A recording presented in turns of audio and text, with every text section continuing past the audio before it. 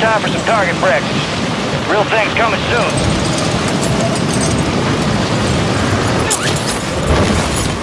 Enemy soldier.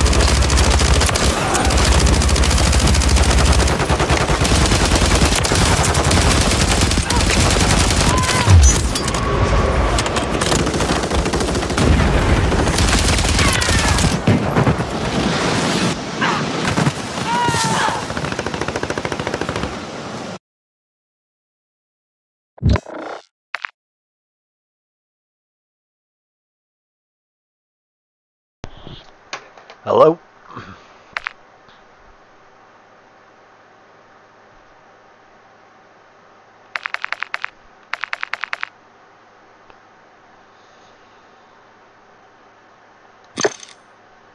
Looks like we got one too many.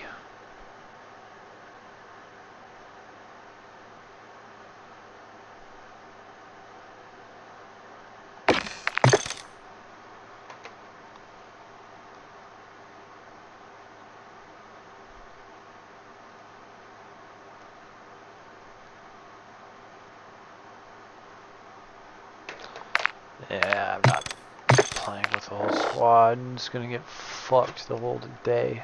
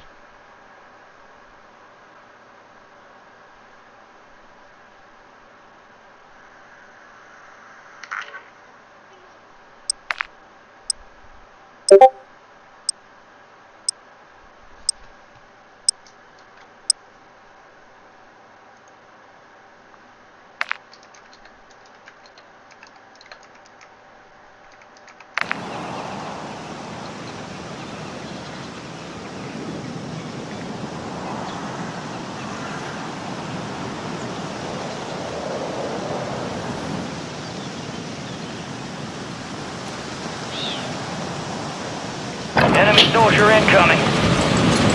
We're headed to the war zone. Get geared up and stand by.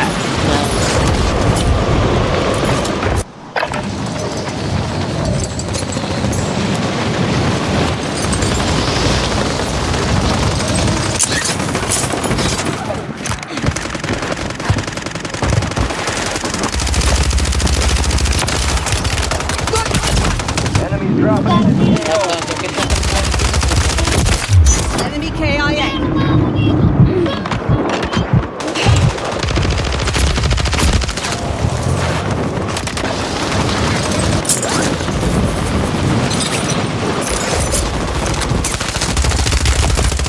I'm hit!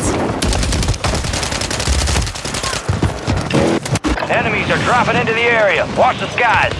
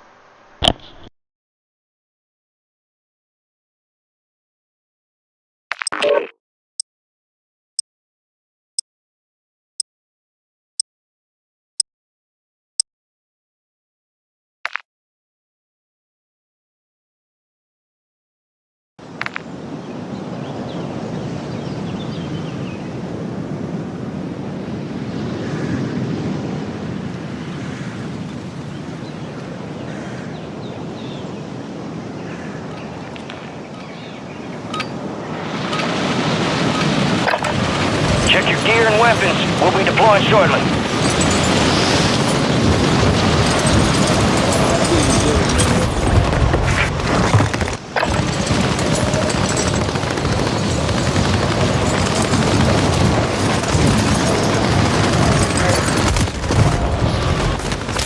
Enemies dropping into the AO.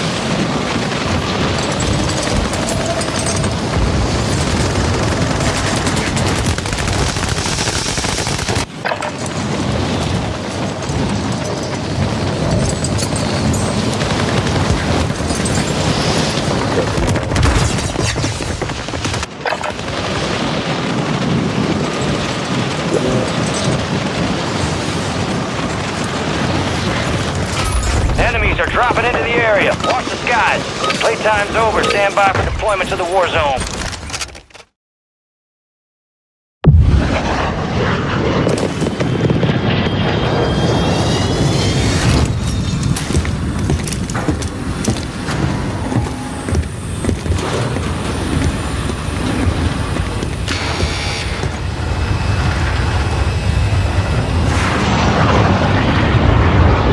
Resurgence. Survive and your team can redeploy. Eliminate targets to bring them back faster. A deserter left your squad. We'll redeploy you faster to make up for it.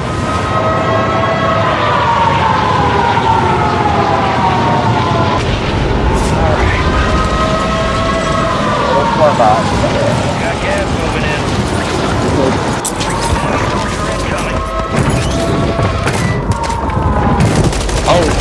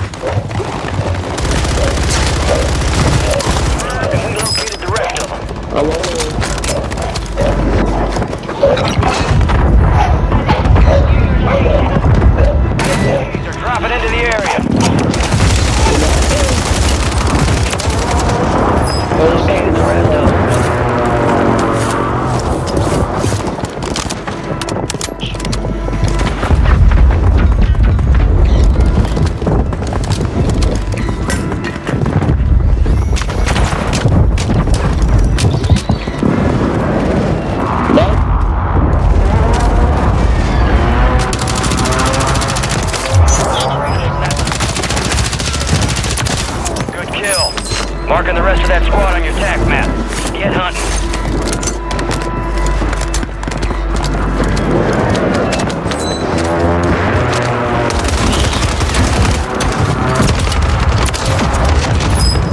Marking the rest of that squad on your tac map. Go get hunting. Fucking pussy. I had a grenade launcher of all things. Go get your revenge.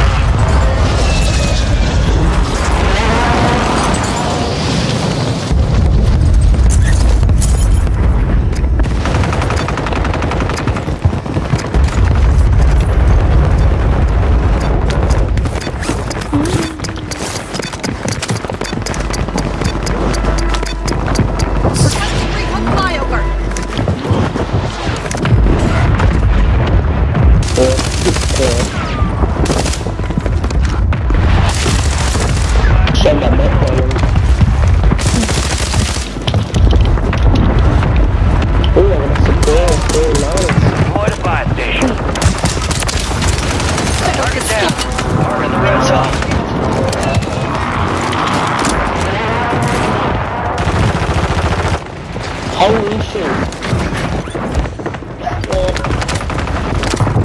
Dead. my fault, dude. I can't play. I've been holding Y for 10 minutes. What the fuck? Stand by for redeployment. Why is that a thing I have to deal with in this game, bro? It's so fucking ass. You should press Y and like it should not even be a half a second delay. Your guy just immediately plays.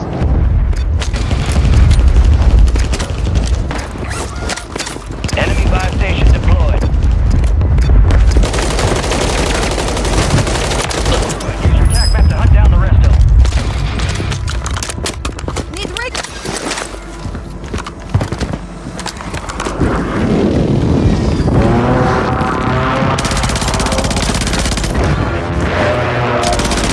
Station incoming. Kill confirmed, and we located the rest of them.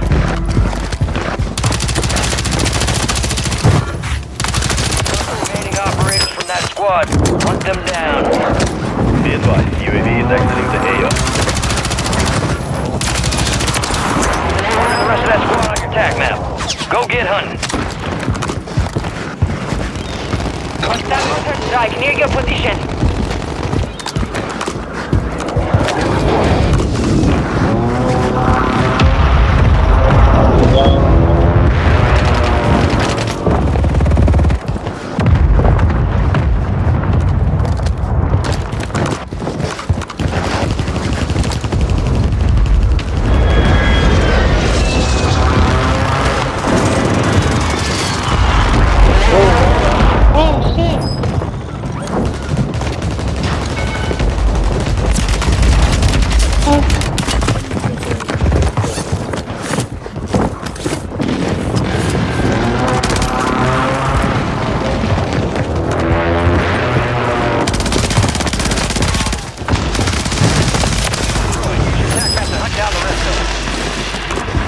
Enemies dropping into the AO.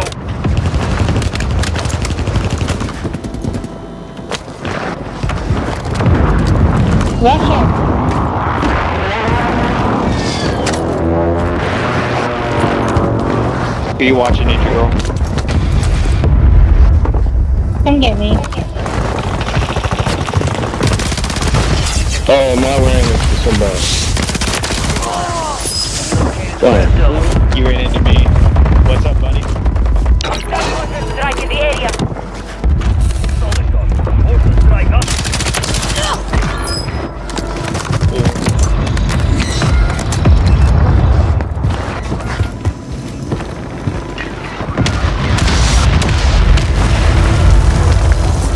There are 24 enemies active. Kill them all. Enemy soldier incoming.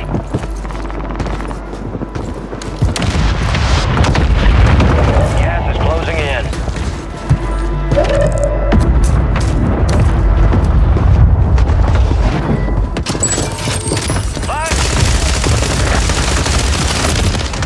Yo, motherfucker, are you going to die? Get to him first to catch. Holy shit! Go get after it.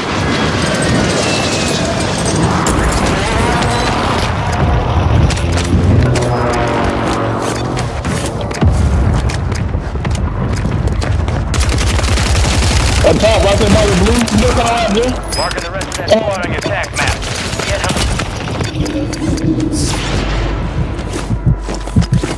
It's not on me. Contact counter strike near your position. They up in here.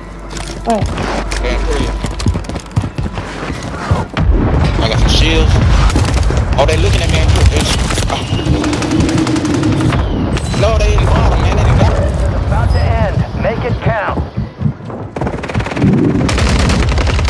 Oh, he back on me.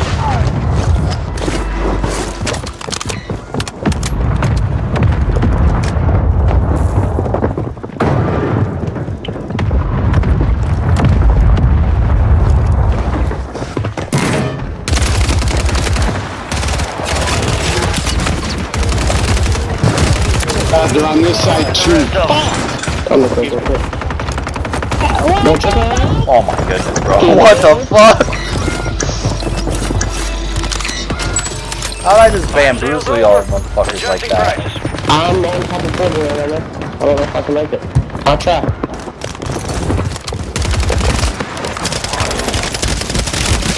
What am I fucking do? I just reloaded this gun! I swear. I need to go back and watch that. I swear to God, I just reloaded my gun. You got a loadout drop in. Oh, they flanked me. Located the rest of them. Yeah. Oh, yo. Dropping into the area. Watch the skies. Too fast. Too fast.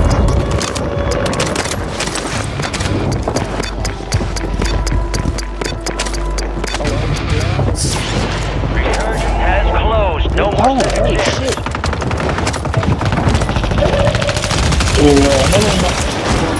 Oh.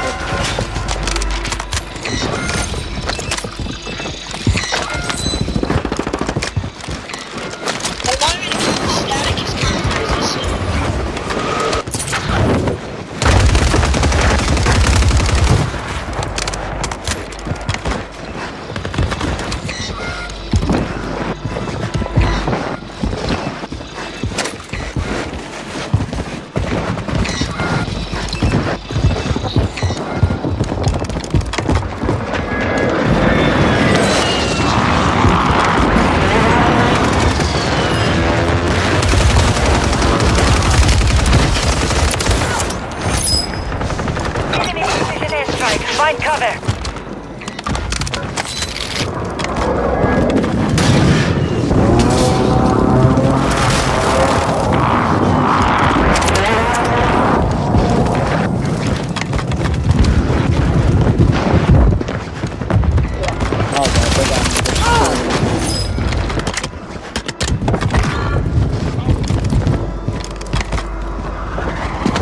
Ten remain. You're almost done here.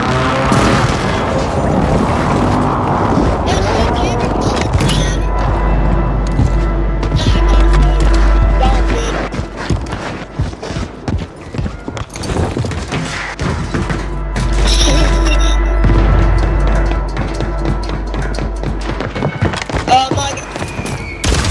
What? Oh, he's camping, bro.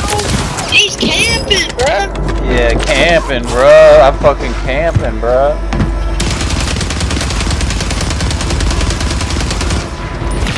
Enemies dropping into the AO. Gas is moving.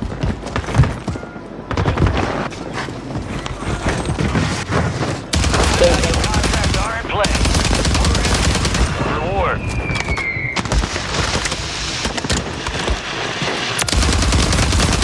Daddy.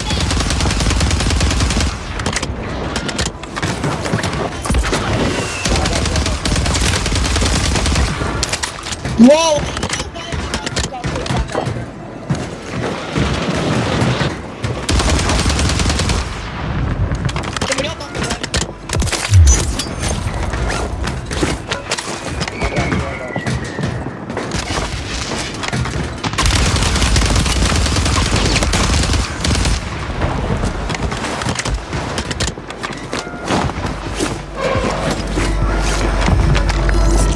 Enemy soldier incoming.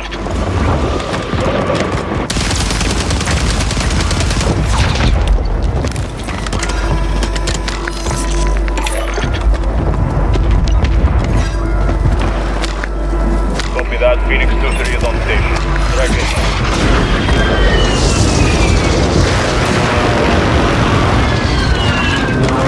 Direct hit.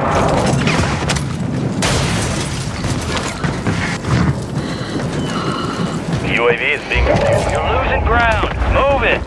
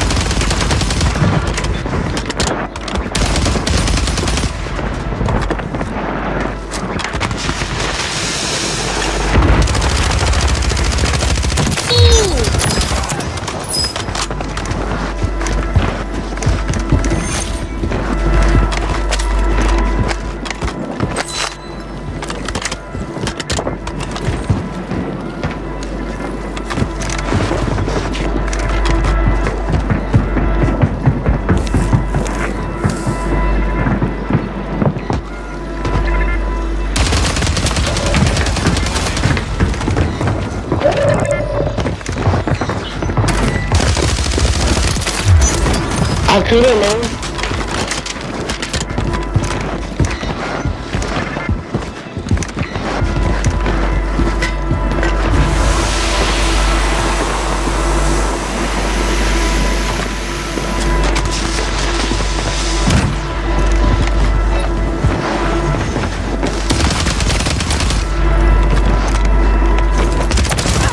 Let's go. Accomplished. All targets eliminated.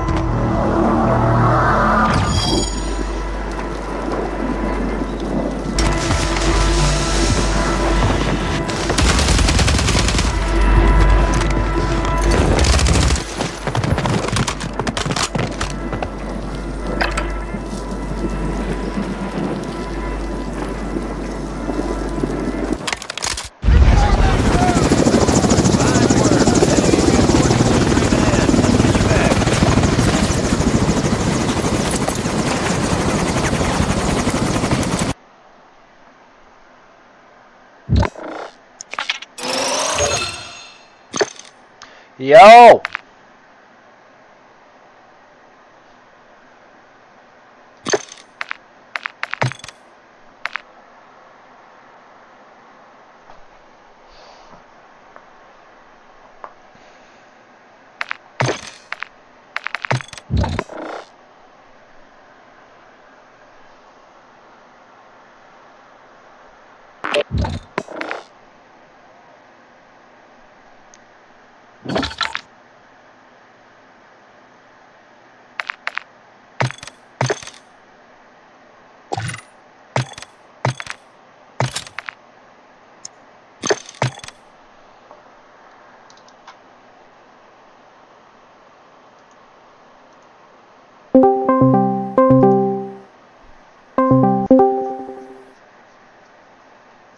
Yo.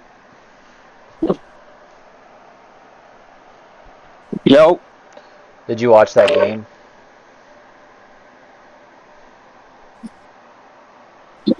No. Wow, dude. I got too much shit going on.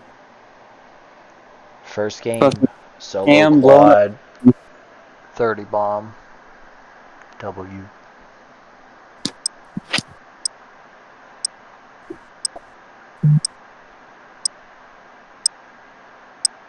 Cam was blowing up my phone trying to get me online, and I finally get on, and he's not on.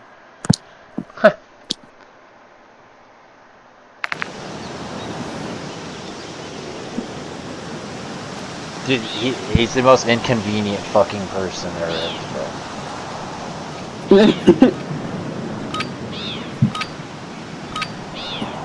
I'm like, yeah, bro, give me like 5 minutes. Gear up fast. We're about to get evil. Never saw him again. Like, I bet he's the type of person that uses all of the hot water every day. Enemy soldier incoming. Oh god, yeah. 100%, dude.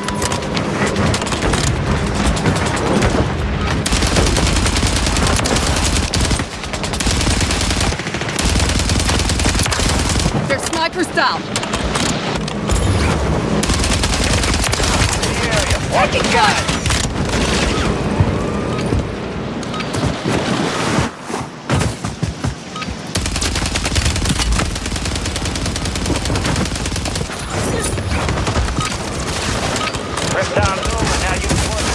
Fato's trying to get me to play with them. But he had like a full 4-stack with everybody that keeps keeping that up. And I'm like, bro, it doesn't matter if they're good or not. He's still just gonna throw us in some fucking terrible lobbies. Not playing 4-stack. Yeah. Supreme resurgence. Survive and your team can redeploy. Eliminate targets to bring them back faster. Mark a drop point for your squad and lead them in. I see that. I told you once you get one person in there, it changes it so much. It's just that much, like the percentage just raises for how many people actually get to see it on their I home posted screen. Oh shit. Oh, nice. guy must be What is this dude doing? Holy shit. He's doing way too much. Hunt down the rest of them. Or just started moving like a maniac. Would not sit still.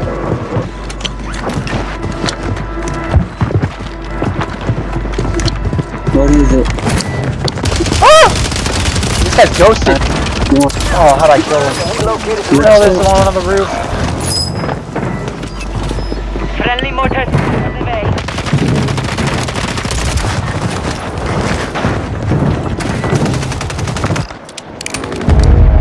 We are returning you to the front. Alright, man. Hold on you. Stay alive for your squad. Look who just divided, dude. Crazy.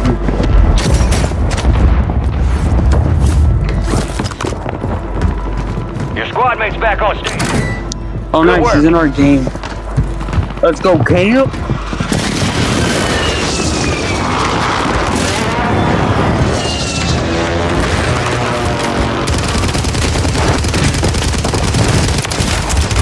Motherfucker, dude. They shoot one guy, there's immediately somebody shooting me in the ass. What the fuck is this? Are we playing Rebirth Island or something?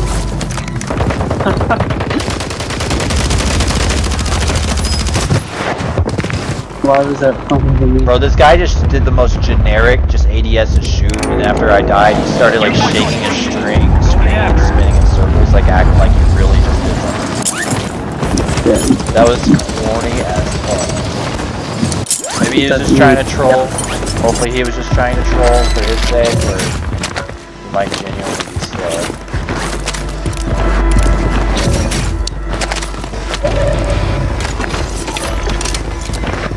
Oh, I need some money. I just need somebody. How about my shot?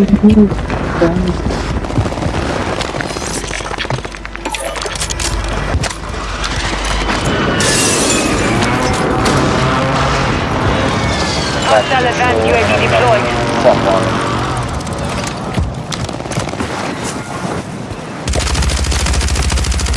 Remaining operators from that Cronus! squad. Hunt them Somebody down. say Cronus! Bounty targets identified. That is Weapons not- free.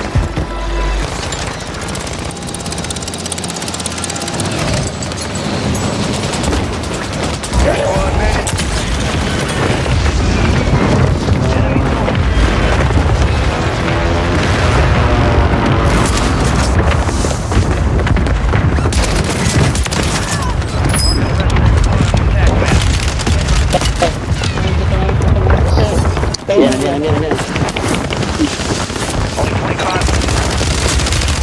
Fucking land, okay, motherfucker. My god, these guys are up each other's fucking cocks! You're going there with me. Yo, this guy might be cheating. Level 253. Oh, I'm pinged. Ah, dude, I don't know, bro. How would he know? Like, no one does that right there.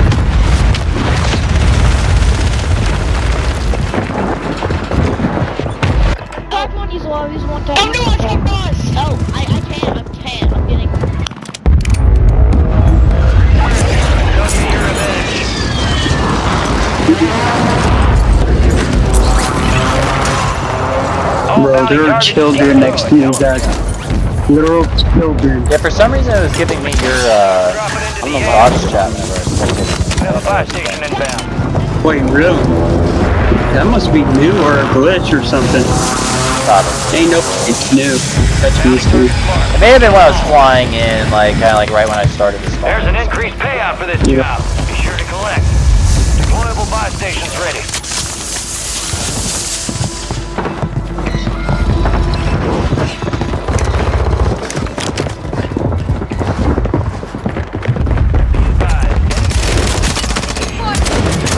Just two more bottom. I killed. What? He's one shot as fuck. What the fuck is this game? I stopped shooting him because he was so weak. Remaining operators from that squad. Hunt them down. Near your location. Genuinely stopped shooting because I thought he was dead. Oh, there's a PA on me. That would have been nice to know. Down to your door. Holy fucking Stay shit. sharp.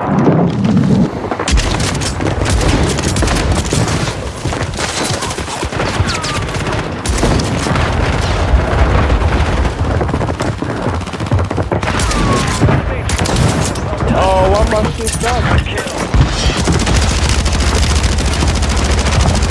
Holy fuck! I'm dead. The fact that I'm not is Yeah, crazy. he's coming. I got hit in the back, of course. Bro, someone's out here giving this shit back. That's crazy. Stand it, soldier. Survive until your squad can redeploy.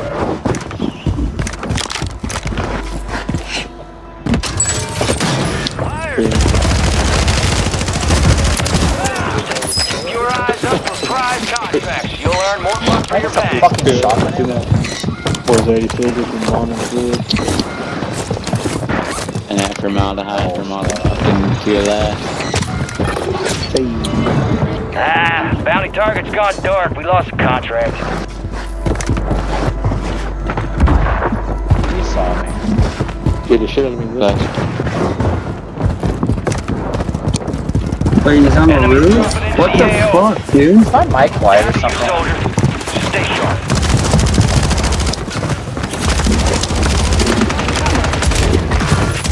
No, I'm just listening through my phone because it's charging right now.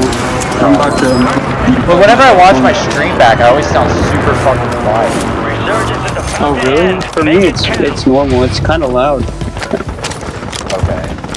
If you turn it up over half. 9 left. Keep the pressure on. But in a good way. Very clear. Yeah, I've tried to make sure it sounds good in game, but like, I don't know, something's a little funky. There's only 3 other teams.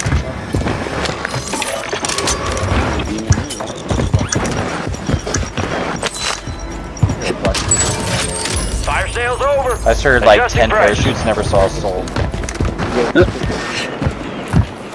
the fuck? Requesting recon flyover.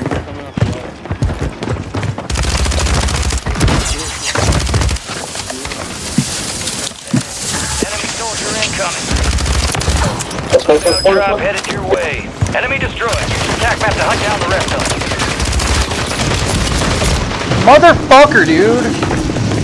I see him die here. There's a whole squad just sitting on roof looking down towards grandma's where Zona's pulling. That's insane. It's always some fuck shit. Resurgence has been deactivated. This is the end game. So good. Hey, watch yourself.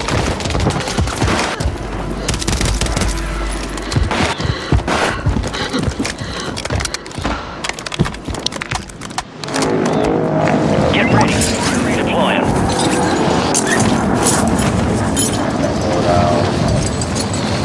I'm dead. Be advised. Is this disabled now? Are you fucking serious right now? I'll get you. If I actually have this amount of money. This game... It's a pretty big circle too, like I don't know why this is.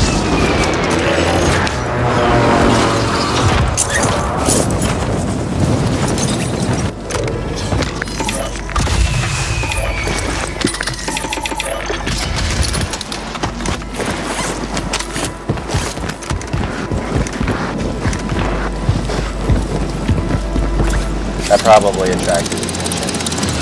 Did not. These guys are fucking bots.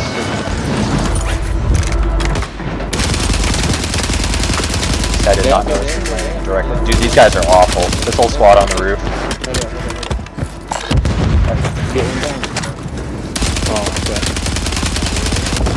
I think I'm about to embarrass them. ID on the bounty gunner. Hunt them down. Be advised, an enemy squad is tracking your location.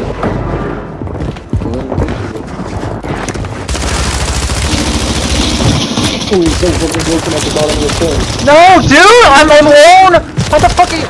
I'm sorry, bro, but why are you over there? You wanted me to land with you? Bro, it's in game. You always tell me not to land with you. Moving. Never said that. Yes. You're like Don't worry every about it, it's all single good. time I'm next to somebody, you die. So I never go next to you. And you got to hit the zip, I couldn't. Good at all. I shoot, like evaporate. You're behind.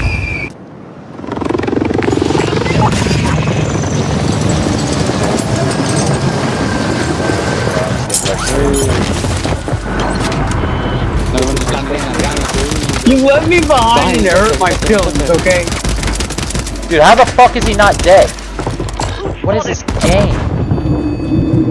Is the SVA just ass now? It's like this is the worst gun in the fucking game?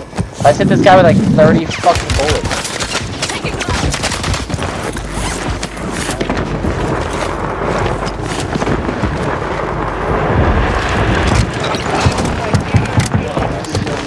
I'm moving next door.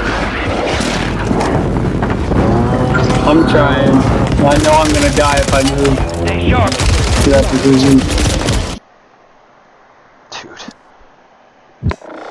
I swear they nerfed the SVA. They had to. That shit is fucking ass.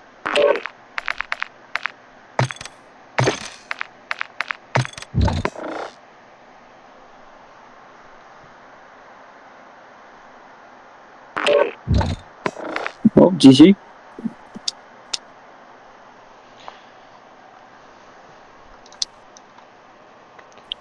Cameron just said he's gonna send me a link on Discord. He had to make a new Discord? Then how are you sending me the link? Yeah. Motherfucker ain't sent me the link.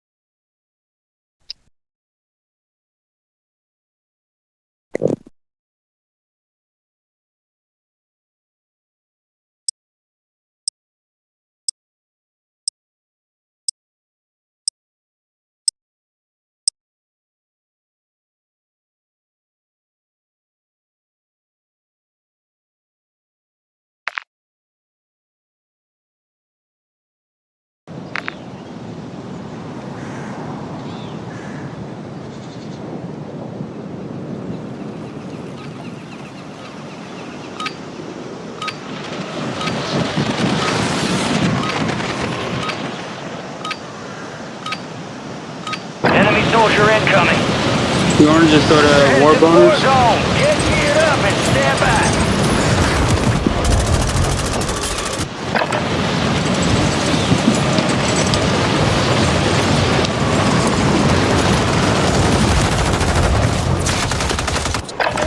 Jack.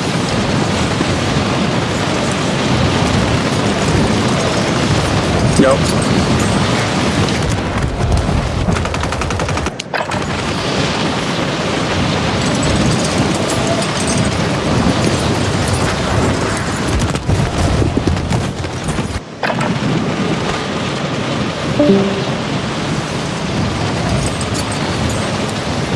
Playtime's over. Stand by for deployment to the war zone.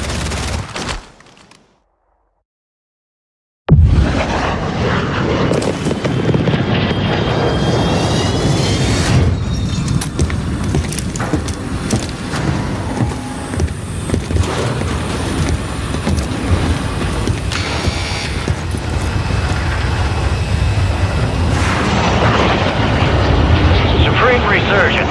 Survive and your team can redeploy. Eliminate targets to bring them back faster.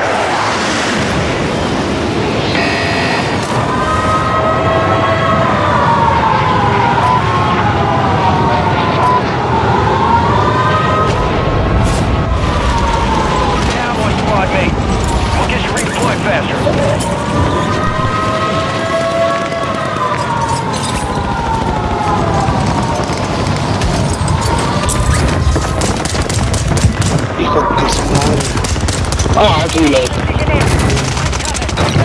Ma'am.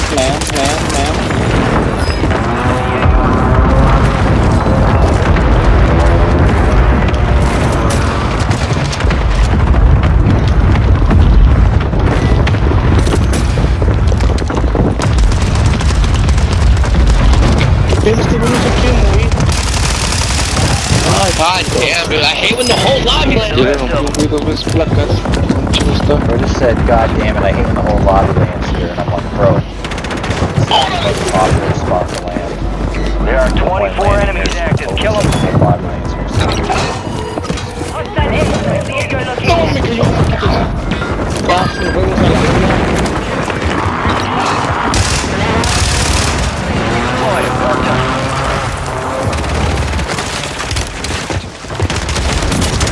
Dude, how does this motherfucker not kill this guy?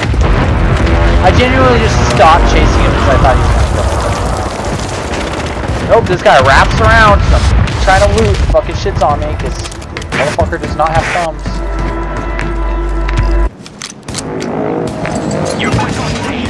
Go get after it.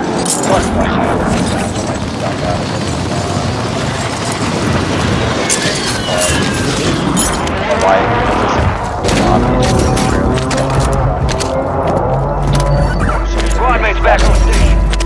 Good work. Making a new game every year and they can't even get the servers right on one of them. Enemies are dropping into the area. Watch the skies. Friendly buy station deployed.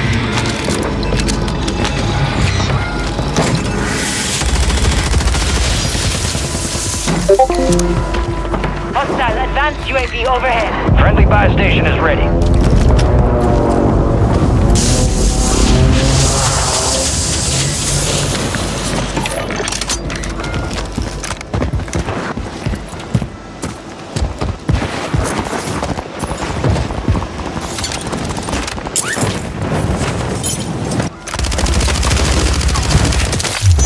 Target down. Marking the rest of them.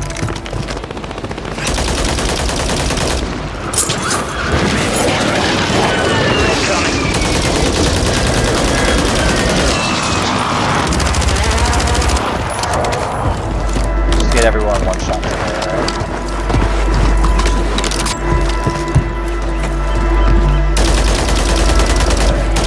Safe zone. Gas moving in.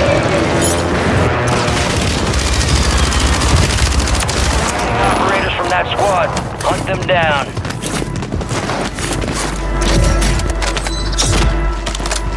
Well, please come down here. Matter of between your fucking shit and swat wiping.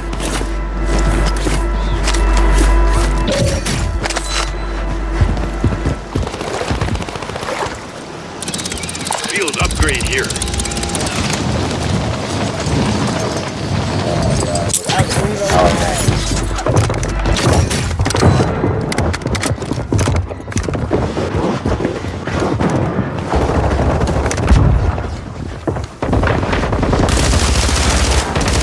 I just want the kill. I don't give a fuck. Enemy movement in the AO. Attack to hunt down the rest of them. Enemies are dropping into the area. Watch the skies. Enemy precision airstrike. Find cover. What would I do without free reserves, brother? What would I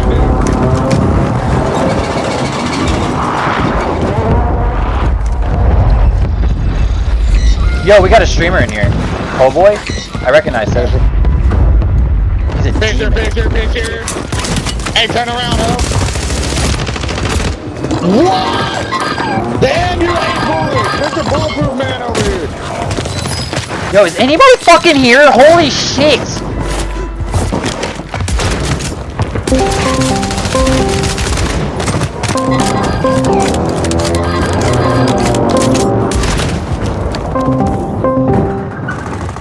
Dude, I'm fucking sick of playing out here.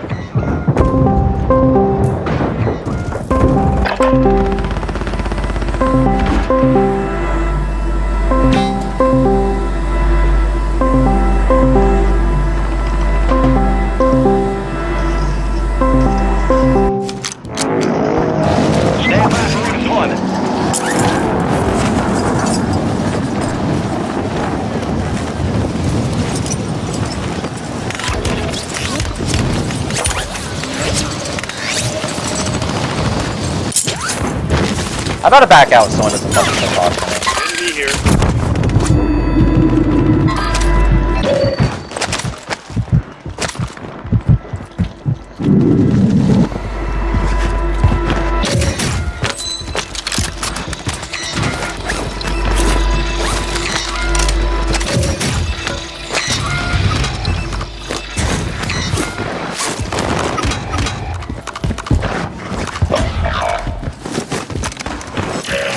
Be advised, you still have squad mates outside the safe zone. Down to you, soldier. Stay sharp. You're in the top 10. Keep knocking them out. Fire sale active. Buy station Gotta sound like prices have Lil been Yachty. reduced. Prize contracts. You'll earn. Counter strike near your position.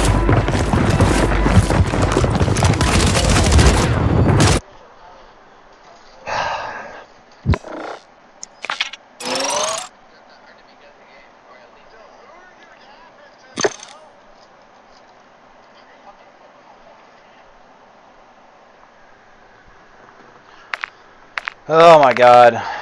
If I could get good guns and teammates that are fucking would talk to me or, you know, fucking be something. They're just sitting on a fucking boat.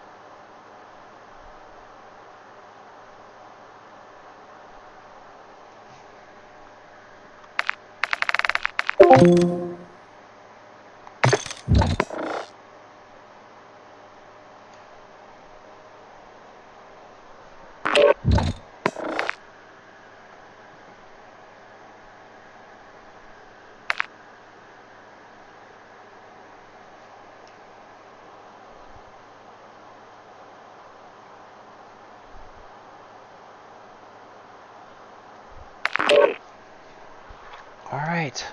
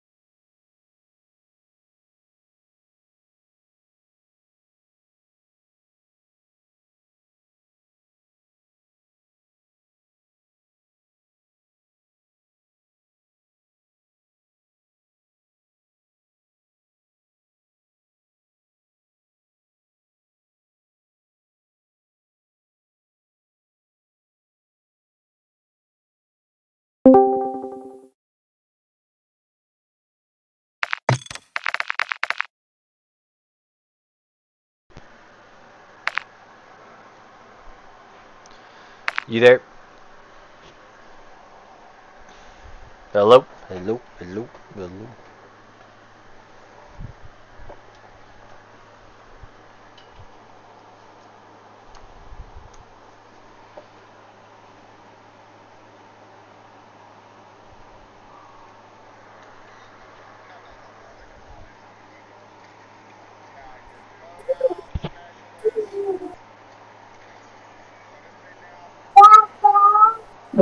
That's making you some food. Go in there and go eat.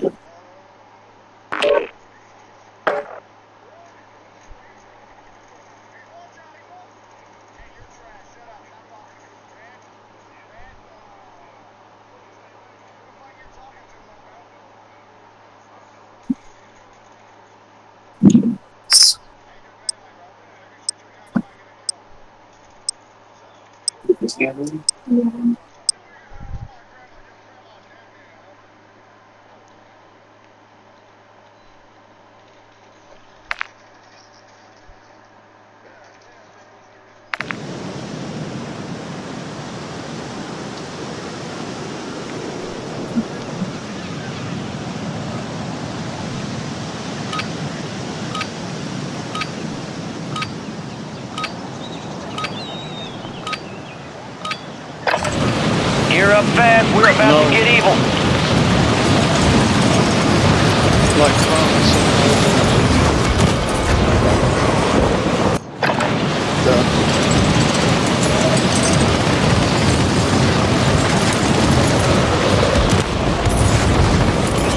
Enemy soldier incoming.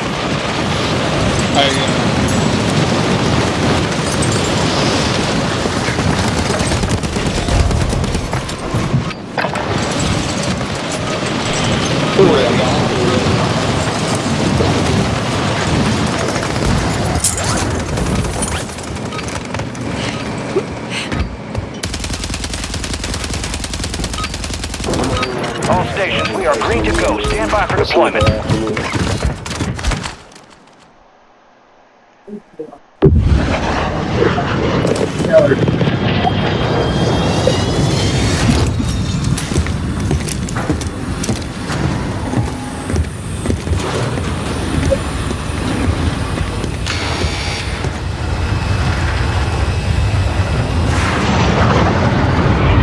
Supreme resurgence. Survive and your team can redeploy. Eliminate targets to bring them back faster. Your team leader. Set a drop point for your squad, soldier. Think we got their attention with that one. Move in.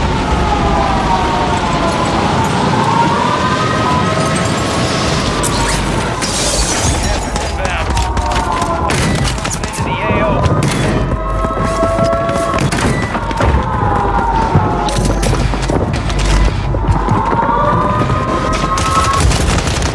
God damn it, bro. Holy fuck. Can't fucking get plates or anything. I'm gonna play by myself, I swear to fucking God.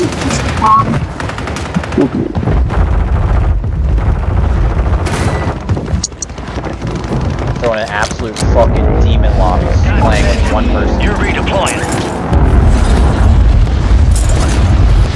Fucking guys load out YY spinning around immediately. 25 are still active in the AO.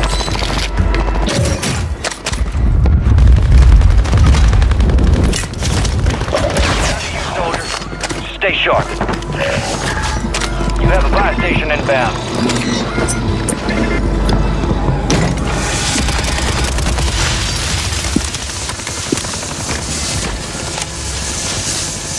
Bro's flexing a platinum Your squad mates redeploying. Well done. emblem and card.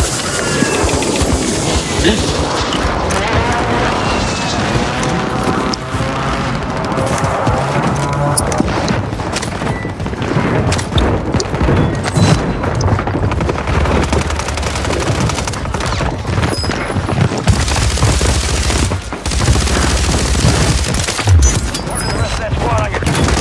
Go get hunting. Enemies are dropping into the area. Watch the skies. What the fuck? Where's the audio? All on you.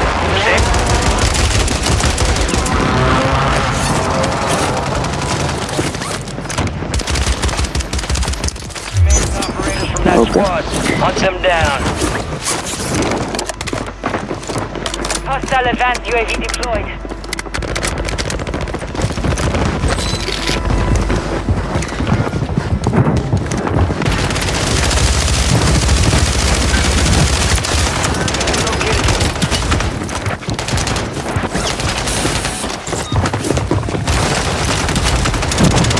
Bro, the whole fucking...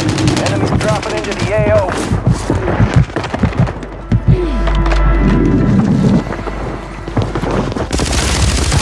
Oh, now you're not gonna push me. Now you know I have fucking plates.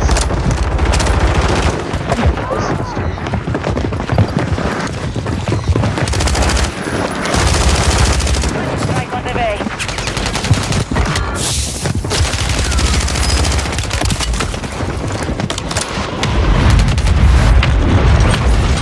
My own mortar. My own mortar. Oh. Your squad is down. There's another fucking person's toolboxing in here. Most of these guys are bots. There's one really scary guy. There he is right there. Let's go, bitch. Yo, this guy's a demon! Dude, what is this game, bro? I think he might be... Let me These see. zombies, they're just... It won't let me fucking watch it! Oh, it's not even just him shooting me, though. He's fuck... I'm playing by myself, it's dude. just I'm sorry. weird. Fucking, I can't do this. It's just gonna fucking throw us in with fucking... We're both better off playing on our own. Yeah, I think you're right. I know you're right. You know you're right. We just have to. Let's fucking be in the same call, just be chilling. Yeah, I guess that's true. We can still talk to each other, because that's the main thing, is like, I hate being alone on the game, you know? Yeah. So boring.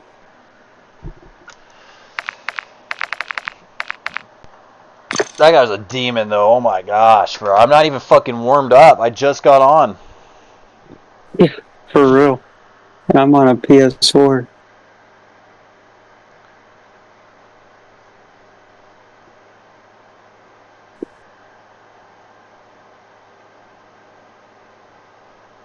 I should have looked at his name. I guarantee he's another fucking big streamer. I hate that po' boy guy, though. I've tried watching him before because I came across it. He's the worst yapper.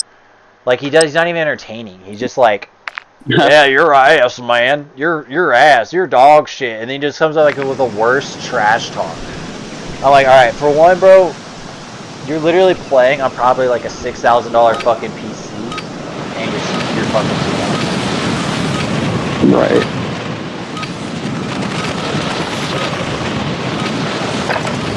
Check your gear and weapons. We'll be deployed shortly. It's one thing to just have fun with it and like...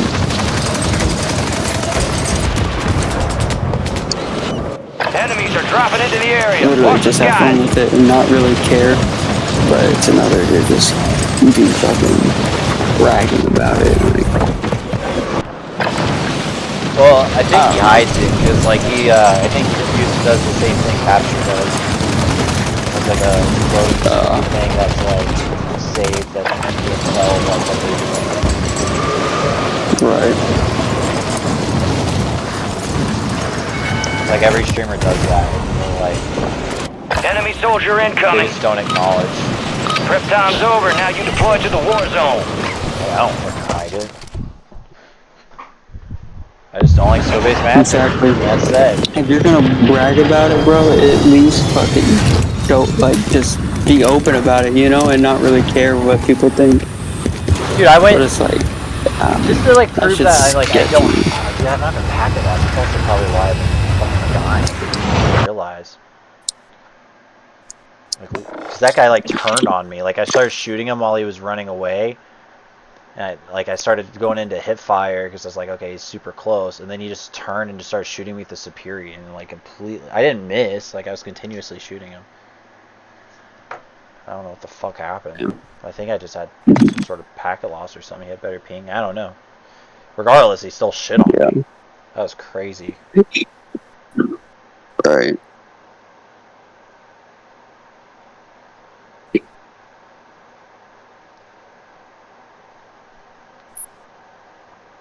Now, Po' Boy, dude, he just run around with a shotgun. I didn't even know he was fucking there at all. And then it's like, boom, boom. Boom, Yep. boom. I almost fucking destroyed him, bruh. And just out of nowhere, boom, one taps me. Yeah, I got shot once with them, turned, and started running around. Who the fuck's calling me? Fatal.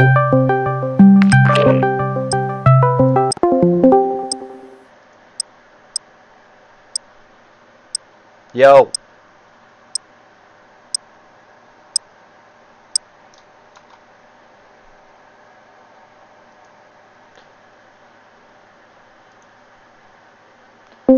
Says you're muted, Fatal.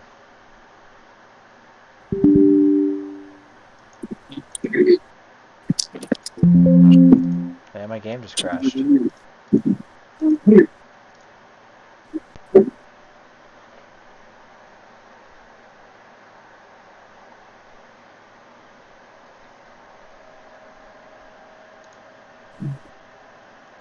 Yo, what's up?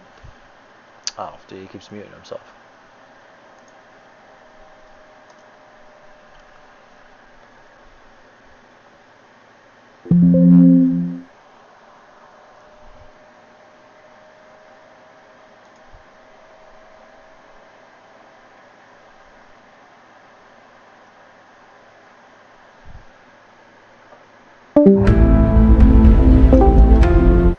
What is going on? Hello? Oh. Hello, hello, hello? You guys hear me? Yeah, now I can. Yeah, I had to leave my phone because I had to transfer to the PS5 because it never fucking works. Oh, I got you. Well, we've been throwing in some fucking... I played one game... Perplexity, get your ass in here with me and Mac. I played one good game earlier. I got a 30 bomb, fucking solo quad win, and then immediately after that, I got thrown in with a streamer called Po' Boy. Have you heard of him? I don't give a shit if it's 10.2 KD. We need you, Perplexity. We need you. Well, now that we'll be having people communicating, I just got thrown in with a fucking... This big-ass fucking streamer guy that's running around with a shotgun, and I didn't have my loadout, and he fucking... I almost shit on him. I almost shit on him, but I almost kind of probably had a chance to kill him. Then immediately after, I don't know if I got killed by a cheater or what, but... Alright. Let's see. Let's get you guys in here in the 2-box in lobby. It won't let me invite you for some reason. It won't even let me invite Cameron. So you'll have to see if you can just join me.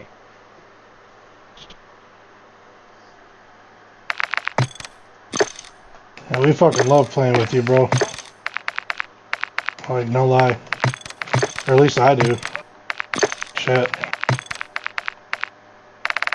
I appreciate that, brother. I just sent you an invite. It says you're in game. Alright. I just left the game. I don't give a shit. Alright, we got spam invite Cameron. He's probably not even... He was AFK.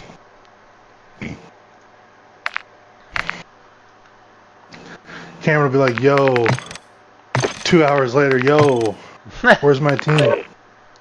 We'll go ahead and run one. Yeah, this guy was... I can't believe I just got thrown in this guy's lobby, bro.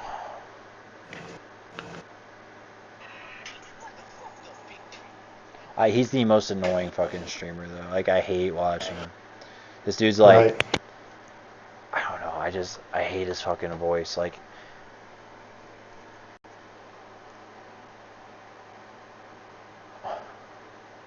Who is it now? His name's Po' Boy. He's got like fucking at least like 500 something people watching him on TikTok right now alone. I think he streams on Twitch. He probably streams on like Twitch and YouTube. You said what was he, talk shit or something? Yeah, like he didn't talk shit to me. I didn't even know he was there, and he ran up and shot me with the shotgun in the back. And then like I turned and started shooting him, and then he, of course, like once you get shot once with that shotgun, all it takes is one more. All right.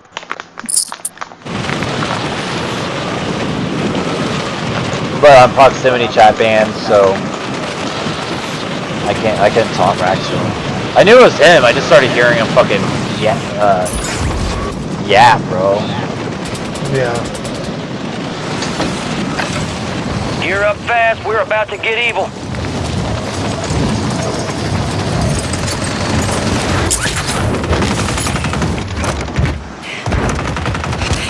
Enemies are dropping into the air. You got a 30 win on a 1v4? Yeah. That was an easy ass lobby. Damn.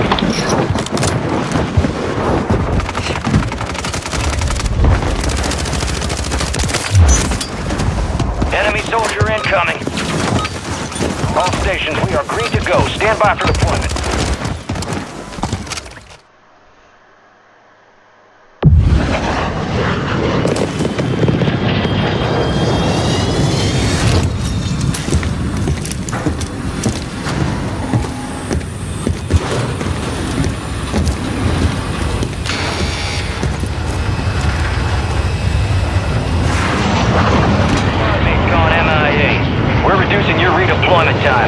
Stay alive to keep your squad in the fight. Your team leader set a drop point for your squad, soldier. Alright, we got you started. You finished the job. You're losing ground. Enemies dropping into the AO. Keep it tight. Dude, I've just shot 3 snipers. What's up with these fucking footsteps, dude? I can't hear shit. Squad mates redeploying. Well done.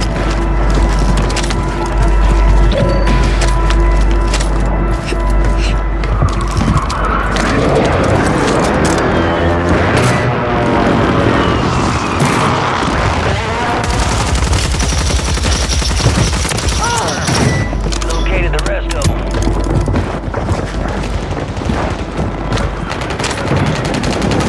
Oh my gosh.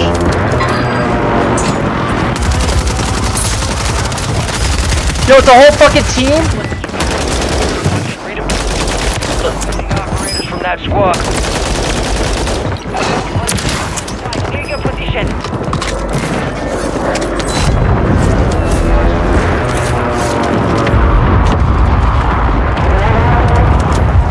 There's more down here.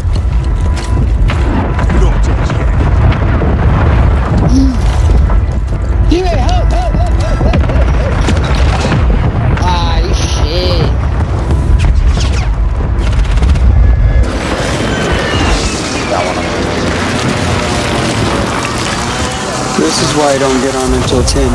Where is this? Bro, like, what the fuck? Why is that? Oh, you just got it. Because I can never actually fucking play.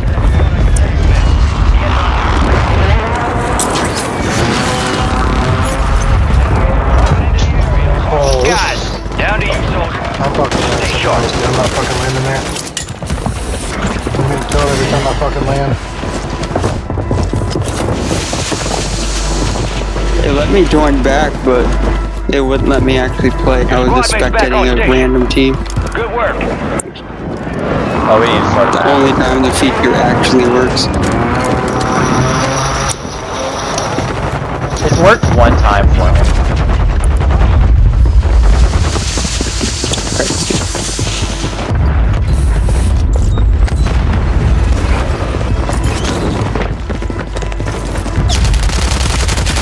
What? Did you mean to invite me? Yeah, Funnel and I are playing. Oh, gotcha. I don't want to play duo quads very much. I'd rather play like trio quads. You're redeploying. Right.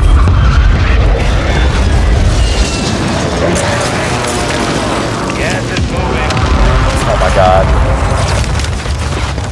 I'm dead. We're dead.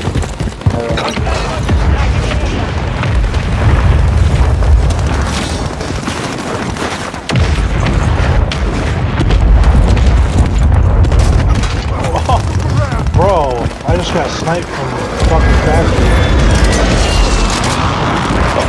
Stay alive and bring them back. Are they just thirsty? Yeah. You got reinforcements He's inbound. not cheating though, I watched him. He missed a shot the first time, so... Marking the rest of that If he, squad on your if he tac wouldn't map. have missed a shot, Go I knew get he was hunting. fucking cheating. Enemies dropping into the AO. Yeah, I mean, sniping's pretty fucking easy on this game. It's like mostly just luck. Only 25 I've remain. crazy snipes and I really just shoot.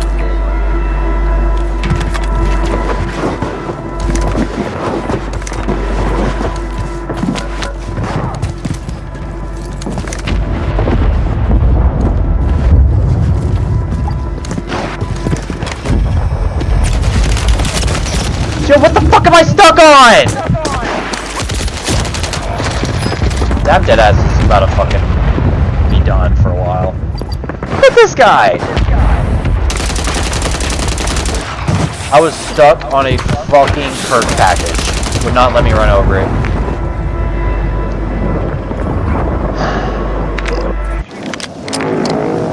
You're getting another chance. Make it count. Playing it right there on a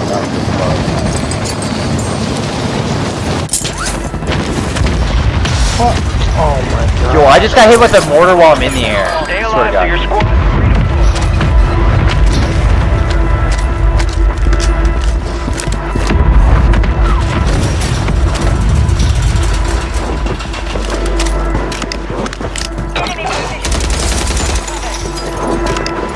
Your squad mate's back on station. Good work.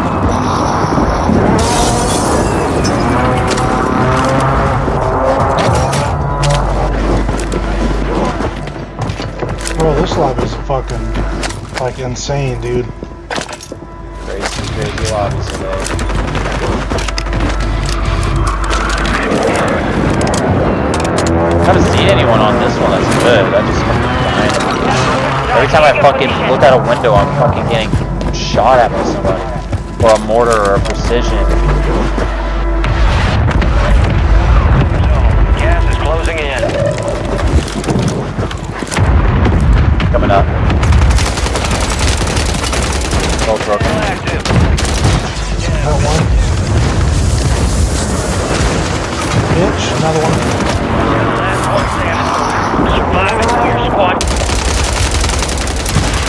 Yo, there's fucking 3 loadout markers here. You're fucking jumping like crazy. Loadout drop headed your way. Friendly loadout drops on the way. Oh my god. Down to you, so They're on the roof. Oh shit, they are? enemy destroyed. Use your Yeah. tac map to I hunt just down the got rest. killed from the roof. Tried to land on loading right up there. Inbound.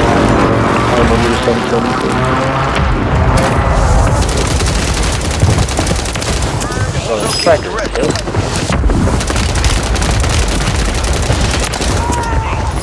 Watch your 6.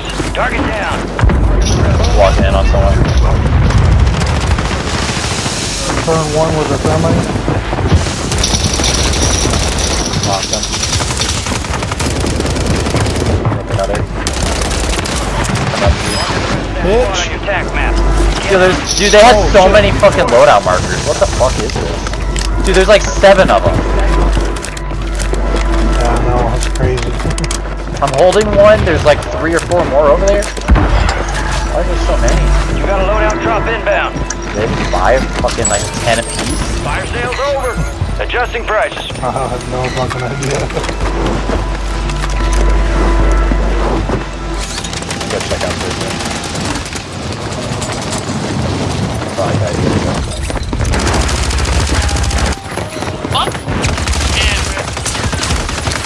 Yeah, I don't think they ever actually fixed that. Friendly loadout drops on the way. They said they did, but I doubt it. Fix what? The score streak or kill streak glitch. Oh, there's a fucking. You can give those key cards and take it to the buy station. Just get a fuck ton of them. Funnel does that all the time.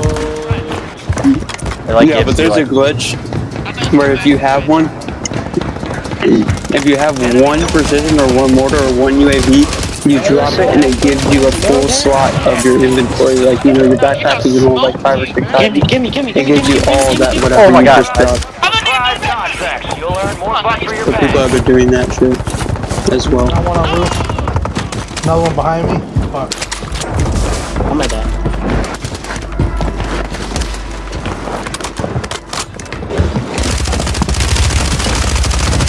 But it'll happen like in game as well. Like crazy. I died.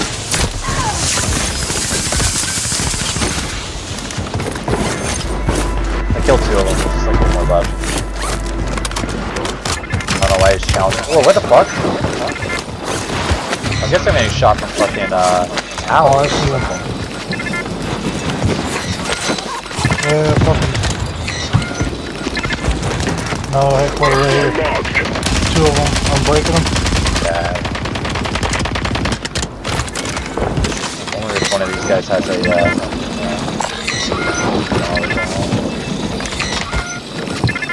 they're in control. Oh shit. Broke one control. Motherfuckers are still beating me. Headquarters.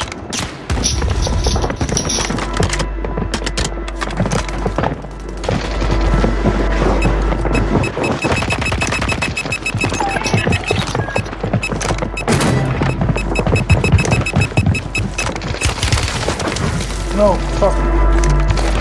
Bitch.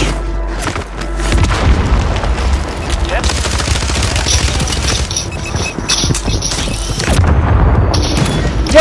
I'm fucking. Oh, I'm so fucking pissed. Die out, die out. Yeah. Oh, yeah, by the back. Alright. I died to a fucking proximity mine. You fucking stuck me with a fucking syntax. How did I not kill you? Because I got a specialist perk.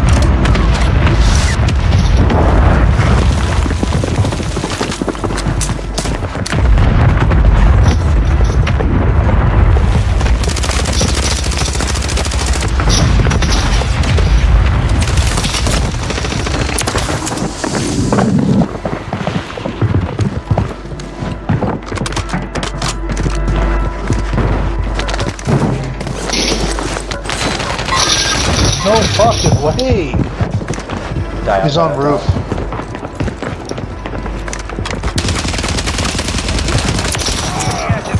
This is the game.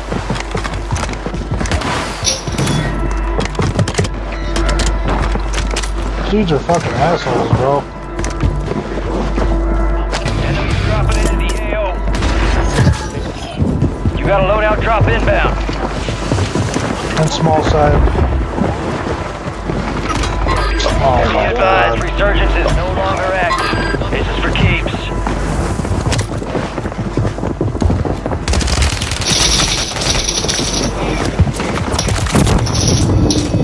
Come here, Skittles.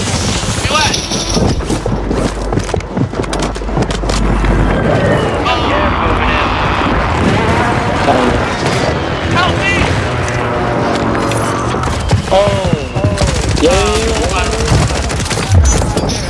Stay out. Get to them first to cash out. Yeah, I'm gonna go rude because they're all fucking. this one, yeah, this one. Sadie Ratty, don't be angry at me, bro. Chill out. Enemies are dropping into the area. Watch the skies. No! What's Another loadout marker somewhere. Try to Yeah, I pick it saw up. it. Yo, go ahead. You're up top of the stage. No! Don't make me! Yo, he just domed me! No, there's one there. There's one right here. What is it? That's crazy. Baby. I tried. Yeah, sorry. I'm It's like Gas is moving.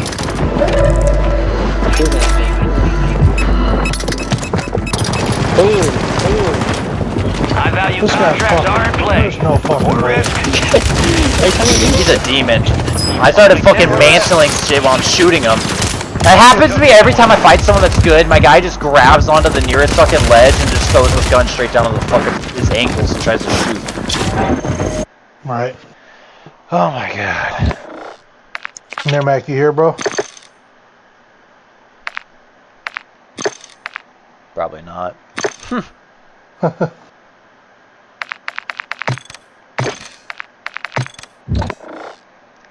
He's always busy. He's gonna be like, my bad, guys. 5 hours later, my bad, guys. Yo, where's my fucking team? What the fuck?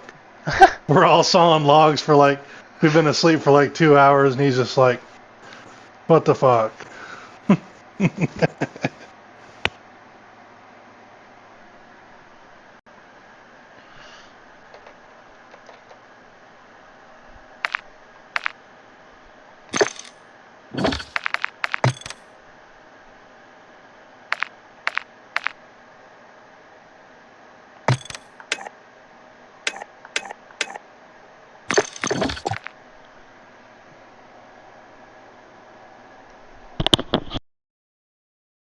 Yeah, I hate you guys.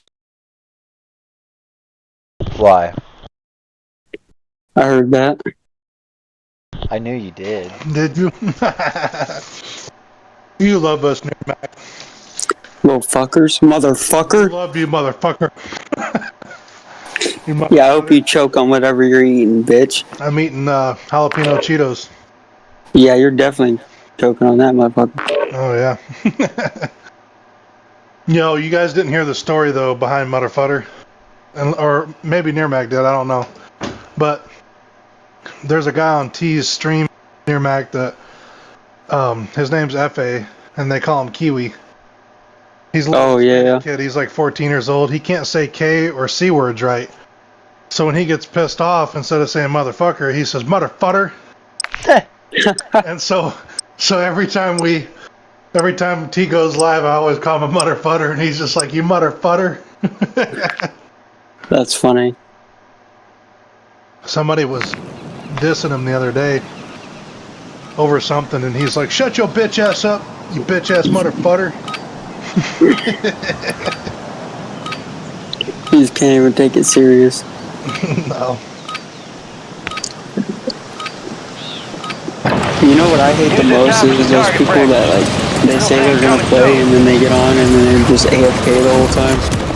Oh, you're mad? No, I'm just kidding. Yeah. I'm just kidding. That's the Enemy soldier incoming. Oh yeah, I'm having packing loss.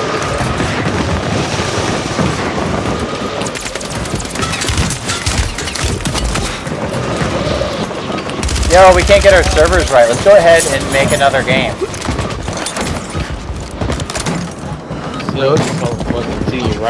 Enemies are dropping into the area. Watch the skies. Yeah, they've already said fuck this game and then they're moved on to the next one for 2025. Back out? Let me see if... Oh no, it's good. Yeah, I would back out. I'm gonna be fucking raging. I'm at 4%. Oh, you're at Packet Lost? Yeah. Damn. At 0 for some reason, that's weird.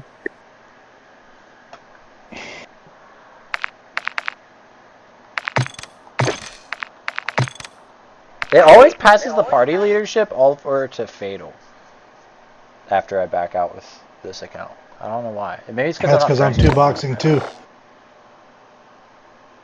No, I'm just kidding. No. I don't even know how to do that shit. You just have another account and just be friends with it on there. Wow. It even says I'm not...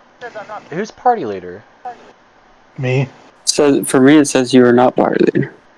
Okay, can you pass it over to Perplexity too? See, I don't know what's going on. Okay, there we go.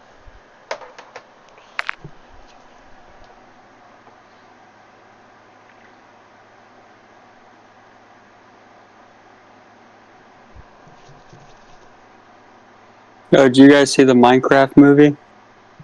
It's coming out. Dude, for a second I thought it was fake. I did too. Jack Black. I'm watching Penguinos react to it.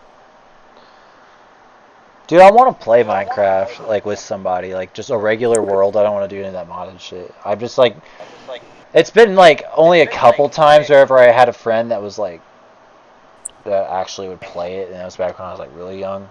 But I think that shit would be fun just to hop on there, go around, fucking find shit. I wonder where Shadow's been, near Mac.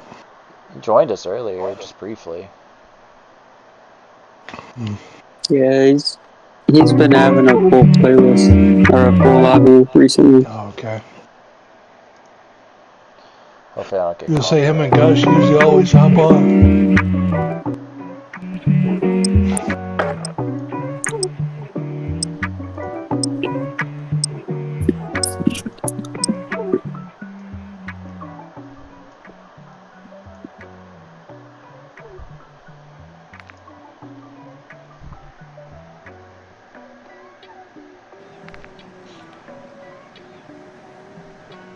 Went to the grocery store the other day. See, it was Monday. Spent $200 fucking dude, just on a few meats and some snacks and. Yeah, it's crazy. $200. Yeah. Which, I mean, I got enough food to last me for like a week and a half, you know. So I cook every night, which I usually cook every night at home. I'll do takeout or go to a restaurant like once a week or something. Most of the time I'm cooking from home because I trust my cooking more than a lot of other places, you know. Yeah. I mean, I like me too. Good restaurants and stuff because they don't bother me, but they put so much shit in food anymore with this fast food shit, man. Oh, dude, it's so bad. Yeah, I eat fast food maybe once a week or something, but like tonight I popped in a tombstone pizza from the freezer in my oven. All stations, we are green to go. Stand by for deployment.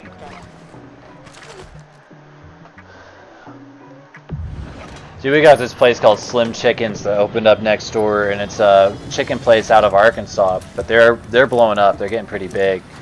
And it is so fucking good, dude. It's like the best chicken joint I ever had.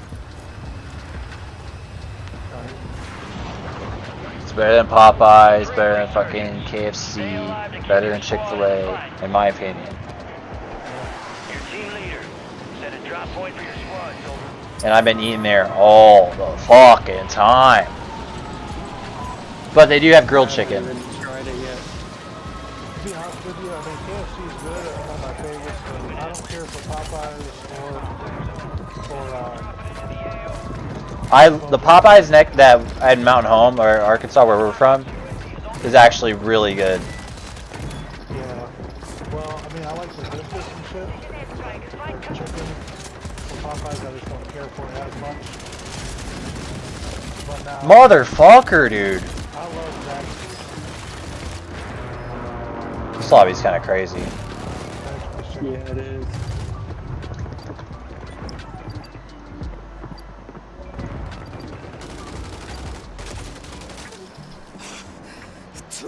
You gotta wait for that heals. If they fucking breathe on you, you're dead. Okay. Downed his bitch ass. Did you dead ass fucking somehow down him? I did. Oh shit. Fucking 3 on the roof. 4 on the roof. Probably dead here, Zach. Downed another. Downed another. Back on station. I just broke one. Downed another. Go crazy, bro. Downed another. I don't know. I swear on my life. Bro just got Tourette's over here. He actually didn't do anything. That's fucked up. What's this PA?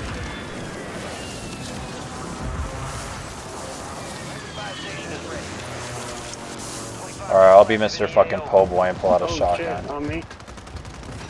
Oh my god, there's just shit on him. Oh no. Oh my god. Oh shit!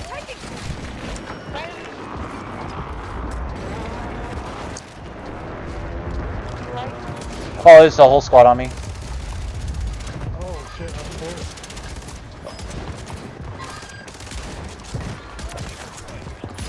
there. Okay, I just fucking demolished them. That was crazy. Destroyed everyone. Soggy sandwich and wet sandwich. Is that what their names were? Yeah. That's crazy.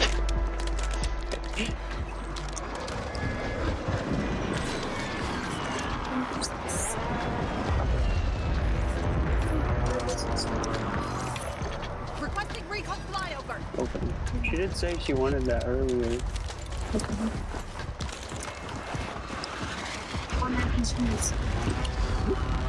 I'd probably do the mac and cheese just so we can save the SpaghettiOs for tomorrow.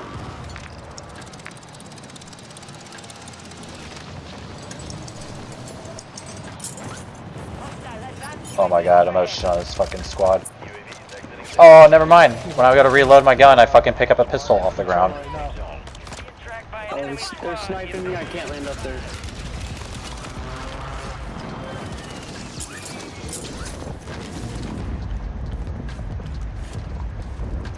They were all just standing there looking at the ground, and then they just happened to look up as soon as I fucking landed in. Right. Oh, that smells good. Downed one. Sniffing near max butt. That's crazy. Another one broken. Another one broken. Another one broken.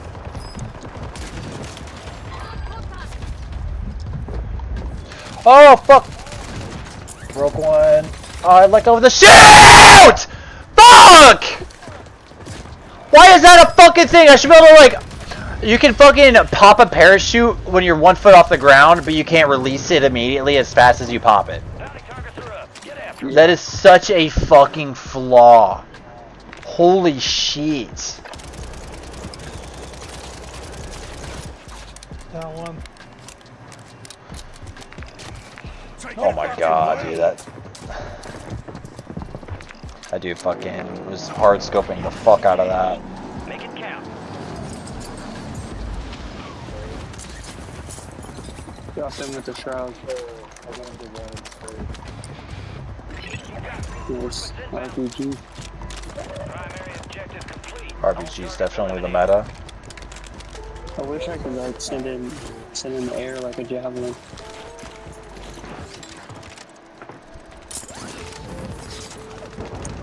That'd be kind of nice for Rebirth. I'm not gonna lie. You could take Dude, people yes. off the roof. I agree. Enemies are dropping into the area.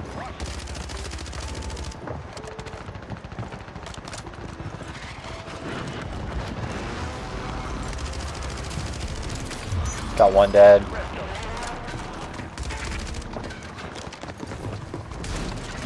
Two dead.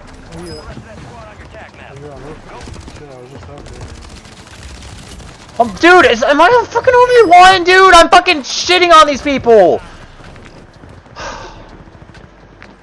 God damn. One random guy. Fuck.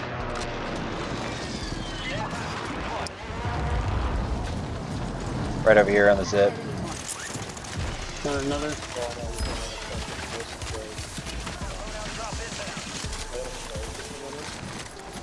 Did I not fucking... Dude, it's not picking up any of these plates for me. I'm dead. Dude! I'm about to be done. I swear to fucking Christ. Just sitting right here on this thing.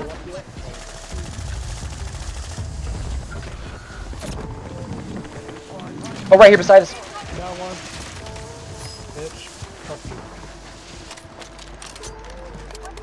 Another team here. We're getting precision.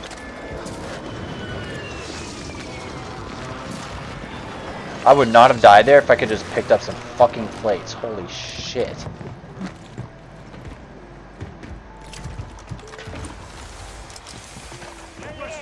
Looks like they dropped down. I'm fucking sending it. Me too. Right here, above. One shot. It's about to end. Make it count. Enemies dropping into the AO.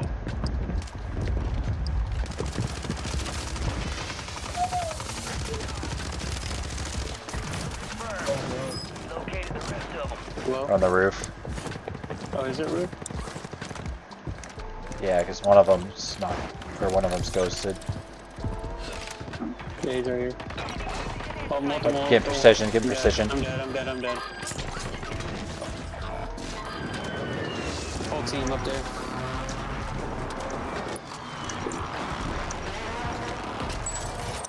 Fire sales over. Adjusting prices. Oh, I fucking got him too.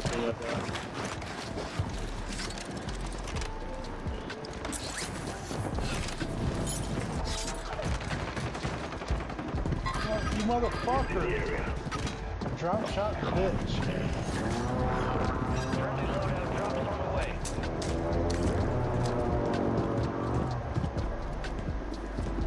Squad mates redeploying. Well done.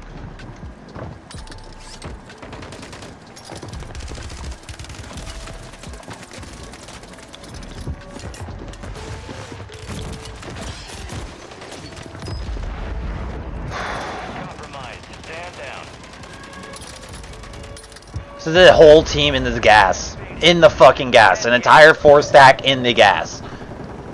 No way, this guy stuck me. I'm so tired. Just of on this you, fucking Fatal. Game, bro. I am so tired of this shit. Time for vengeance. You're redeploying.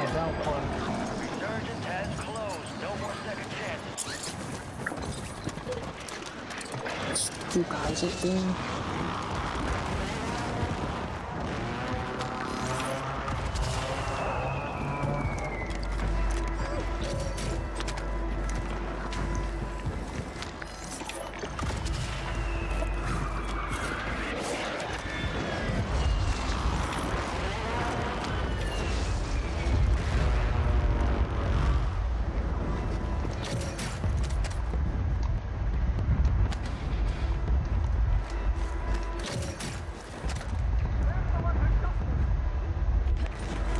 Looks like we're gonna have to get top prison now.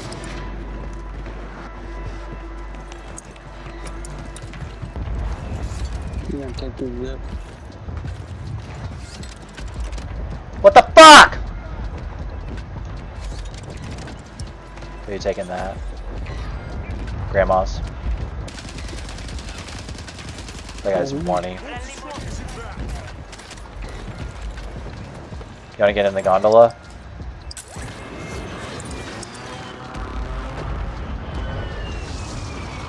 It won't let me grab the zip, dude! I fucking, it's like press X to grab the zip. Oh shit, there's people here.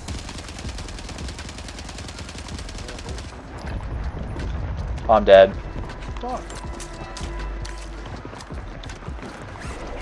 Oh my god, there's two teams up here. There's two teams up here. On me, bro. Get the squad to the safe zone. No one gets left behind. Requesting fire mission. Target marked. Mortar strike inbound now. Should I still take that? How does that miss? Jeez.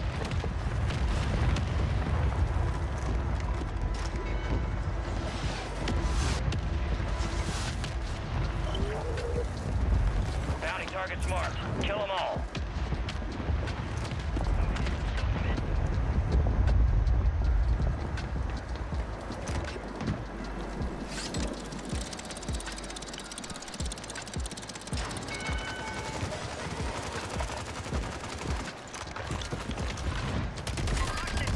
Warning, dead. One more right here. Enemies are dropping into the area. Watch the skies. Got another.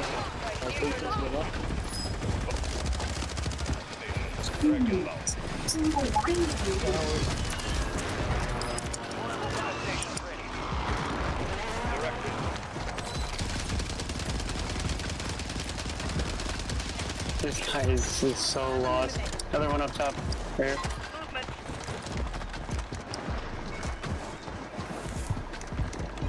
Inside on me. Bottom. Oh, I tried to execute him. He's winning.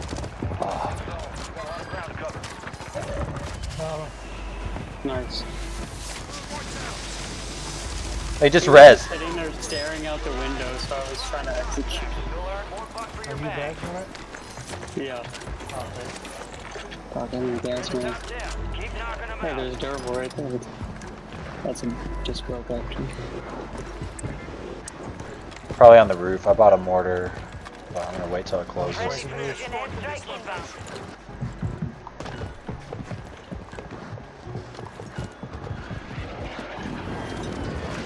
Oh, let go of this! Oh, I'm dead! I'm dead! I'm dead! Oh my god, bro, this game fucking sucks. Every time I'm trying to fucking pull my parachute and just drop, it like holds onto it. Back on me. Broken bottom. Where at? On me. Resing right here.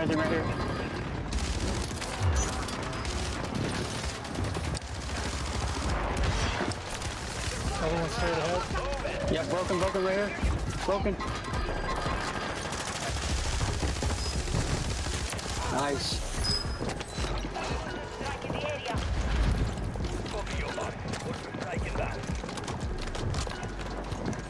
4v1v2. Or 3v2v2.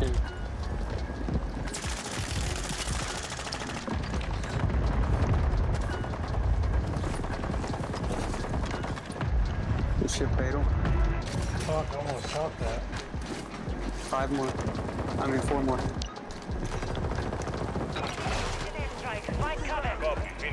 You're insane, fatal. Wait, it didn't even go up.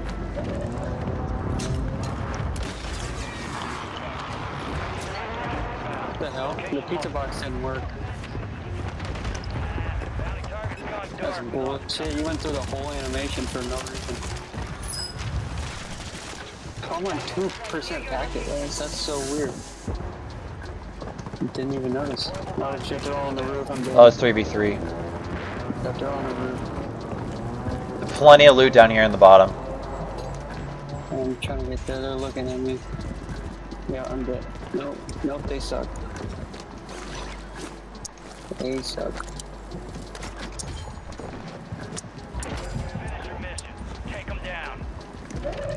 Aw, dude, if they got gas masks, we're dead. Yeah, we're gonna have to push it, no?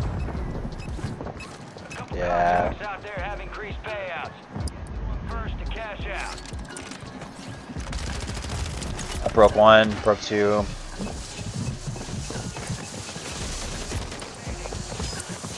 Someone just hit me with some shit. The circle should never fucking close. They all got gas masks. Funnel just dropped 2. He dropped 2. There's no way, dude. Bro, we all should have just been up there at the same time. I couldn't, dude.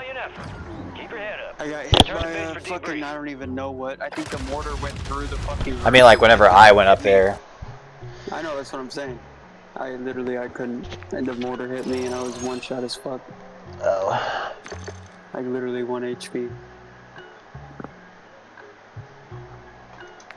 Telling you, the most unfortunate shit happens to me. It's insane. The mortar went through the little fucking crack in the roof, the little hole. It's not letting me promote you. What the fuck? It don't even have promote button on here. Maybe back out and rejoin. Alright.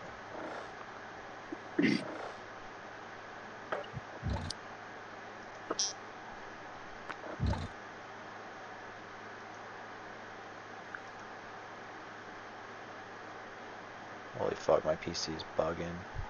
That's just how this fucking game is. Yeah, it's so bad. It just makes my whole fucking PC just crash. Dude.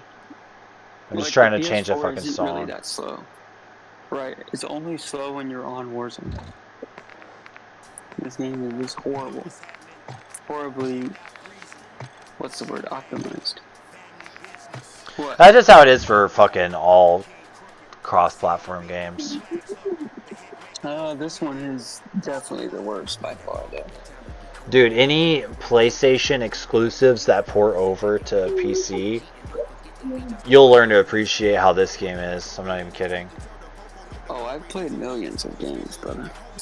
Like, The Last of Us, when The Last of Us got ported over to PC, every time you played it, you had to wait for shaders to download, and it'd take like 2 hours. Every time. And then it'd be stuttery as fuck the whole time it was unplayable. They finally dropped an update that fixed that, but it'd still be stuttery. God of War, been on PC for years, but it was a PC, or a PlayStation port. Ghost of Tsushima, constant crashes.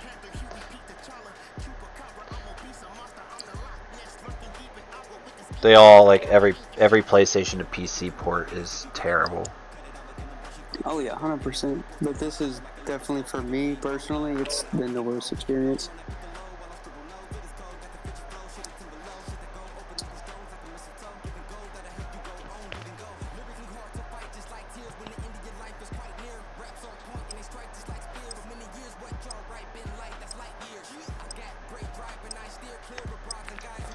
Will I get copyrighted for playing music? Or will someone have to, like, report it? Oh, it'll AI will find it. What'll it do? It'll just warn me? Yeah, you get unlimited warnings. Unless, like, you're making money or, like, you're sponsored or something. And then this current stream that you're on, it'll say flag. We're headed to the war zone. Get geared up and stand by. And it'll delete the video. It doesn't delete it. It just, it's only, it'll be like blocked in certain areas of the world, like Russia, like a certain part in Russia. I think a certain part in Asia too. At least that's what it showed for me.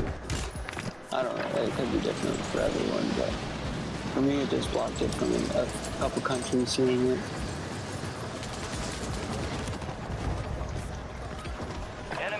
It probably depends on what you played, like what music, because I know certain countries have certain restrictions for music. We are free to go. Stand by for deployment.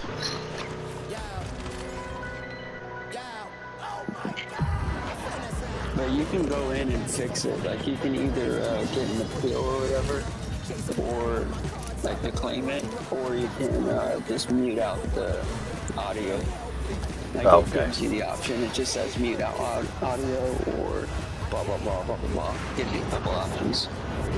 Supreme resurgence. Stay alive to keep your squad in the fight.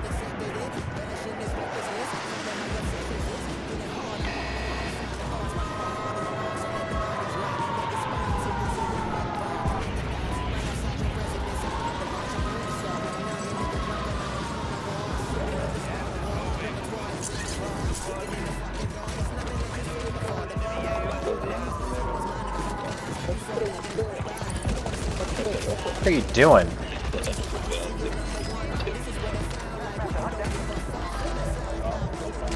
Bro just came in gung-ho, just fucking running as hard as he could and just started punching me. Didn't even try to use his gun. As soon as I walk in, he just 360 right on me, or 180 right on me.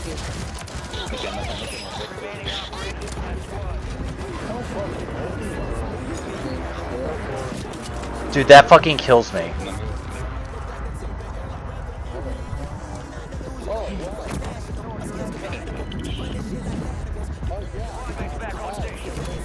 Good work.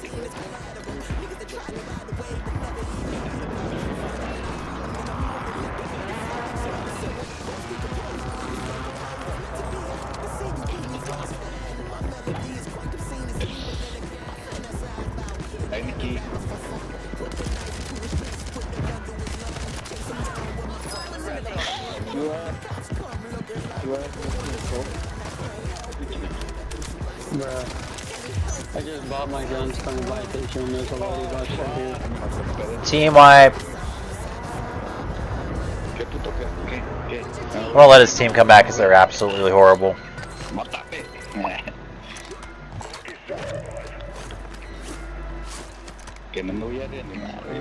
Okay, they're back. I'm glad that they added that feature. You could tell when the team's coming back. Static right here.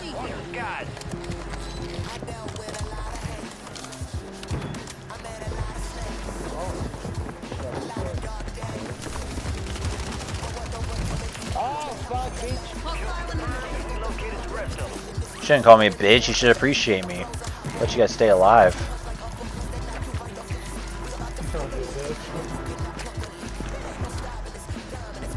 Yeah, like what the hell is that? It's true, you would be in the main menu right now if it wasn't for you. But he'd also be at the main menu if it was for you. Because exactly. Either way, I mean, it's fucked, right?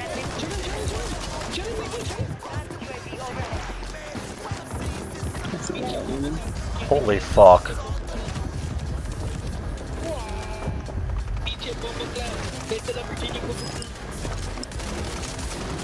Oh my god, this lobby is insane. Yo, you should see what I just fucking did! I don't want to be bragging about what I just did while I'm using a shotgun and two-boxing, but dude. The same shit I was debating about. Fuck. Oh shit.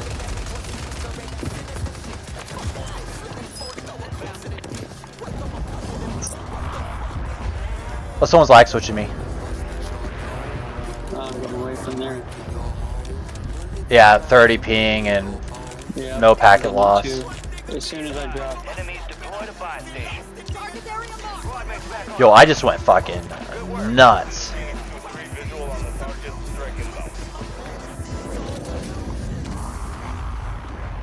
Oh my god, dude, this is fucking treacherous. Yeah, my SCG if you want it. Dude. Hopefully everyone's getting it. Lagging so bad. No, it's not just everyone. This guy is just zooming like it's nothing. Both him and his teammate. No lag. Zero lag. They must be doing it down here in Kent, maybe. I don't know. These guys are not lagging at all.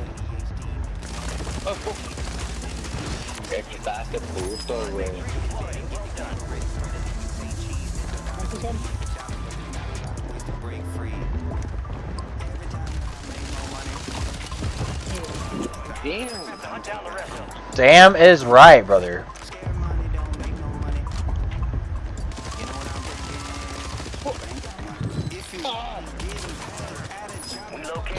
Dude, my favorite way to thirst people now is with this shotgun.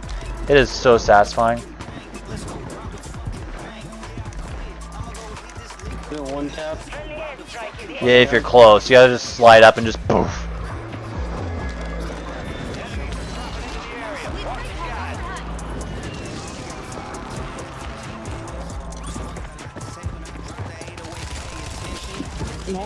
Dude, this guy's gotta be so mad. This guy's a demon.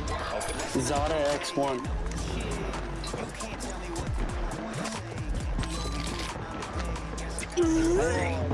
Bro's aim assist is crazy. He's not a demon. His aim assist is just amazing. Holy shit. He didn't miss a bullet and he locked onto my fucking chest. Target down. Marking the rest.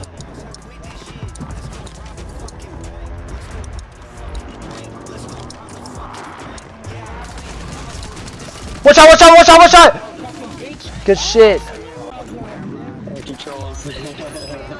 I'm getting highlighted by him. Broken. Down. Okay, I'm doing something right now, 1 second. Holy shit.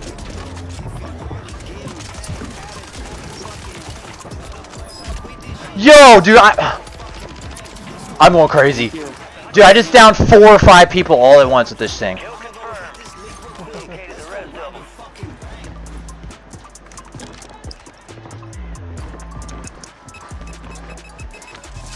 I know I hear you in here, little buddy. Let me talk to him real quick. No, come out wherever you are. Where's your team? You can't hold it for long. Resurgence is about to end. Make it count. Marking the rest of that squad on your attack map. Get hunting.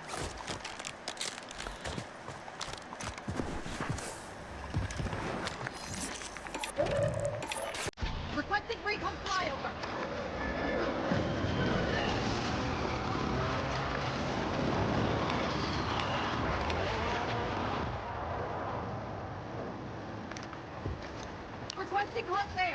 Target marked. Need recon overhead. Requesting recon fire. Need recon overhead.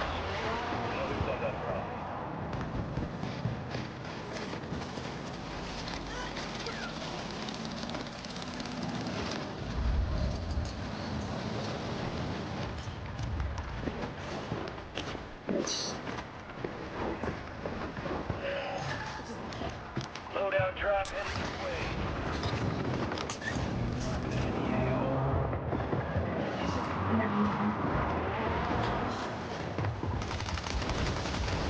I'm dead, dude! What am I fucking mantling on? That's the only way I fucking die!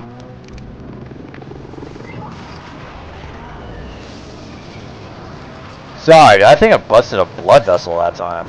Oh my god, I'm dead. Holy shit. These guys... You guys are weird, bro. Holding meat like crazy. Yeah, this guy's too boxy. Is that the same guy you said earlier? No, this guy's name is Jay, and he's max level, and he's just like a regular, like, 2KD player. I just killed him.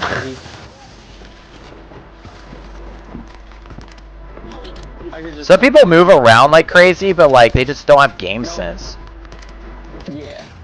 He didn't even move around crazy, he just moved around like, I could tell he knew what he was doing, you know what I mean? Unlike the other people that we face. Some of them.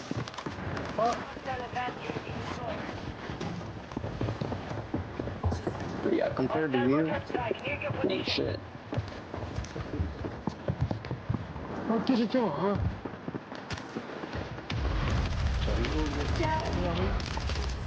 River just said soccer ball. Really?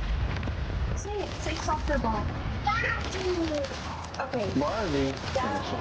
She said it first. River, soccer ball. Easy now. I got you. Can't touch me like Gojo. Look good on my photos. Just landed in Kyoto. Requesting recon fire. Oh shit, look at this! Right up here. And then one. Wait, down below too.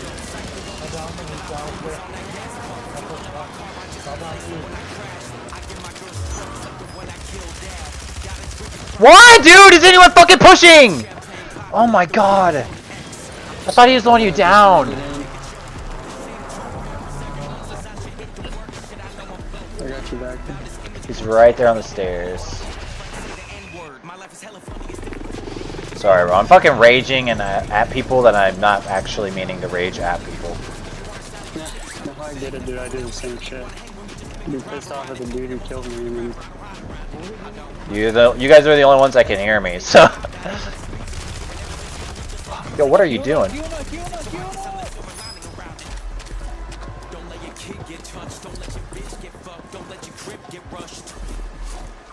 Wait. I don't know what song I'm listening to, but this shit is out of fucking pocket.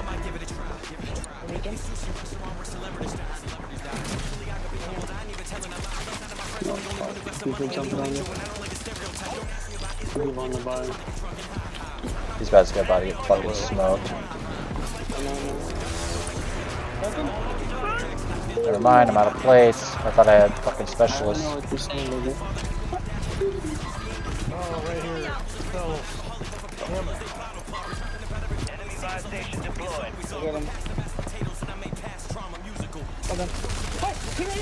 Yo, it's a... What the fuck, dude? I just got fucking magnetic ties fucking... Bro's like probably on like 5 kills, and he's laying down in smoke in a little fucking area with his teammate, and he killed me, and he's like assassinating him, called me a bitch. I'm on fucking 20. I'm about to go take his soul. That's my objective. I don't even care if we win this. I'm gonna fucking take their soul.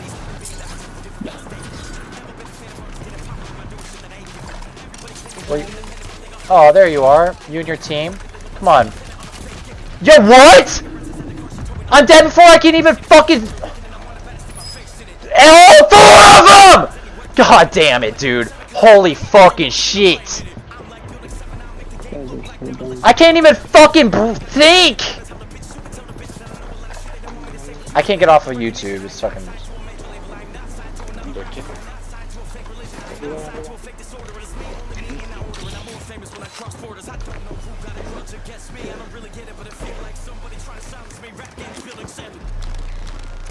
Should I get my loadie? Nice.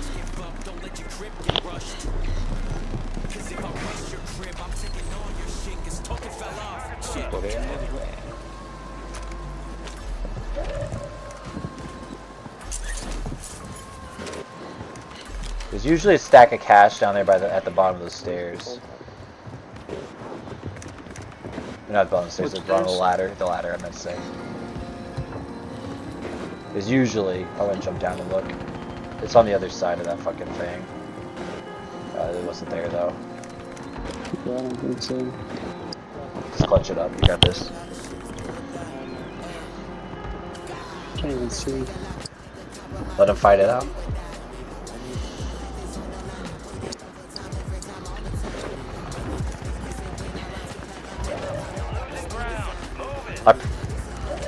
Oh, never mind.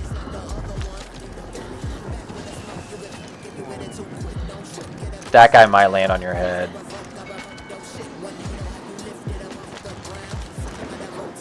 Yep. And he's got cash.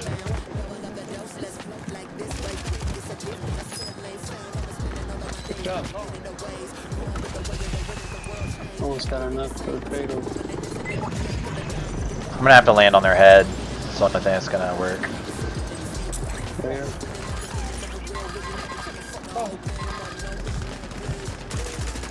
Downed him.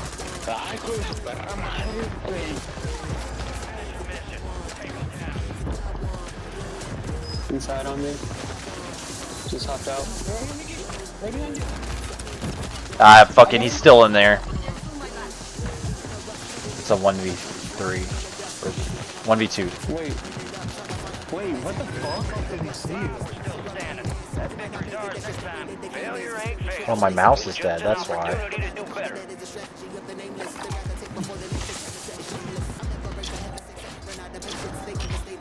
That was weird. Or just went straight through the smoke. It was exactly where I was. I can get some directly to it.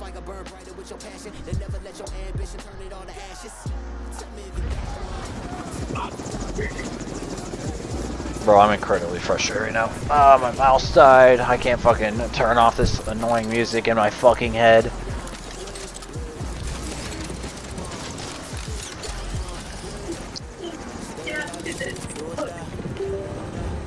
There we go.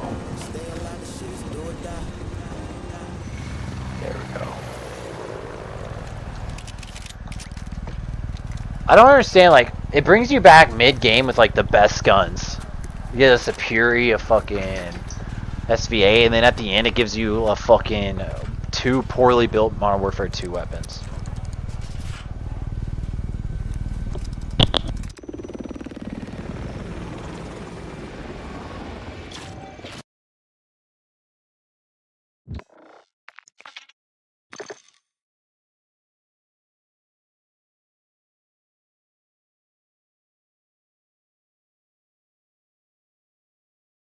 Yo, Fatal, you there?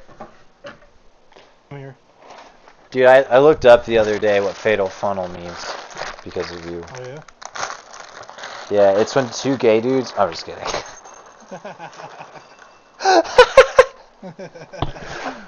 No, isn't that like the doorway, basically?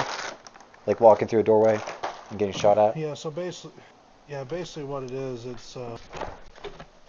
So like if you're in a gunfight and you're down the center of a hallway or any open space for that matter, enclosed door outside, and you're not shooting behind cover, and you're just pretty much walking in that tunnel of death, basically what they call it. That's called the fatal funnel, where you're just an open target, you know.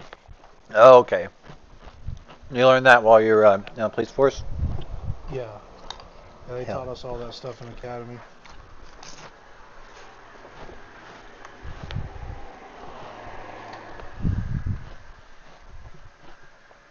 My name is because I'm always confused. I'm starting to stream early, boys. You weren't streaming this whole time? Nope.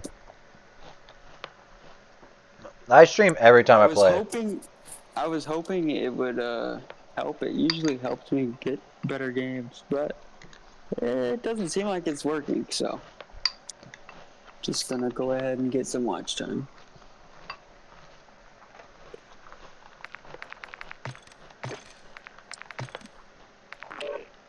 I have like a 9-hour stream from the other day. You streamed for 9 hours the other day? Yeah, I probably have some like fucking 10 or 12-hour streams. I don't know. It's just because I start it, and then like if I get up and go do something else or whatever, come back. That's what I did with when I had my PC, but now it sucks to do that long because I can only stay on one game. It resets if I switch games or go to YouTube or anything. So Is Ashton coming over this weekend, do you think?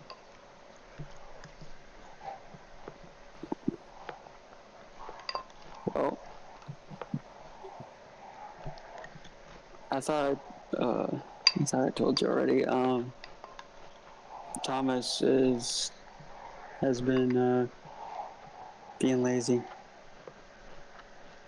You said Thomas? Yep. You want him to fix your PC? That's who I'm getting the PSU from, and I've reminded him about it multiple times, and still he says, "Oh, I gotta take it out of my old PC whenever I find time." Bro, It's what? been, 2 weeks, if not longer, or like a month. Why would he even offer at that point if it's just never gonna bring it? That's what I'm saying. It's like if you're gonna offer, you should take it out, like plan to take it out soon, and then bring it to work. He's like, you gotta remind me, bro. And then I reminded him, and still didn't help. I think he's on right now. But I mean, I appreciate him giving me a free PSU. So hopefully he does. He was never like a compulsive liar or anything, was he? No. No, he's just like had a weird ego. That's what it is about him. Yeah. There's a lot of people that are like, he's got short man syndrome.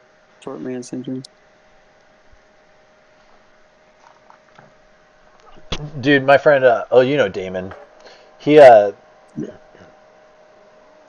like gonna go work back at the jail, Baxter County. He was like, he did it before and always talked about how miserable it was, and he only did it for a couple months, and he left without a notice. And he went back to go get a job there, and he's sitting there trying to tell me how much he's making right now at Rent-A-Centers where he works. And he says, yeah, I make like $18 an hour now, and I told my boss they don't give me a $2 raise, I'm leaving. I'm going to go to the jail, and they're going to pay me starting out $22 an hour, and then they're going to give me the warrant officer position in 6 months. I'm like, motherfucker, I know back whenever you guys were working at the jail, back in the day they were making $14 an hour, like 4 years ago. That pay ain't gone up to no fucking $22 an hour.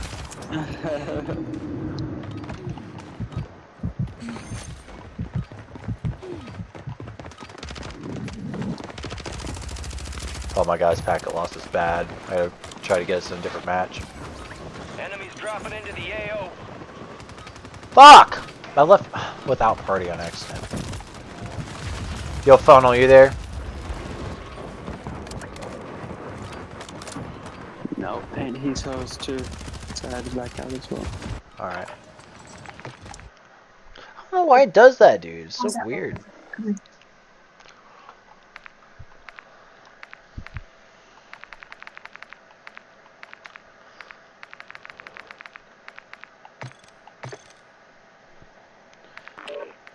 Imagine if you had two people two boxing. Like you got one and then like the two box.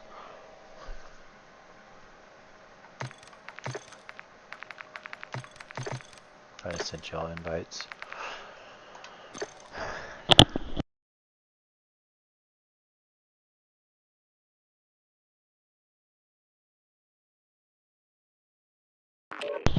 I'm all out of weed, bruh. I don't have nothing. It's gonna be hard getting myself to go to sleep tonight. Yo, Fado, you there? I'm here. Did you ever work like as a corrections officer? No. Dude, that sounds horrible. That's what my friends did. They I have one friend who's like a compulsive liar. He works at Rent-A-Center right now, and I know he makes I think he makes like $17 an hour as a sales manager, and he was like telling me he makes $18 an hour, and then he's like, yeah, and I'm gonna go back to work at the jail. I'm gonna make $22 an hour. And I'm like, in my head, I'm like, dude, they're not paying $22 an hour at the jail when just a few years ago he was working there for $14 an hour. There's some states that do that though.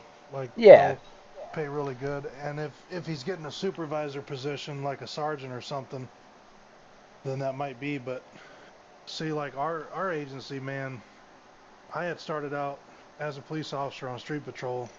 I started out at $18.01 an hour, and then after 1 year I was at $19.26, and then from $19.26 our city council approved a 18% raise, so my pay went from 19 to 22 something an hour, and then I got another dollar raise after a year. So I mean, it's possible. From 14 to 22, that don't really sound logical, but like, no, he's just lying, because like we know people 17, that work there, and yeah, if it was like 16 or 17, like with a budget approval or something, that's more logical. But I actually used to work for a sheriff's office before I became a police officer, and I was making $14.90 an hour as a deputy sheriff, and that's why I transferred to the police department, because it had paid more and I got free insurance working for the city versus the county. And but you know, there's some people like captain of the jail and stuff like that, like those people, they make, well, they're on mainly salary, but those people make probably at least 50K a year, you know. So I mean, it just depends, I guess, how much the budget is. Our police department used to get $5 million a year for their budget. Our sheriff's office at a different county I worked for, they only got like $700,000 or $800,000 a year. So that was a huge difference, you know. Yeah, I was talking to my friend earlier today, and he applied to go be a what is it? Like a city cop, if that's the right term. So what he wants to do is, you know, get hired on, so he has a job set, and then he goes off to the academy. But anyways, I was telling him about this thing that happened. Like, it just, some things bother me about the laws. It's not cops or anything, it's the law. So my little sister and her boyfriend were driving, and he was drunk, but she was the one driving. But he was 20 years old, not 21. And he had some weed on him, so the cop took him to jail. And I was saying how my sister wasn't very smart, 'cause she went and spent $1,000 that night to get him out. And I was thinking they'd probably just let him out the next day. You know, just for something that small, like they'll take him in, they'll let you out and give you a court date, you gotta show up. But then my friend was like, no, that's not how it works around here. Like, you get taken in, they're gonna keep you there until they get you a court date, or until like they get you or get you into court, or unless someone bails you out. And I'm like, dude, that's kind of crazy. Like, 20 years old, like, you could have a job, like, you just had some weed on you. Weed's somewhat legal here, like, it's medical, and then like right up in Missouri it's recreational, so it's like, I mean, oh, it had to be a misdemeanor. Like, it was never anything crazy. And then too, it depends, in different counties it's different, because it's pretty much the magistrates and the judges that set people's bond. For prime example, around here, if you got caught with, say, possession schedule 6 marijuana, well, you're going to have a bond. It might be, you know, a few $1,000s or a couple thousand, whatever, but you pay 10% for that bond. But if you get caught with possession of Schedule 2 meth, then our judges made it, if it was a meth charge or heroin charge, then it was no bond. So, damn. So yeah, so it just depends, you know, that's all court shit right there with the magistrate. That has nothing to do with jail policy or anything like that. That's all. Oh yeah, I know.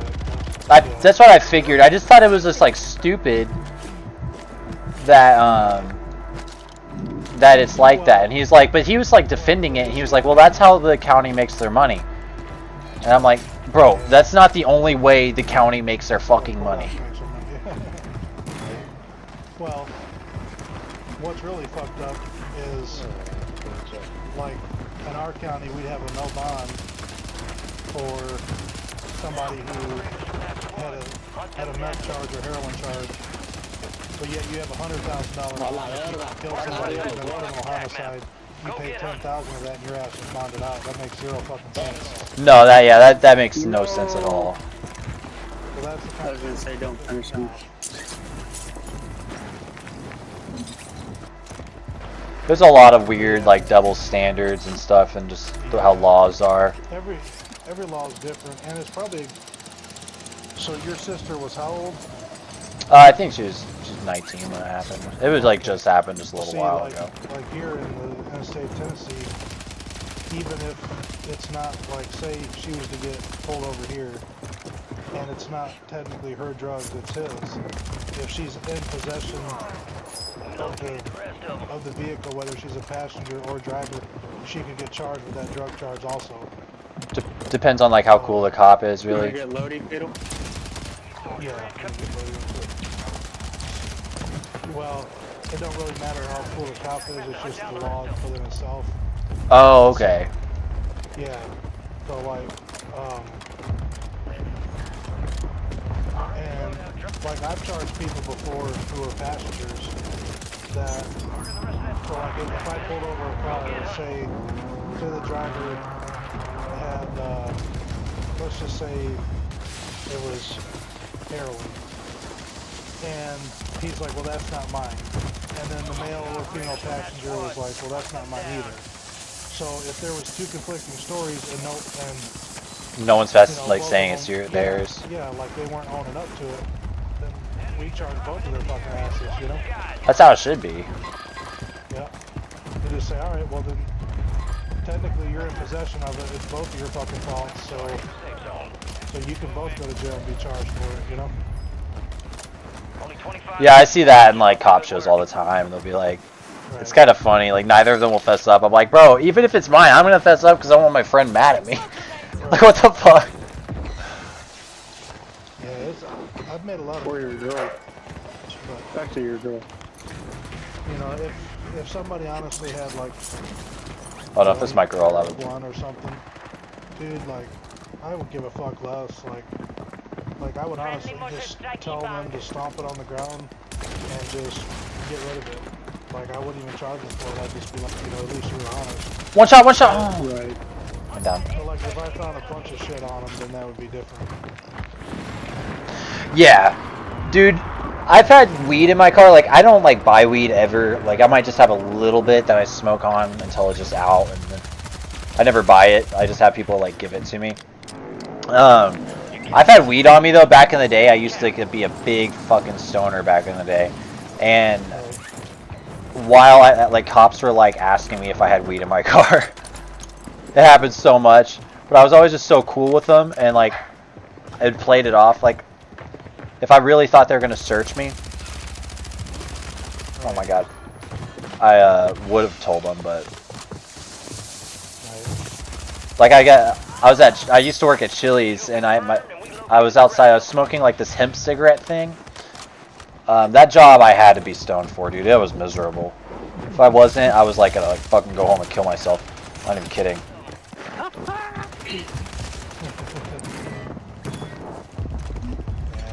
But anyways, I was outside. I was smoking a hemp cigarette, totally legal, just CBD. and the state trooper was out there eating with his other buddies, and they just got done eating. Oh my god, I'm trying to fucking tell the story while I'm getting fucking gang raped. No way, this guy's laying right there. And he walks up to me because it smells like weed, and he's like, "What you smoking over here?" And I grabbed the pack and I showed it to him, and he looked at it. He's like, "You got any of that real stuff in here?" And I had a 1/4 ounce, and I had like a gram of wax. I was like, "No, that's why I'm smoking on this, because I'm trying to quit the real stuff." He's like, "Oh, I got you. All right, man. Have a good one." Dude, I got so lucky. I would have lost my job. Dude. Yeah. Well, him, you can't really smell the difference. Well, regular humans can't. Dogs can. I could smell the difference. Like, it didn't smell like weed. It smelled like, it smelled kind of like green tea. Right. But when you burnt it, it just smelled like, it didn't smell like weed. This guy's level 52. The canine dogs definitely can tell the difference because they are trained to smell 5 different drugs. Burger, 1, 2, 3. And that's meth, heroin. Let's see, meth, heroin, ecstasy, marijuana, and everybody calls it crack cocaine, but it's actually cocaine. Yeah, cocaine or fucking Yeah. meth with cocaine mixed into it. Right. Yeah, they can smell all that shit. And they can smell it up to 72 hours of it being in the vehicle. Say it's been removed from the vehicle, they can smell it within 3 days later, you know? Damn, 3 days? That's insane. Yep, I've seen that shit, dude. They'll like, the dog will alert to a car, we'll search it, won't be shit in the car, and then they're like, well, would you smoke weed last? And he's like, oh, about 2-3 days ago, whatever. So You can't really do anything about it at that point, though, right? do what now? You can't really do anything about it at that point, right? Hold on 1 second. I'm fucking shooting this dude. I did not mean to drop, I'm dead. Say that one more time. Fatal. Down him. One more. Like, if they smell it, but there's none in there, like they can't do anything. Like you can't. No, they can't do nothing. Only if it's in possession of the vehicle. But you know, if it's a small amount, most cops, honestly, dude, most of them, you know, just be honest. They're like, you know, where's the weed? Blah blah blah. And then if they're like, well, I ain't got shit in here, whatever, then it's just like, all right, dude. And then they find it, and then you have to go through all that work. hole. But if you're honest, yeah, I do smoke. It's in, you know, my glove compartment, or it's in my pocket, you know, whatever. I just got a little joint, you know, most of them pass that shit on the ground, and they'll either cite you or they'll just let you go and say don't have it on you again, you know. Nice, 2 people holding cocks in here. Because everyone just gotta play. It's all officer's discretion, though. That's Be advised, resurgence is no longer active. It's Do you ever miss it? yeah, there's times I do. It seems pretty cool. Like, if there was more money in it, it's something I'd definitely do. Like, my mom used to tell me I'd either be a cop or I literally would work at Verizon. I swear to God, my mom told me I'd work at Verizon. Somehow I just ended up working at Verizon. Well, I mean, there's money in some of it in certain areas. Like, you go out in California, the lowest paid department in California is San Jose Police Department, and they make a base pay of $70,000, but every other department is making at least $80,000 to $100,000 a year just on street level patrol. So I mean, that's the chief of police of Los Angeles makes $1 million an hour. You can look that up. Damn. Yeah. I mean, think about how many fucking people they're bringing in. It's crazy. Yeah, it's crazy. I mean, and there's this guy in here that's a trooper. I don't know if you've talked to him. Who? Fatal. What's his name? It's Trooper Mateo. I don't think so. He comes in every once in a while. Is he from Tennessee or? I don't know if he told me where he lives, but he's got a lot of money, that's for sure. Yeah, you know, state makes a lot more than like your regular municipality departments and stuff. State or federal jobs, money's at. But then, you know, if you're chief of police or captain or something at a department, they make pretty good money. Right. Like, yeah, I was like, what do you get? He was like, whatever I want. You know Reese Villiger? Cameron? Reese Villiger? Yeah. That was his dad that asked me that at Chili's. Oh, wait, really? Yeah. He seems like a fucking douchebag. Probably is. So is his son. I mean, he's cool, but he just has that vibe, you know? Nah, Reese, he's weird, dude. He always tried to play this, like, tough man shit around me. Right. No, there's times I'm just like, buddy, I'm bigger than you. No, we're about the same size. I mean, I could fuck him up. Really? I thought you were a little bigger. No, he's actually probably taller than me. Are you serious? Yeah, bro's fucking tall. He actually kind of got taller while I worked there with him. Oh, okay. He had like a weird late growth sprout. Baby, I can't right now. Can you please? Your hair is beautiful.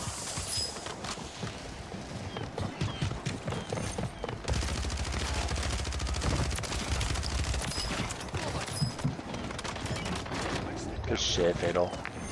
No, you're supposed to be in bed. 3v1. He's shooting at me for some reason. Bro, go buy your homies back! Oh my god, dude.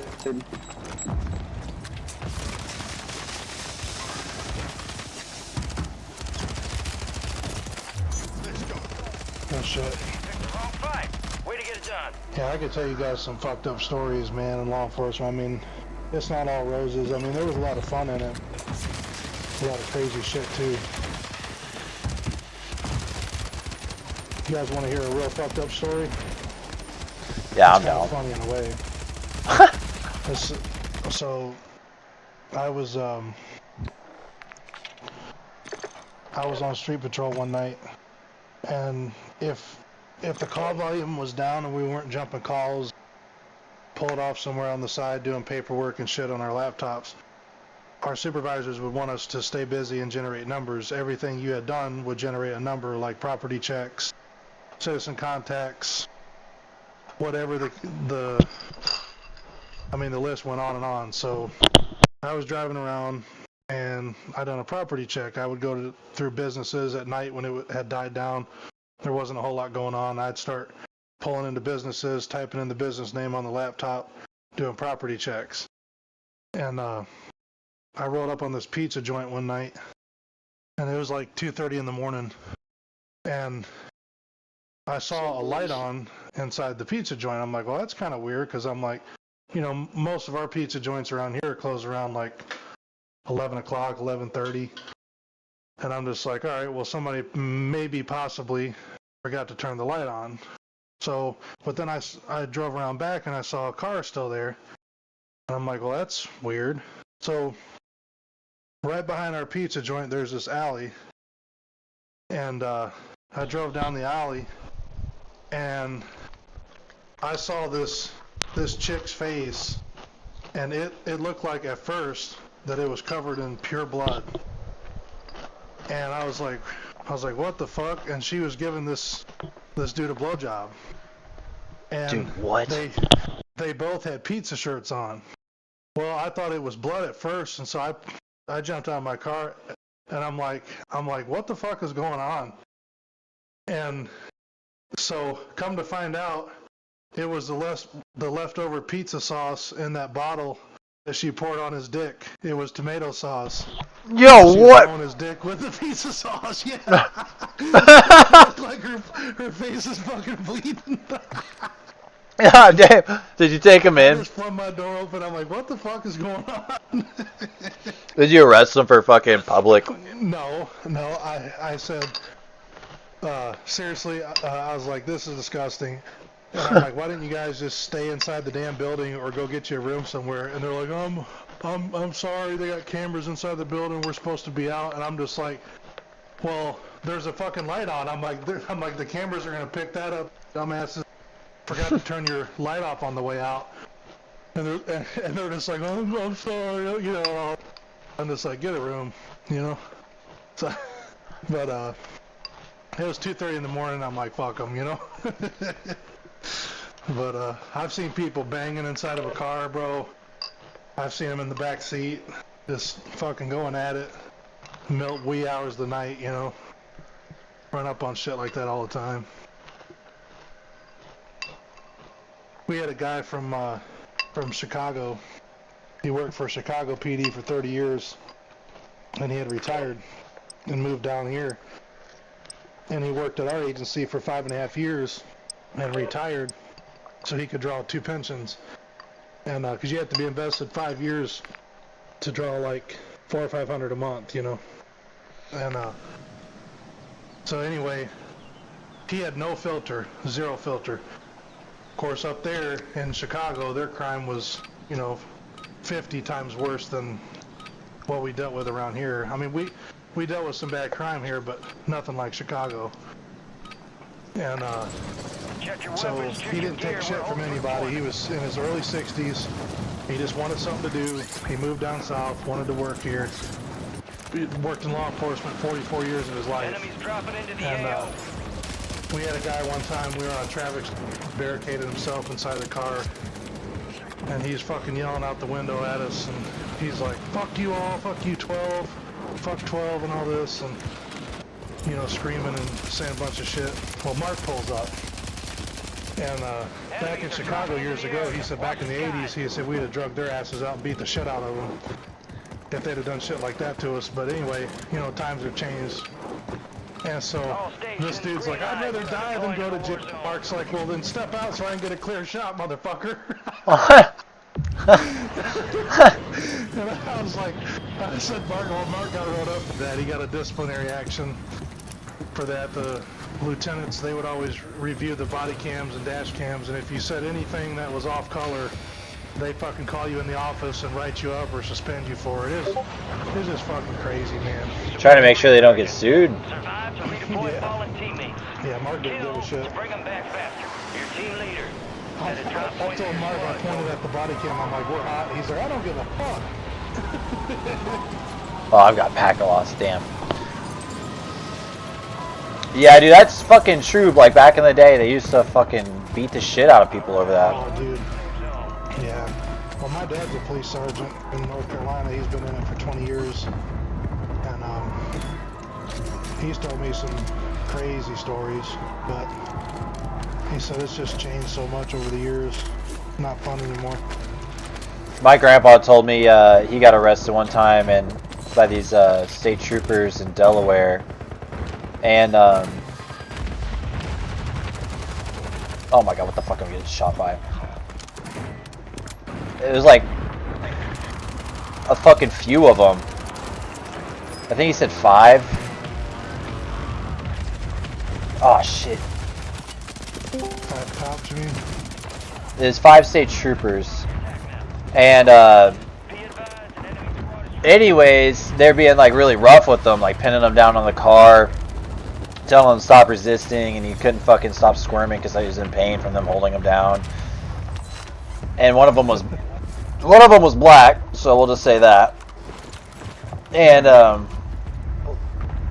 he after a while, he just fucking freaked out because these cops were like pinning him down, and he turned around and grabbed one of them and put him in a headlock and just started choking the shit out of him for a really long time. I don't remember if he said he passed out.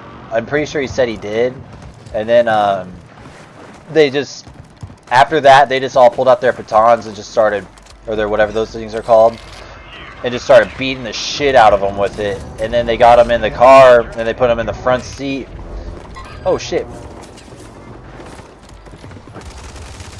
Right. Oh, there's multiple, and then one of them got behind him, that black cop, and he got him, my grandpa, in a headlock while he couldn't see. It was a sweaty lobby. Or while he's behind him. Stinky fucking shotgun. And he started fucking choking him. And he'd choke him until he felt like he was gonna pass out, and then he'd let go, and then he'd choke him again, and he'd let go, and then he'd choke him again. And then he was like, "Is that all you got, you fucking?" And then dropped the N-bomb on him. And then he started fucking hitting him in the back of the head. And then they got to the fucking the police station or whatever, and they were like had to go up these stairs, and they were all behind him, and they were like pushing him up these stairs. Whenever he got to the top, he just kicked the wall that was behind him, and that sent them all back down the stairs, like all 5 of them. They all tumbled. Oh shit! Fucking one shot. Yeah, that's crazy. And then they put him in a fucking chair, and he said they beat the shit out of him for so long. Get your squad to the safe zone. He said that he fucking felt his like lips all up in his teeth from being all busted up so much. Right.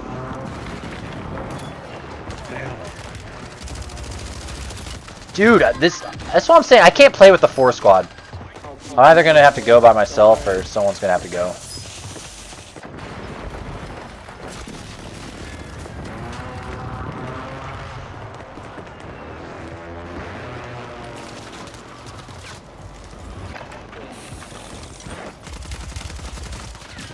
I'm having packet loss too, so I'm losing every fucking gunfight.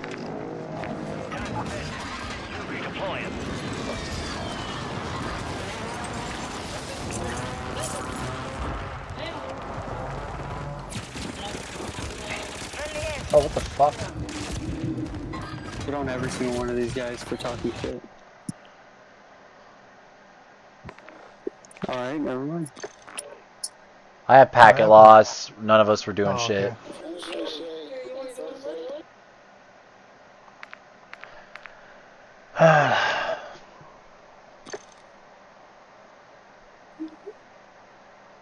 Yeah, in the 5 years I was in it, I never tased anybody. I had my taser out a couple times. I've had my guns pulled out. I sprayed a guy one time. Some fucking gay male cheerleader. Ha! You spray him with your load. Wreck with injuries, bro. He was DUI. Caused a wreck with injuries. My sergeant did the field sobriety testing on him, and he was under the influence. So we tried to, or he and another officer tried to put him in cuffs, and he started fighting. So I did an armbar takedown, and I face planted him on the asphalt, right there in the middle of the 4-lane. And we cuffed him and stuffed him in the back of my car, and he had his phone in his back pocket and he was trying to reach for it, which you weren't allowed. It was our policy. You weren't allowed to have anything with you, cigarettes, anything, phones. Yeah. So my sergeant was trying to grab it out of his hand, and he, like, you know, cussing at him and stuff. So he kicks one of the officers right in their groin, and then he spits on my sergeant. And when he spit on my sergeant jerked him. He grabbed him by his shirt collar and pulled him out of the car and pinned him up against the back of my car, like slammed his back up against it. And I told my sergeant, his name, at that time, my sergeant, his name was Franklin. I said, "Watch out, Franklin." And Franklin dodged, like ducked his head, and I sprayed his eyes shut full of pepper spray and threw him in the back of my car. And my sergeant said, "Get his ass to the jail now." So I hop in the car, and he's back there choking and gagging and coughing because our pepper spray had CS gas in it also, so it had restricted your airflow from breathing properly. He's back there gasping for air. "I can't breathe." I said, you shut your fucking mouth. But yeah, that dude was an asshole.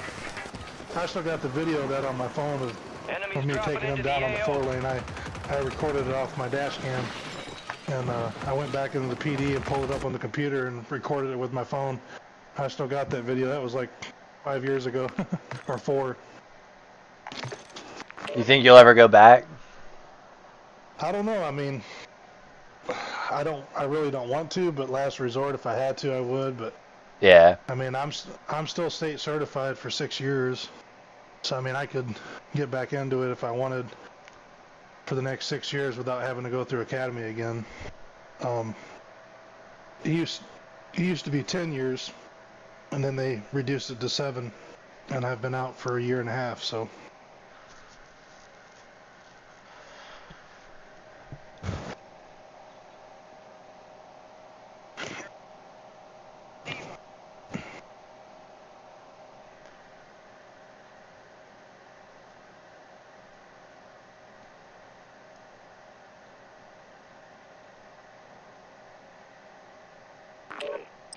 Guy was demon.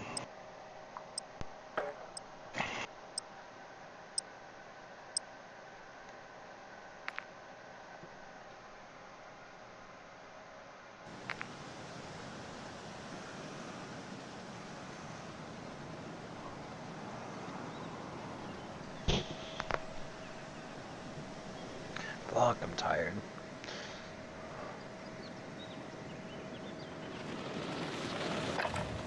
Check your weapons, check your gear. We're holding for deployment.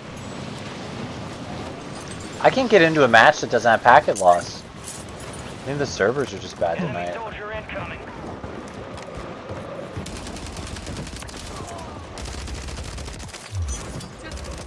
You guys have packet loss? No, I don't think I do. Let me check. No, I'm good. 42 latency. That's exactly my latency is 42, but I have 1% packet loss. And that's enough to still like make you lose fights. Remind me to tell you this funny story before you go tonight, Perplexity. I'll share another story with you. It's pretty funny. Yeah, you can tell. I'm just fucking. I don't want to like talk people's ear off and annoy them, but. No, you're good. I'm not annoyed. Dude, I got so many fucking stories. Enemies dropping into the AO.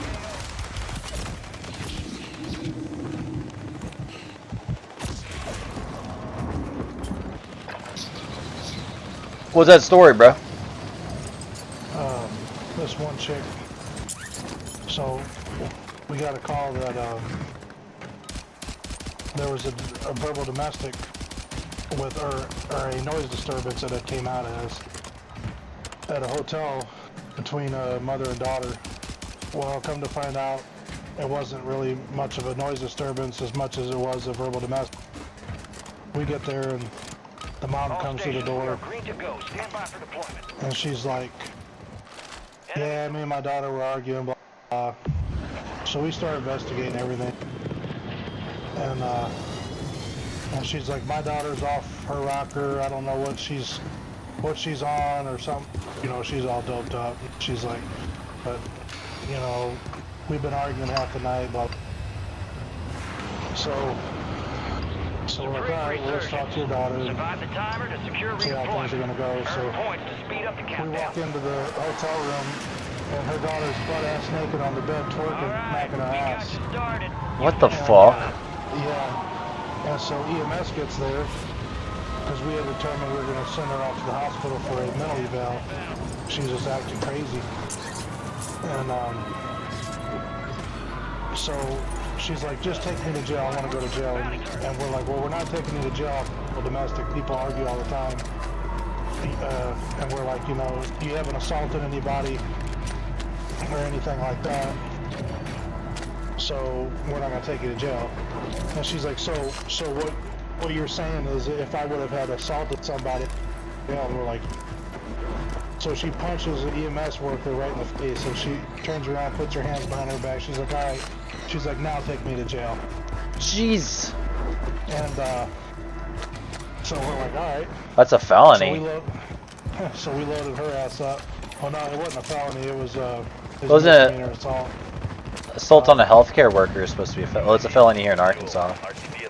Well, it's a so assault on a first responder. It's not the same category. Misdemeanor unless it's a police officer. So if it's a police officer here, it's a felony, or if it's aggravated assault with weapon. But marking the rest of them.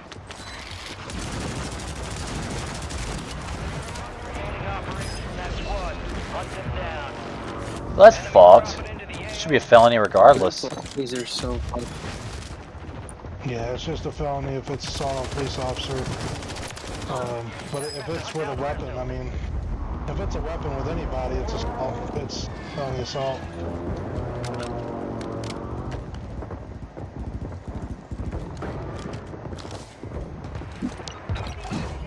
What the fuck is this guy doing? A whole different fucking team, man. Marking the rest of that squad on your tech. Where'd he go? Oh, there he is. Right here. Just camping, bro. He's playing like such a rat. What is it? Need the light on? Enemies are dropping into the area. Watch the skies. Hold on, baby.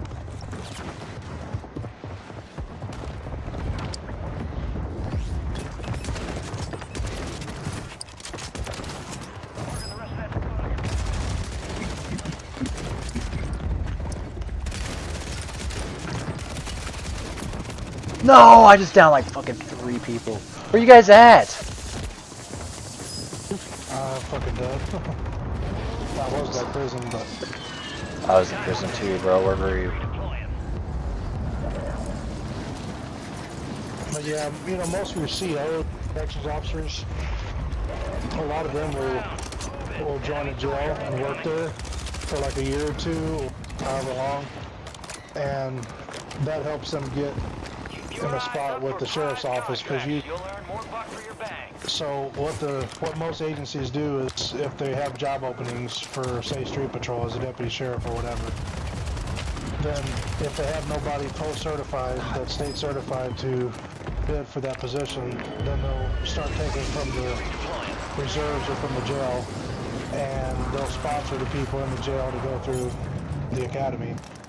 And they've got that experience of working in the jail, which is what the COs like, but, or what the sheriff's office likes, but that's how that usually works. So if somebody's like, yeah, I want to be one day, I want to do what you guys do, and they're working in the jail, then they're usually just working there for a short time until they get sponsored and picked. So, I it's got got you. pros and cons, but sheriff's offices, you got a lot of fucking politics and shit, and you have less job security.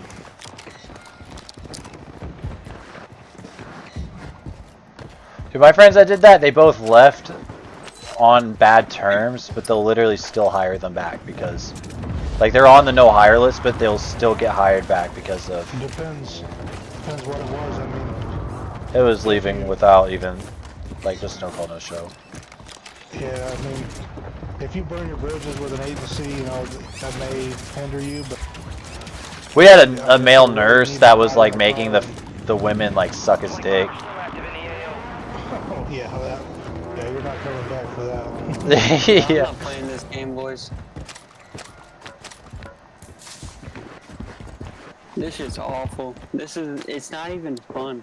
It genuinely isn't even fun getting killed by fucking level 200s all day long just by sweaty ass fucking bitches. They're all fucking... on their second account. Yeah, that's what they're doing.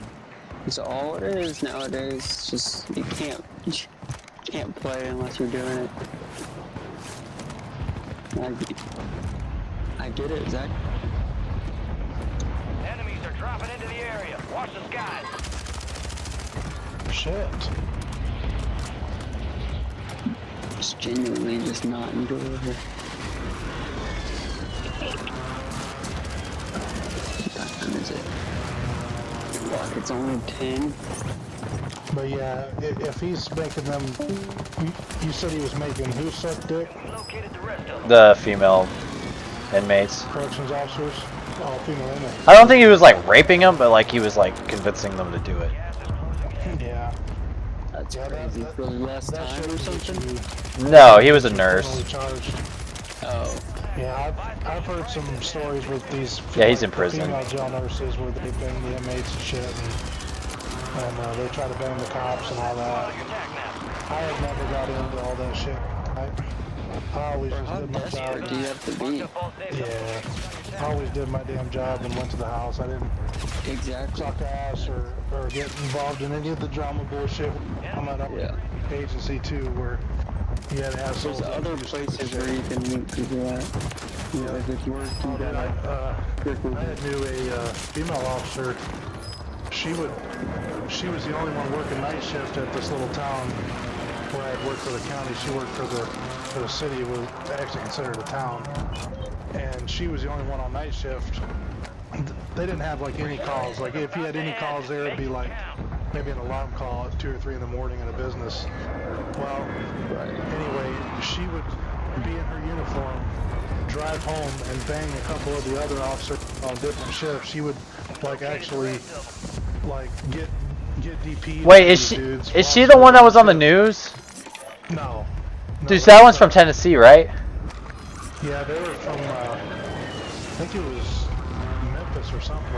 Oh, okay. You know which one I'm talking about, though. Her name was Megan. Yeah, that that was fucked up. But yeah, she would get DP'd by these dudes, and then she would go back 10-8.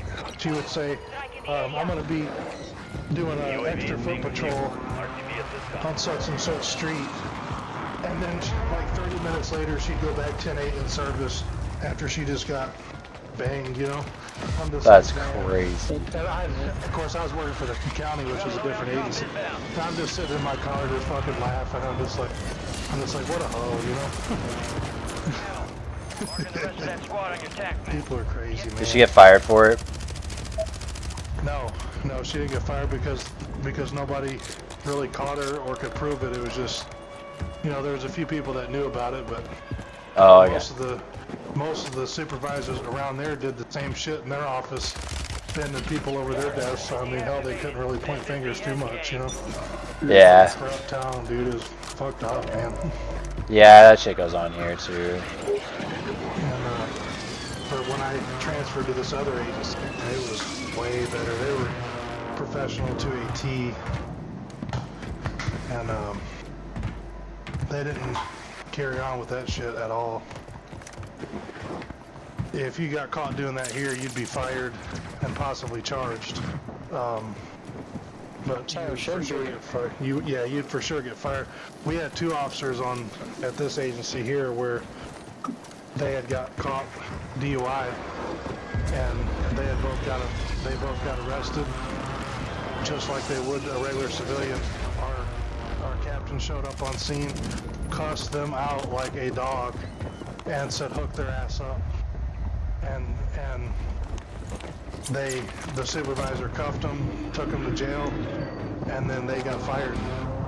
Damn. They got terminated, and they had to go through the process just like everybody else. I mean, you know, that's one thing about a good cop versus a bad cop, is a bad cop thinks that they're above the law,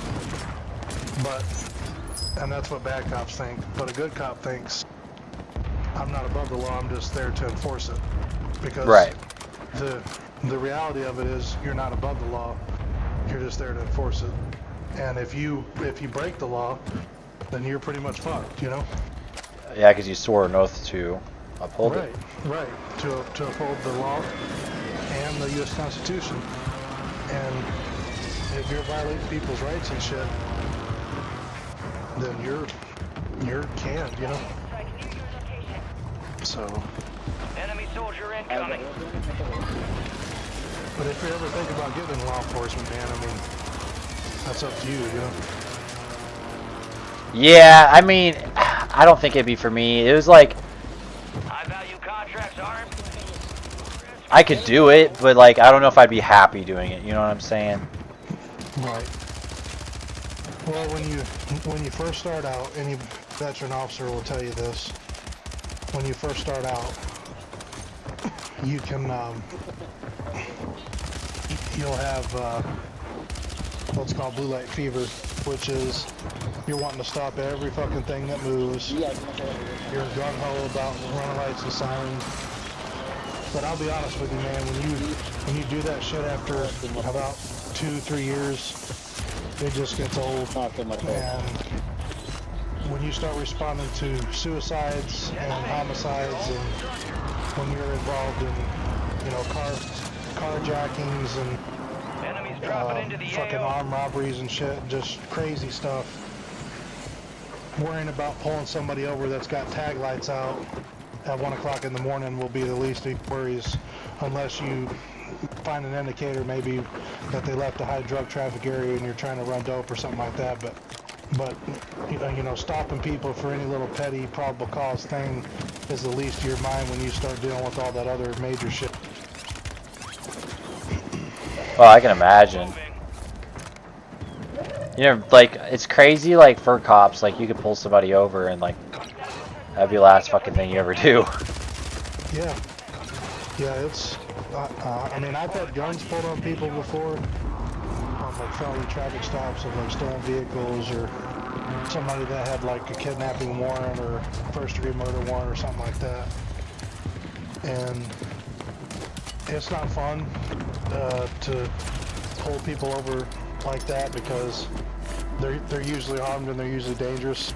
And most of the time, if I stop somebody that had like a kidnapping charge or a charge, then I'd usually pull my AR out and I would do a felony stop. And of course there'd be other officers there, you know, luring them out of the car, but I'd always have my AR out. And on high-risk stops like that, because I wasn't going to take the chance, you know, with just a handgun. If they had an assault rifle or something like that, fuck that, dude. I'm bringing mine out. So. Oh, fuck. That's my game right there. I do a precision airstrike at 24 kills, second place. Damn. That's crazy though, 5 years, you never had to tase anyone? Never had to tase anybody. I pulled my taser out a couple times.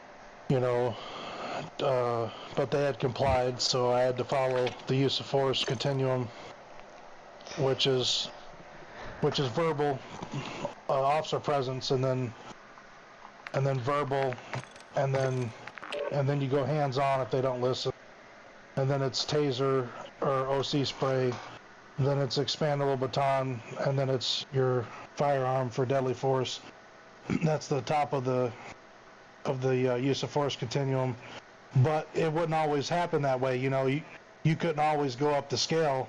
You know, there was times you'd show up at a house or you'd show up on a traffic stop, and it would go from like a 1 to a 10 in like, you know, fucking 2 seconds. And so there was times where you didn't have time to explain anything to them or try to talk them down. I mean, it was just as soon as you step out of the car, you're drawing down on them, you know, let me see fucking hands, you know, or going into somebody's house, you know, and so I mean, every situation was different. You just had to be smart enough and seasoned enough to know, like, hey, this is what I'm doing, and this is what's right, this is what's lawful. And if your life depended on it, and it was like a life or death situation, my supervisors always told me, fuck policy. Yeah. If it's your life in danger and you have to make that split-second decision, you're covered by state and federal law, you're covered by case law, you're covered by Constitution, fuck your departmental policy. And so that's just what you always had to remember, you know. Dude, my same friends that were doing the jail, or being like a corrections officer and wanting to get into law enforcement, their older brother became one of those people that, you know, like, has that desire just to kill somebody. He's not a cop, but like, he's like, you know, just one of those weirdos that just wants to kill someone. Yeah. And anyways, one of the twin brothers was there, and their dad, and one of the dad's friends showed up, and he was like drunk, like really drunk, and the older brother was there with this kid. Then that dad started being verbal with him, saying, "Oh, you need to feed that kid real food. You need to be a real dad." That's all he ever gives the kids, like candy and shit. And anyways, he's like, "Get the fuck away from me, get out of my house." And he goes upstairs. He like goes outside, I guess, to a different like room, and he followed him. and he went up these like stairs outside, and he was like, still saying it. He's like, "Get the fuck away from me, or I will kill you." And I guess he like, apparently he punched him. I don't know the full story. But anyways, this dude had a fucking, I think it was 9mm. I think he had the 17 round mag, and he had a mix of FMJ and hollow points like throughout the magazine. And he just fucking, as soon as he hit him, I guess he pulled out his gun straight from the hip and just started fucking shooting him. Chest, stomach, just fucking. He unloaded that entire gun, almost all of it. Apparently, like, he just flew off the stairs, hit the ground, choking on blood and shit. And he mumbled. This comes from the older brother. He mumbled the words "please stop," and then he walked up and shot him in the head. Dang. And the cops showed up, and he claimed self-defense, and he never even saw him in jail that night. Wow. It was crazy, dude. Because that guy used to come pick me up for wrestling practice every morning. He'd go out of his way. I lived out in the middle of nowhere. Like I wasn't close to him, but he was a really bad alcoholic. Like, kind of abusive dad to his kids. Like, not saying he probably honestly maybe slightly deserved that, but in that situation, I think maybe if there was a cop actually watching it happen, he probably would have been in prison for murder. Right. But oh yeah, I've seen some people, man, that were. I dealt with this one guy one night. I swear he was fucking possessed. Like, he was growling at me and barking and shit and speaking in tongues and saying he was from hell and all this shit. Fucking whack out of his mind. And yeah, he was a nutcase. And there's some people out there like that, man. That. Dude, yeah, I was gonna bring that up to you. I always said they hear voices and shit, you know. I work at a Verizon store, and I had this customer come in, and he seemed really cool. And he used to do like he was the guy that went there to like places like where someone died. He determined the cause of death. Like, he'd investigate. He's an investigator. Like, he's been in law enforcement basically his whole life, but now he's like a preacher. And I have some like weird shit happening at my house, like weird, like freaky stuff, like you can't explain. And it was just kind of like, I couldn't stop thinking about it, and I was like, I shouldn't ask this guy because it's super unprofessional, but I'm going to go ahead and ask him. And I asked him, like, if he ever had any experience with like demons or anything. And he didn't want to talk about it, I could tell, but he immediately said, "Young man, I'll tell you one time, I got called down or something, and there's this woman that they thought she was on drugs."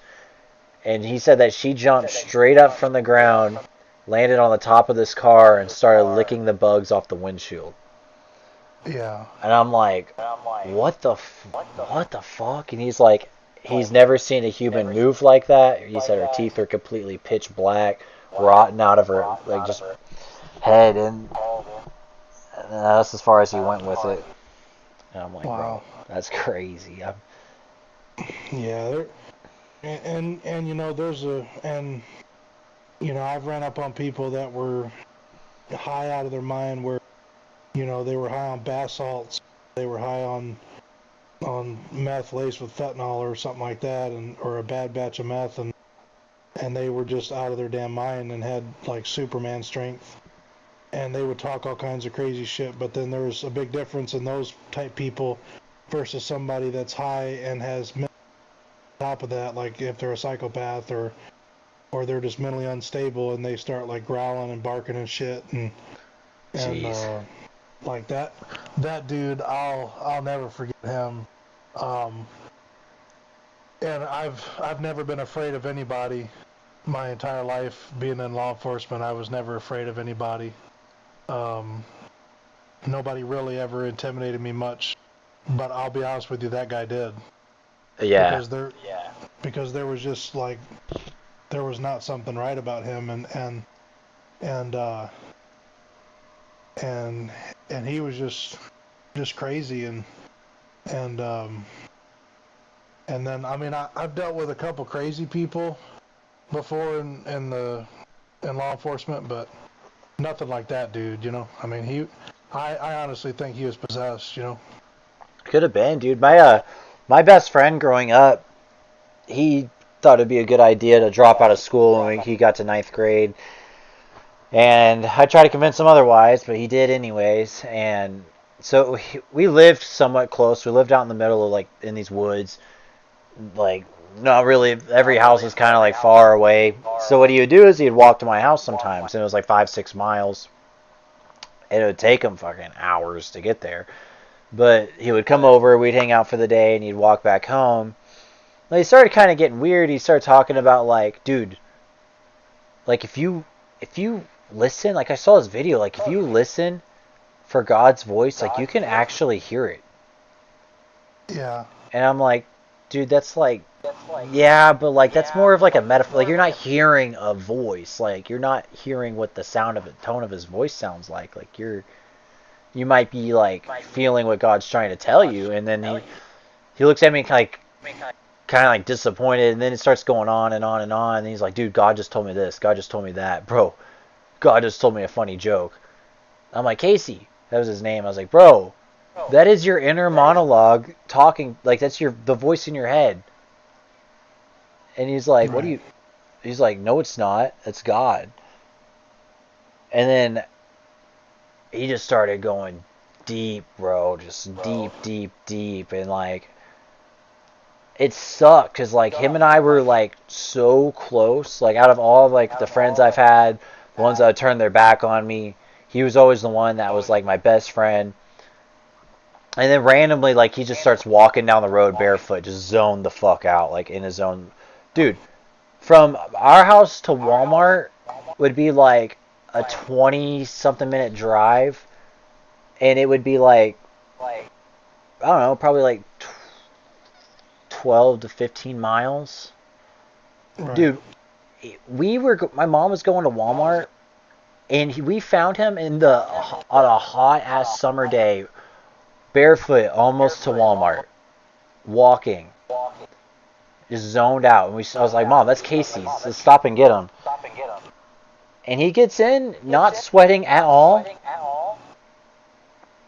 Just like, and my mom's like, what are you, crazy? What are you doing? And she didn't really understand what I was trying to. I've told my mom since I've told her he's starting to go crazy. And then he just got disappointed, got out, and started walking back. And he walked all the way back home barefoot. And the thing is, like, a mile of that walk is just straight gravel road. Dude, it's insane. And wow. Hot ass concrete. But he's in, I think he's in jail right now down in Fayetteville, Arkansas. They locked him up here a couple times for him just doing stupid shit. But the last time he got locked up, he was zoned out, just staring at something, just staring off in space in the living room. I guess his mom walked up and was trying to get him to snap out of it, and she touched his shoulder, and he turned and punched her. And this dude is a naturally strong, athletic. Like, I can show you a picture of him from whenever we were in, like, 8th grade. He looked like a fucking bodybuilder. I'm not even kidding. He had full pecs, abs, everything. He was always so naturally strong. He could do 1,000,000 pull-ups. He was the type that would just do a backflip for, like, no reason. And he was just so crazy, naturally, just athletic. His mom so hard it knocked her out. Made her fucking brain bleed. Broke her jaw. She ended up having to get a flight to Springfield, Missouri. And he ended up going to jail, and he stayed in county jail for damn, like, 3 years, maybe a little more. He was the longest kept person in there, and they were trying to get him in a mental hospital, and they finally got him in, but literally on the outside of the mental hospital, like, for some reason he was outside, unoccupied, and there was a woman sitting on a bench, and he ran up to her and tried to rape her. And well, he, like, just showed his dick to her. I don't think, like, he actually, like, grabbed her or anything.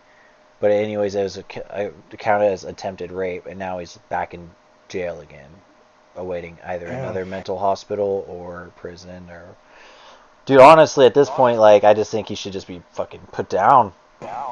He'll never be like okay again. It sucks, dude. For a little bit, I was like, seems like he's getting better. They started giving him these shots in the jail, and while my friend Seth was working there, he said they had to give him like a couple of these big ass fucking syringe full of this medicine. He said it brought him down back to like completely normal. And he was just like, it was just like he just woke up again. And he was like, dude, I've just been like walking down this deep, dark like tunnel for so long. I don't even know what's going on. Like, basically, he was just like, wasn't there. It was like something else took over. And then whenever the medicine wore off, it stopped working. And then he just went crazy again. This is insane. Yeah, that's sad, man. I dealt with a guy one night. I was sitting inside the police department doing my paperwork, I think, and dispatch hollered for me, and I got over the radio. We got a report of a white male completely naked running down Main Street. And I'm like, 10-4. So I leave, and there was like 4 officers with me. We're driving down every block trying to look for this dude. Didn't see him on Main Street. None of the side streets. Well, he lived like right up the hill from Main Street. And so about 20 minutes later, his mom calls 911 and says, hey, can you come send an officer to my house? I want them to do a welfare check on my son. He's not acting right the last couple of days or whatever. And so we finally realized he was back in the house. Well, when we got up there, he was fully clothed, so he must have went back home and put his clothes on. And then he was sitting on the couch in the living room, and he was walking back, and he was like rocking back, and he just kept saying, I'm saved, I'm saved, I'm saved. He kept saying that. And so finally this one cop's like, all right, man, and he's like, we heard you. And he's like, when'd you get saved, Bubba? And he's like, I'm saved, I'm saved. So we're like, listen, man, you're not in any trouble. We're not going to take you to jail. We're going to transport you to the hospital to try to get you some help. And he's like, all right. And so we're like, will you go with us? So he stands up, walks outside with us. There was like 4 of us there. And he was cool, calm, collective, didn't say nothing to us.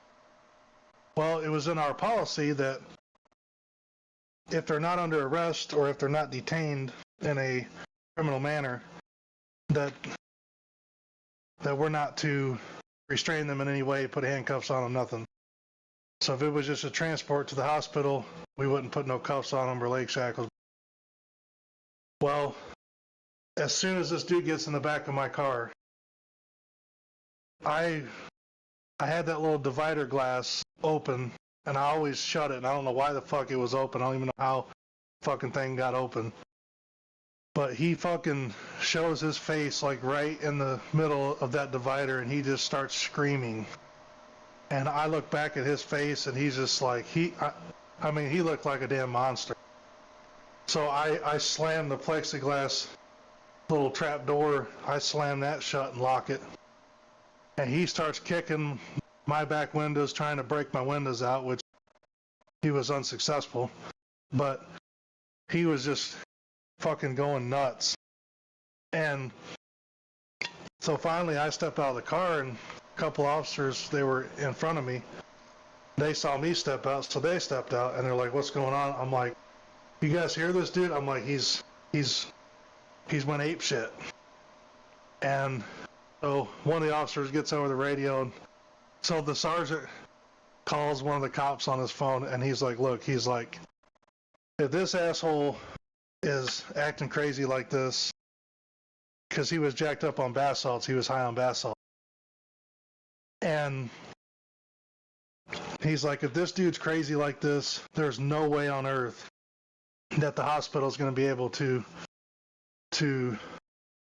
basically deal with this dude. And so he's like, charge him with disorderly conduct. And he's like, and just take his ass to jail. Damn. And so then the whole thing shifted. We had to get him out of the car. Now we had to put cuffs on him. When we started to put cuffs on him, the fight was on. And man, I kid you not, it took all four of us. We fought him with 30 pounds of gear on us, all four grown men fighting one dude for about 7 or 8 minutes before we could actually cuff him and put leg shackles on him. We beat the fuck out of that dude. But it wasn't like we were doing it in a mean way or a crooked cop way. This dude was actually fighting us. He was trying to grab our guns off our belt and everything. Yeah. One cop tased him twice. Didn't even stun him one bit. Didn't even affect him. They had dry stunned him once and then shot him with a regular taser probe. Didn't affect him. We had this dude in leg holds and arm holds and shit, trying to put him in choke holds, and so finally. Could you legally, like, if they were reaching for your gun, you at that point you could legally like shoot them, right? Yeah, but we were trying not to have to use deadly force. It honestly almost got to the point where we had to bring our expandable batons out and just start cracking the dude upside his head. We didn't get to that point, but dispatch is hollering for us. My radio's knocked off. It's like 5 feet in front of me. I'm trying to fight this dude. Everybody's trying to fight this dude. I finally made it over to my radio, keyed up, and just said our fight code was 1059. And I just said, when they kept status checking us, I'm like 1059. And so then I hear dispatch come over the radio requesting all units to go to their location, and all I hear from a far distance is sirens coming from fucking everywhere. And well, I end up punching the dude right in his nose, and I end up breaking his nose. According to the jail nurse, she said I shattered his nose. And I was fucking throwing knees to his temple. Like I was grabbing the side of his head and just kneeing him as hard as I could to try to knock this dude out, and he was not. Was he actually, was he on drugs or was he just crazy? Yes. Well, he was high on bath salts. Ah, shit. And so he had like Superman strength, you know?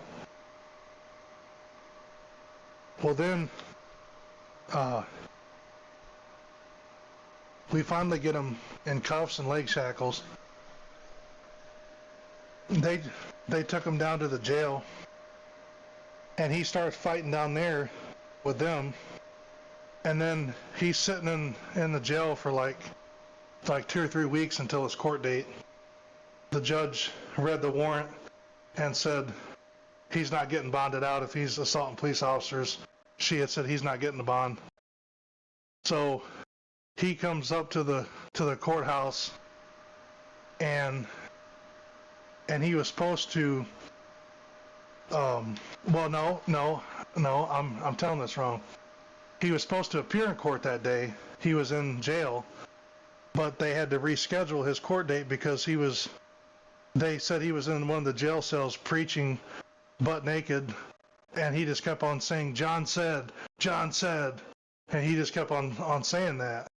And so the judge is like, I'm not dealing with this bullshit today. And so she makes a request legally to send him off for a mental evaluation at an actual psych ward. So the sheriff's office, the transport units, take him down to Chattanooga, which was like a 2.5 hour drive from where I had worked. He fucking started going off on them on the side of the road like a couple days after that court date. and he ended up kicking one of their back windows out. And then there was 2 officers ended up wrestling with him on the side of the road, calling for help from a mutual agency, and they ended up breaking the dude's arm. And so, like, he was just whack, man, you know? Damn, so he was crazy. So bath salts already wore off. He was just psycho. Yep. I'll never forget that dude. His name was Zachary Bolton. And he was insane, dude.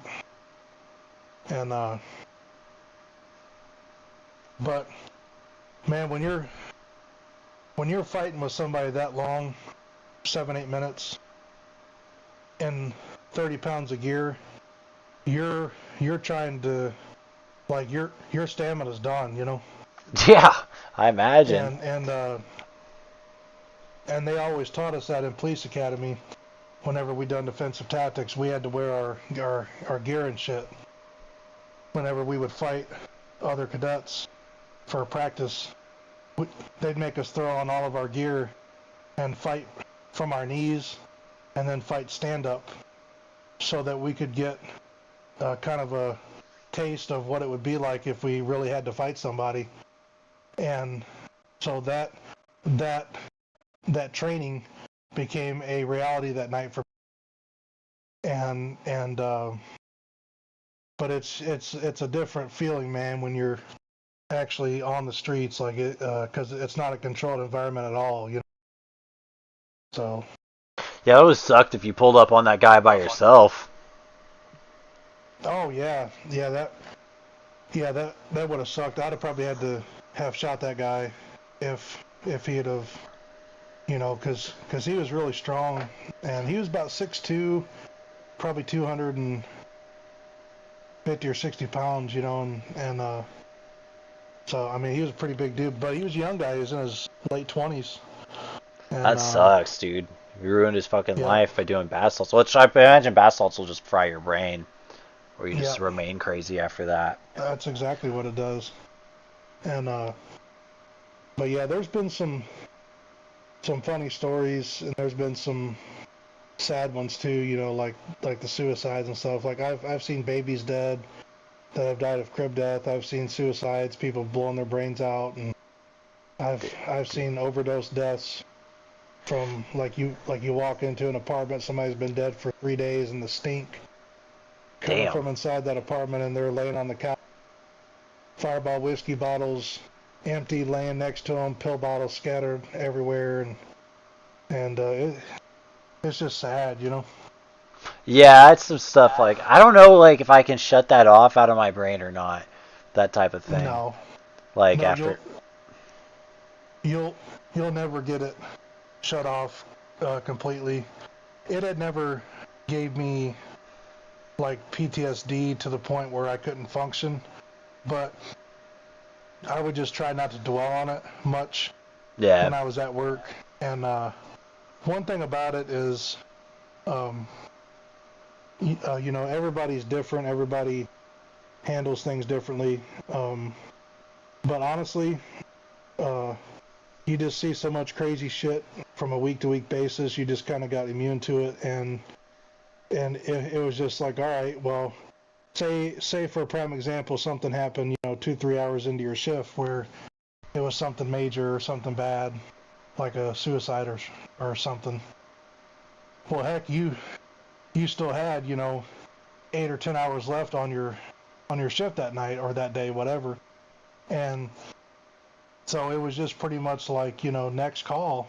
When you got done, you're just like, next, you know, because you just had to just keep going, and like you could go from a past occurred vandalism or a past occurred theft, and then go from that to like an aggravated assault, to a active shoplifter, to a attempted suicide, to an actual suicide, to a breaking and entering. I mean, your head was always on a constant swivel, and you just never knew what was going to happen from day to day, moment to moment.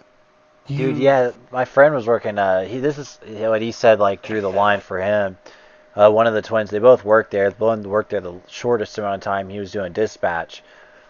And he got a call from this one mother's son begging them to get someone down there because his mom was threatening to kill herself. Well, apparently this was a normal once a week or once a month thing that his mom would do. And he, like, you know, called it in, and he's trying to get someone down there.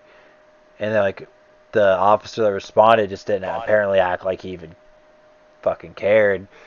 And took his time to get there. It took a while for him to get there, and by the time they got there, that he found the mom with, like, fucking shot herself in the head. Dang. Dude, they like would tell me about like this. They pull the pictures up on the camera, not on the camera, on the computer of just random fucking shit that happened.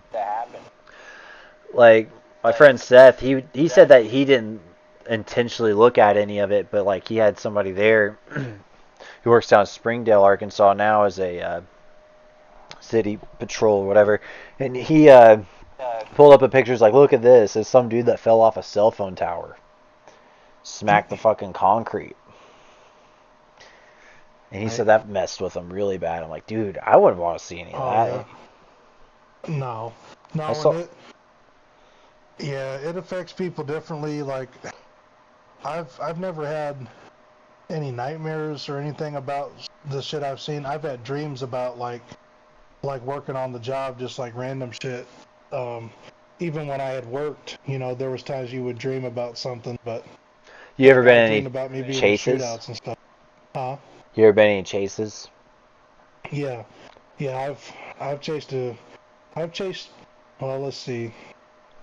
Not chased many. I've chased. I've been on foot chases. I've chased probably 3 or 4 people on foot, and one of them got away from me. Caught the other 3, and had to tackle them. And then I've been on a couple, I think 3 or 4 vehicle pursuits, maybe 5. One of the vehicle pursuits, it was 2 black guys and a white guy out of Knoxville. They had felony charges on them, felony warrants, and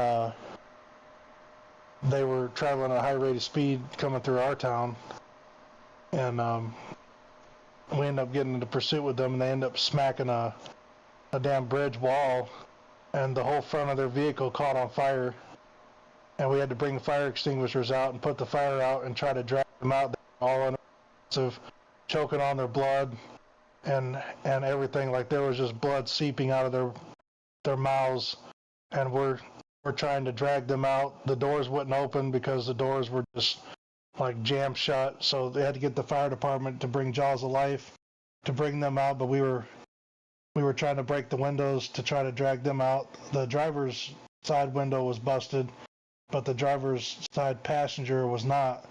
So we had to break the window to try to drag him out. And did they make we it? had to cut the... yeah, well, the driver at first looked like he was dead because he was slumped over the wheel, but he still had a pulse, but it was very vague.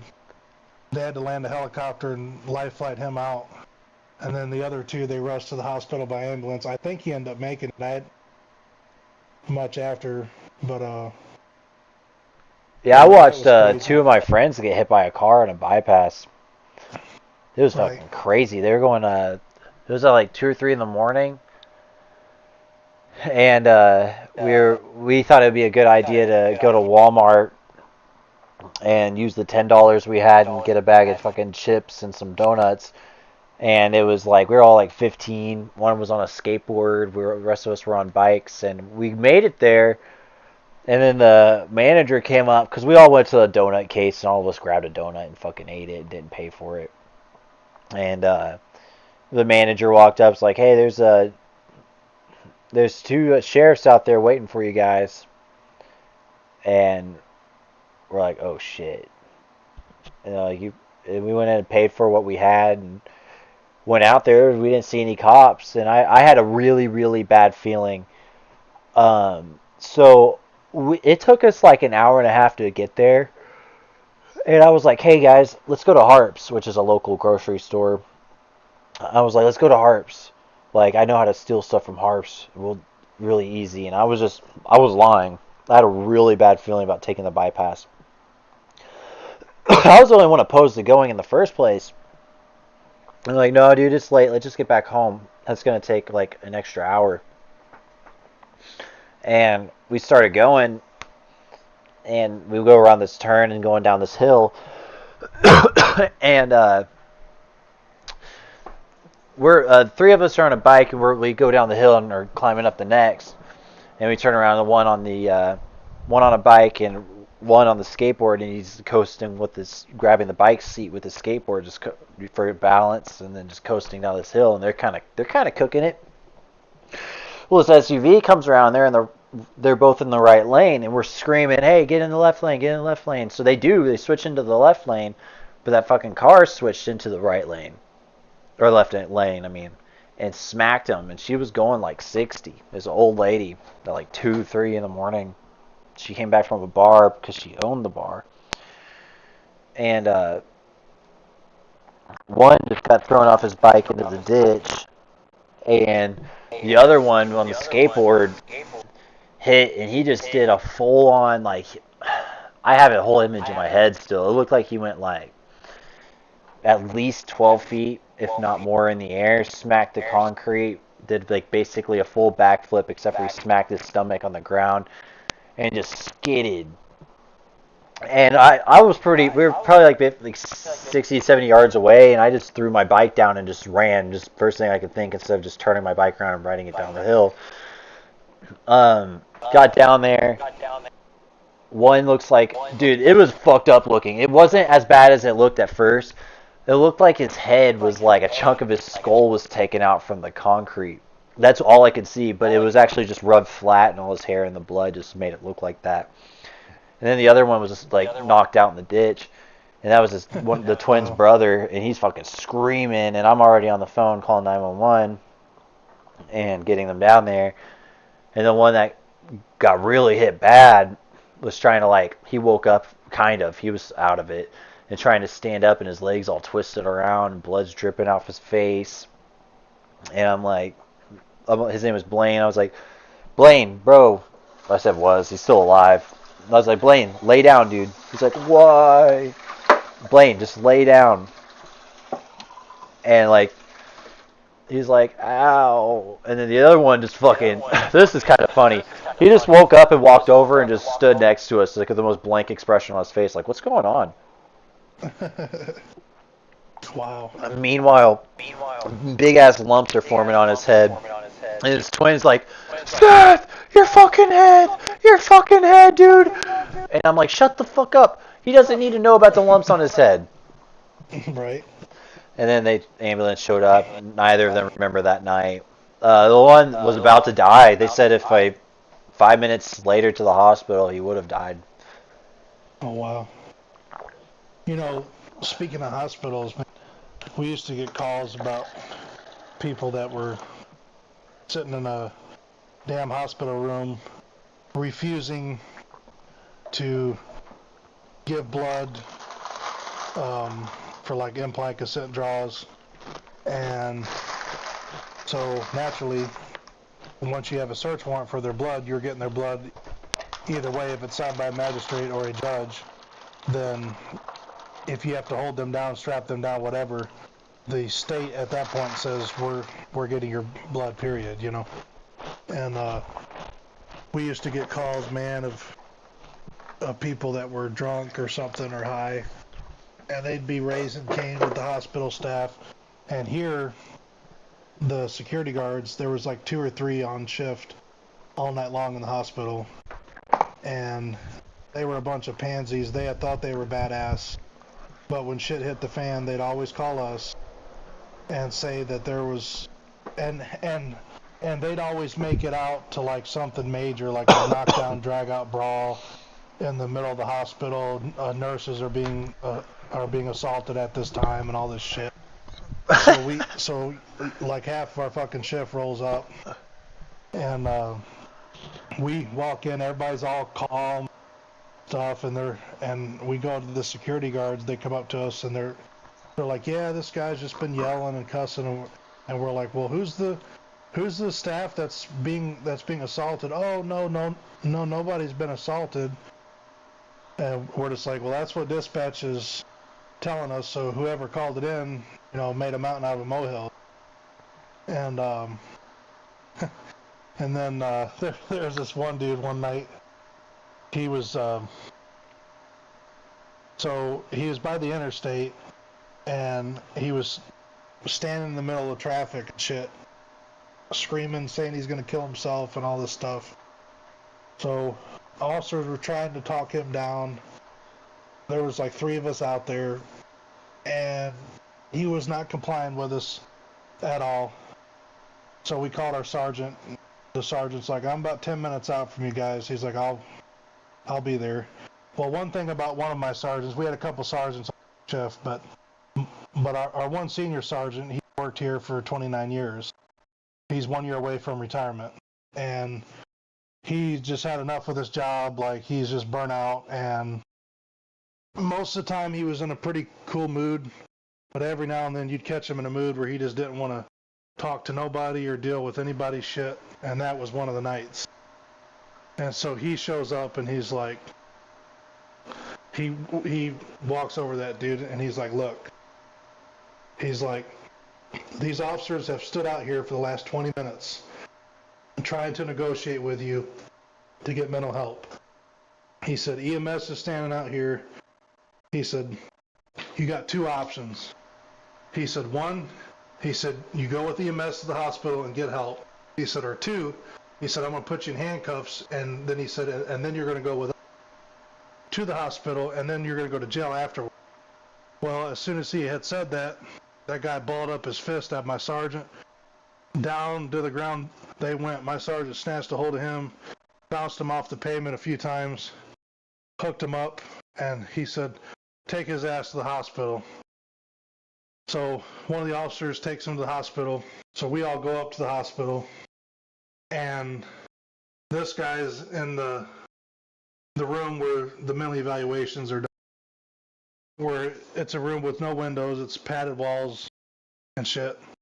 Or no, actually there was no padded walls. They had a floor mat in there if you wanted to lay in it, but it was all cinder block walls, but no windows, nothing. And it had a real heavy door, like kind of like a jail door, you know. And this guy's screaming and cussing from the back. He was talking about my sergeant. My sergeant was bald. He's like, bring that bald motherfucker in here right now. And so my younger sergeant he looks at my older sergeant and he says, well, Sarge, he said, what do you want to do? And my older sergeant, Todd was his name. Todd said, well, this is what we're going to do. He said, these jail nurses are trying to get him to change out of his clothes and put the hospital clothing on, and he's refusing. So Todd said, this is what we're going to do. He looked over at that nurse and he said, you're going to open that door. He said, and when you open that door, he said, you're going to step out of the way, because he said 300 pounds of flesh is coming right through that door. And he said, that back wall right there, he said, I'm going to put him to that back wall. And he said, and I'm going to knock his damn lights out. And he said, and then you guys can do whatever you want to do. He said he won't be breathing. And so anyway, that guy's like, come in here, motherfucker, you know, all that. So as soon as the door opened, here my sergeant comes, just barreling through that door. And that guy goes, whoa. He goes, wait just a minute. And he's like, if you bring that female officer in here, he said, she was real nice to me, and he's like, I'll take my clothes off, I'll do whatever she wants me to do. And but dude, he came literally that close to getting spear tackled through that wall and getting the wind knocked out of him by my sergeant. Cause my sergeant said, I'm not putting up with this shit tonight, and he had said, I'm too old for this shit. And he said, he said, as soon as that door opens, he said, I'm putting his ass right through that back wall. That's hilarious. And well, you know, we'd have stories like that from time to time, man. It was just funny, you know. It was just never a dull moment, you know. Bro, My, I was my just lieutenant. I just remember this story about my friend Casey, dude. Like, this is... I honestly think he was like one of those people that was possessed.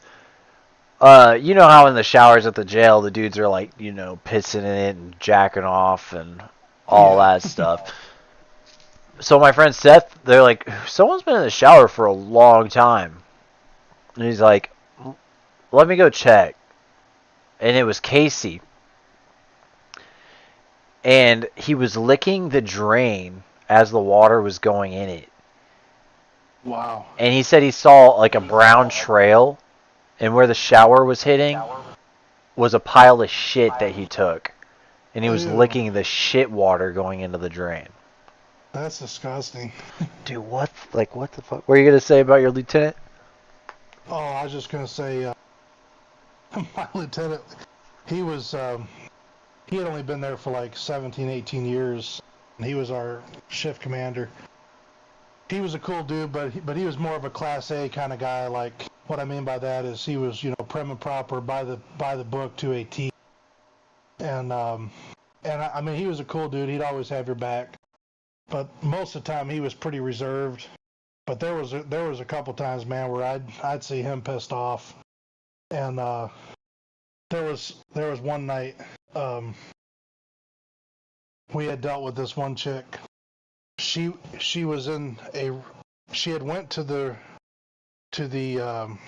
detox center to try to detox off of her alcohol, and her boyfriend drove all the way from Nashville, which is 4 hours from here.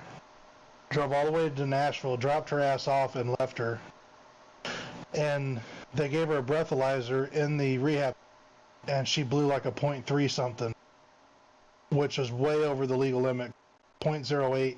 If it's higher than 0.08, then you're pretty much intoxicated.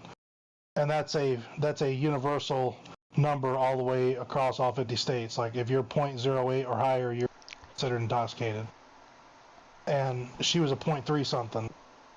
And so they wouldn't even treat her because she was too intoxicated. They had told her that they wanted her to sober up first before ever getting treated there. So they weren't going to accept her there. And so she started cussing them out. So we get called for disorderly conduct. And we show up, and of course, you know, we got the whole story, which is what I just explained to you. And she's like, fine. She's like, I'll just walk and go find a room. And we're like, you're not walking anywhere, man. Probably intoxicated, and you're not going anywhere but either to the hospital or straight to jail. And she started just going on, fuck you all, and all this stuff, cussing. So there was me and another officer, and then my lieutenant shows up, and he's like, ma'am, he's like, he was trying to explain to her how everything worked. And she started cussing him out, and he's like, all right. And he's like, well, he said, we can do this option B then. He said, stand up, and he said, drop your bag, and he said, put your hands behind your back. And she's like, fuck you! And he jerks her up. And so she throws her bag down. And so we're trying to cuff her, and she's starting to resist a little bit, but nothing too bad. Well, she starts to spit toward my lieutenant. She didn't hit him, but she started to spit toward him, which is also assault, by the way. Yeah. If you spit on somebody. And he like pinned her up against the wall with the back of his forearm and the back of her neck. And he's like, you spit at me one more time. And he's like, he said, I'm gonna put your face through this fucking wall. And well, anyway, so of course I'm the one that gets stuck with her to have to take her to the jail.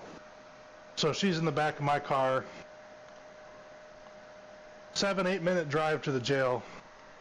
All I hear is her screaming and cussing me out, saying, just fuck me in the ass already. She's like, and she's like, I know you want to put it in my bum. She's like, just go ahead and just fuck me already.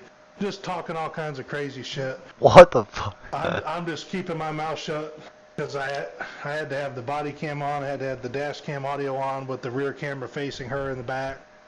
I just kept my mouth shut and kept driving. Get to the jail, pull into the Sally Port of the jail, and I tell her to get out of the car. I open up the back door, and I said, "All right, ma'am." I said, "Step out." Well, my lieutenant was pulling in right behind me. I said, "All right, ma'am." I said, "Go ahead and step out of the car." She's like, "No." She's like, "I'm not getting out."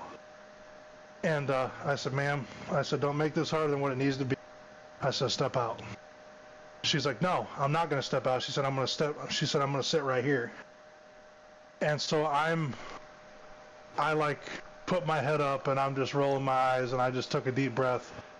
And I said, "I'm going to tell you one more time."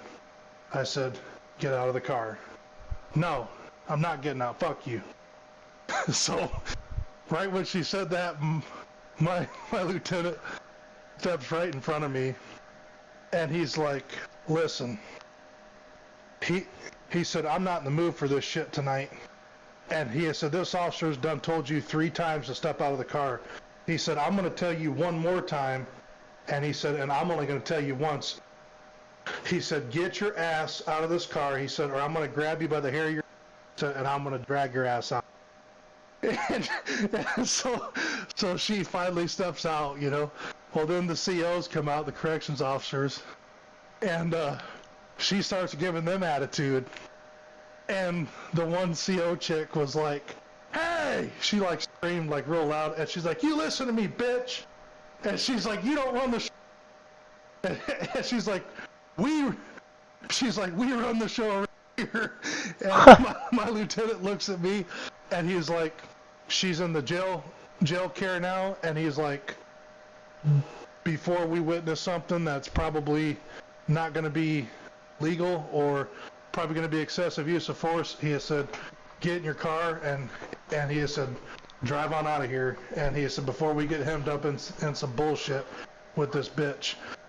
And so then I'm like, well, I was like, "Hey," I always called him LT. I was like, "LT," I was like, "I'm gonna need my cuffs." And he's like, "Get them later." And he's like, just he's like, "Let's just go." And he's like, "She's in the jail care," and he's like, "Fuck her," you know. So, and because, you know, there was a lot of times where we take people to jail, and some of the COs, not all of them, you know, there were some that were, you know, good people that were just doing their jobs, but there were some that would like to stir the pot and shit and make matters worse, and we would be caught right in the middle of it, and they would slam them on the ground or spray them in the face, do something crazy. Yeah, my friends told me like one of them would brag about like it kind of rubbed me wrong. Like there's like some meth head dude that tried to cause a fuss, and you know they threw him on the ground and roughed him up a little bit more than they probably should have. Sure. Yep. But there's a lot of crazy shit. I only like ever had. I may have told you this story. One bad interaction with a cop ever. I doubt he even works there anymore. He didn't seem like he was very happy. But I don't know what he just came back from, though. That is, like, you made a good point earlier. Like, he could have just seen some fucked up shit, like starting a shift, and now he's got to be dealing with whatever we got going on. My brother called me when I was leaving work at Chili's, and I was miserable when I worked there, dude. I hated it. But he gave me a call. He's like, "I need you to come get me." My roommate just tried to fucking hit me in the head with a fire poker.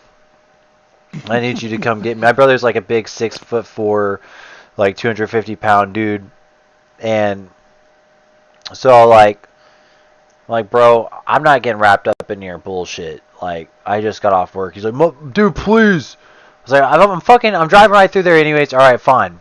So I come over, and for some reason he called our parents too, and then they show up, and they're not letting him. They've both called the cops. My brother called the cops. They called the cops. And he's like, "They're not letting us," or the cops haven't been called just yet. "They're not letting us get on in their driveway to jump, which my car, but I gave to him, and so we could get out of there. And they're just not letting us." And I just don't want to be dealing with this shit. I just want to jump the car, fucking go home. That's all I want. I do not want to be here. I want to go home and take a nap. I'm tired. I'm pissed. I just had a bad day at work. And anyways, my parents pull up. And I'm like, why'd you call them? I was on my way. He's like, oh, just in case you decided not to come, I called them too. I'm like, well, that's fucking stupid. Anyways, my mom's like, what's the problem? Oh, she's in the car. And she's like, starts yelling some shit about my brother, the woman over there. I'm not on her property. I'm just standing in the fucking street. And she's like, starts to get mouthy with my mom, which I'm in a bad mood. And I don't like it when someone fucking talks to my mom. That's my mom, you know. I'm a mama's boy. I ain't gonna let no one fucking talk to my mom like that. And she says, I don't remember what she said, but she popped an attitude with my mom. And my mom was trying to be nice.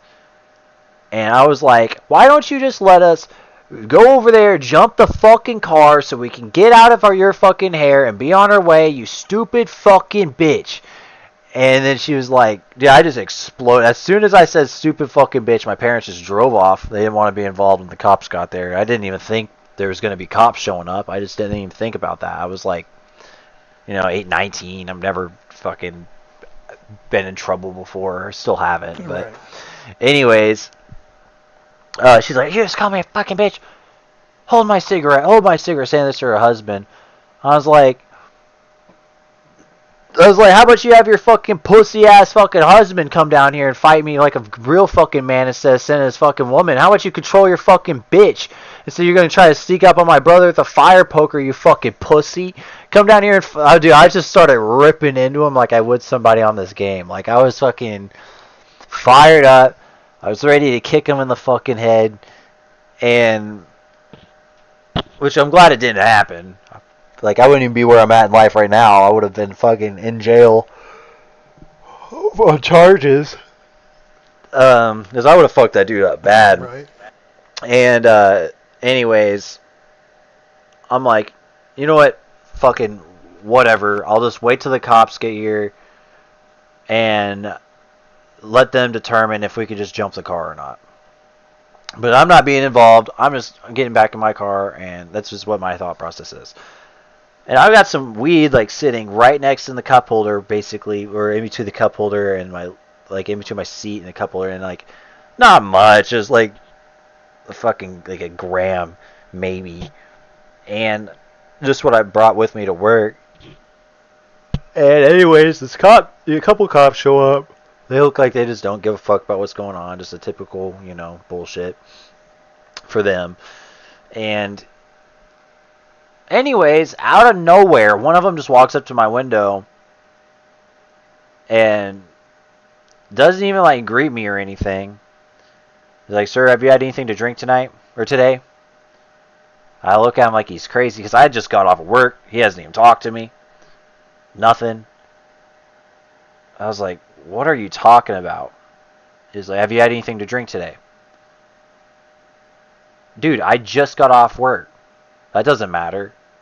I'm 19. I can't even go buy my own alcohol. What are you talking about? That doesn't matter. And he pulled out like one of those little handheld breathalyzers.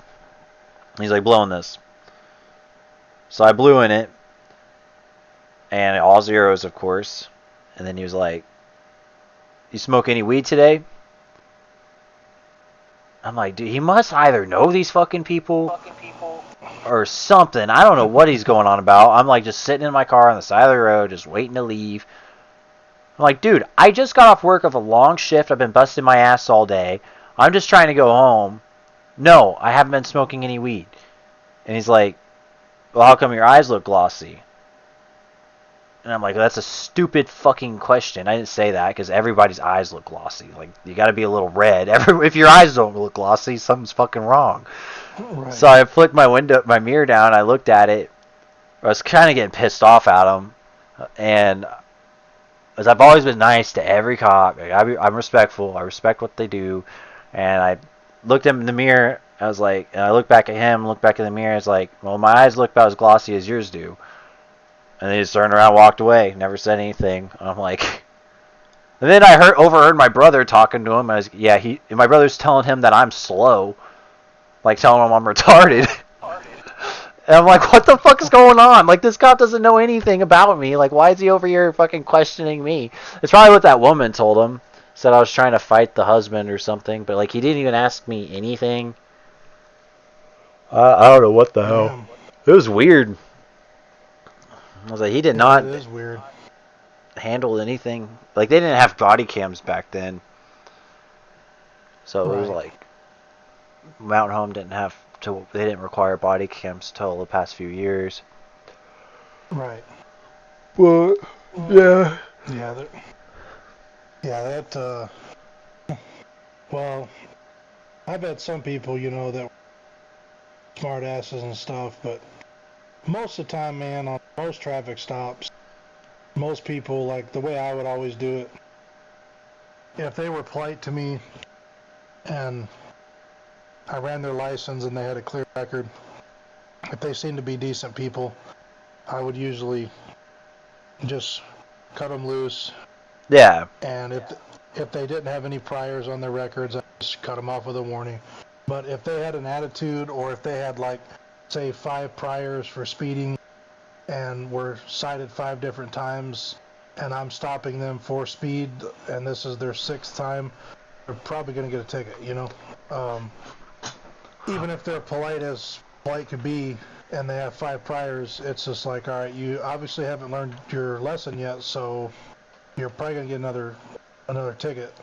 So that's kind of how I would base my stops on, and it was all officer discretion. You know, there was times where I might only have 1 ticket left for the rest of that shift, and I had to get a fresh ticket, you know, the next day, fresh ticket book from records, and I would just pull somebody over and write them a ticket for just to finish my last one, you know. I mean, there was times I would do that shit too, but whenever somebody says, "Oh, well, our department has a quota," no, they do not have a quota. Quotas are actually illegal.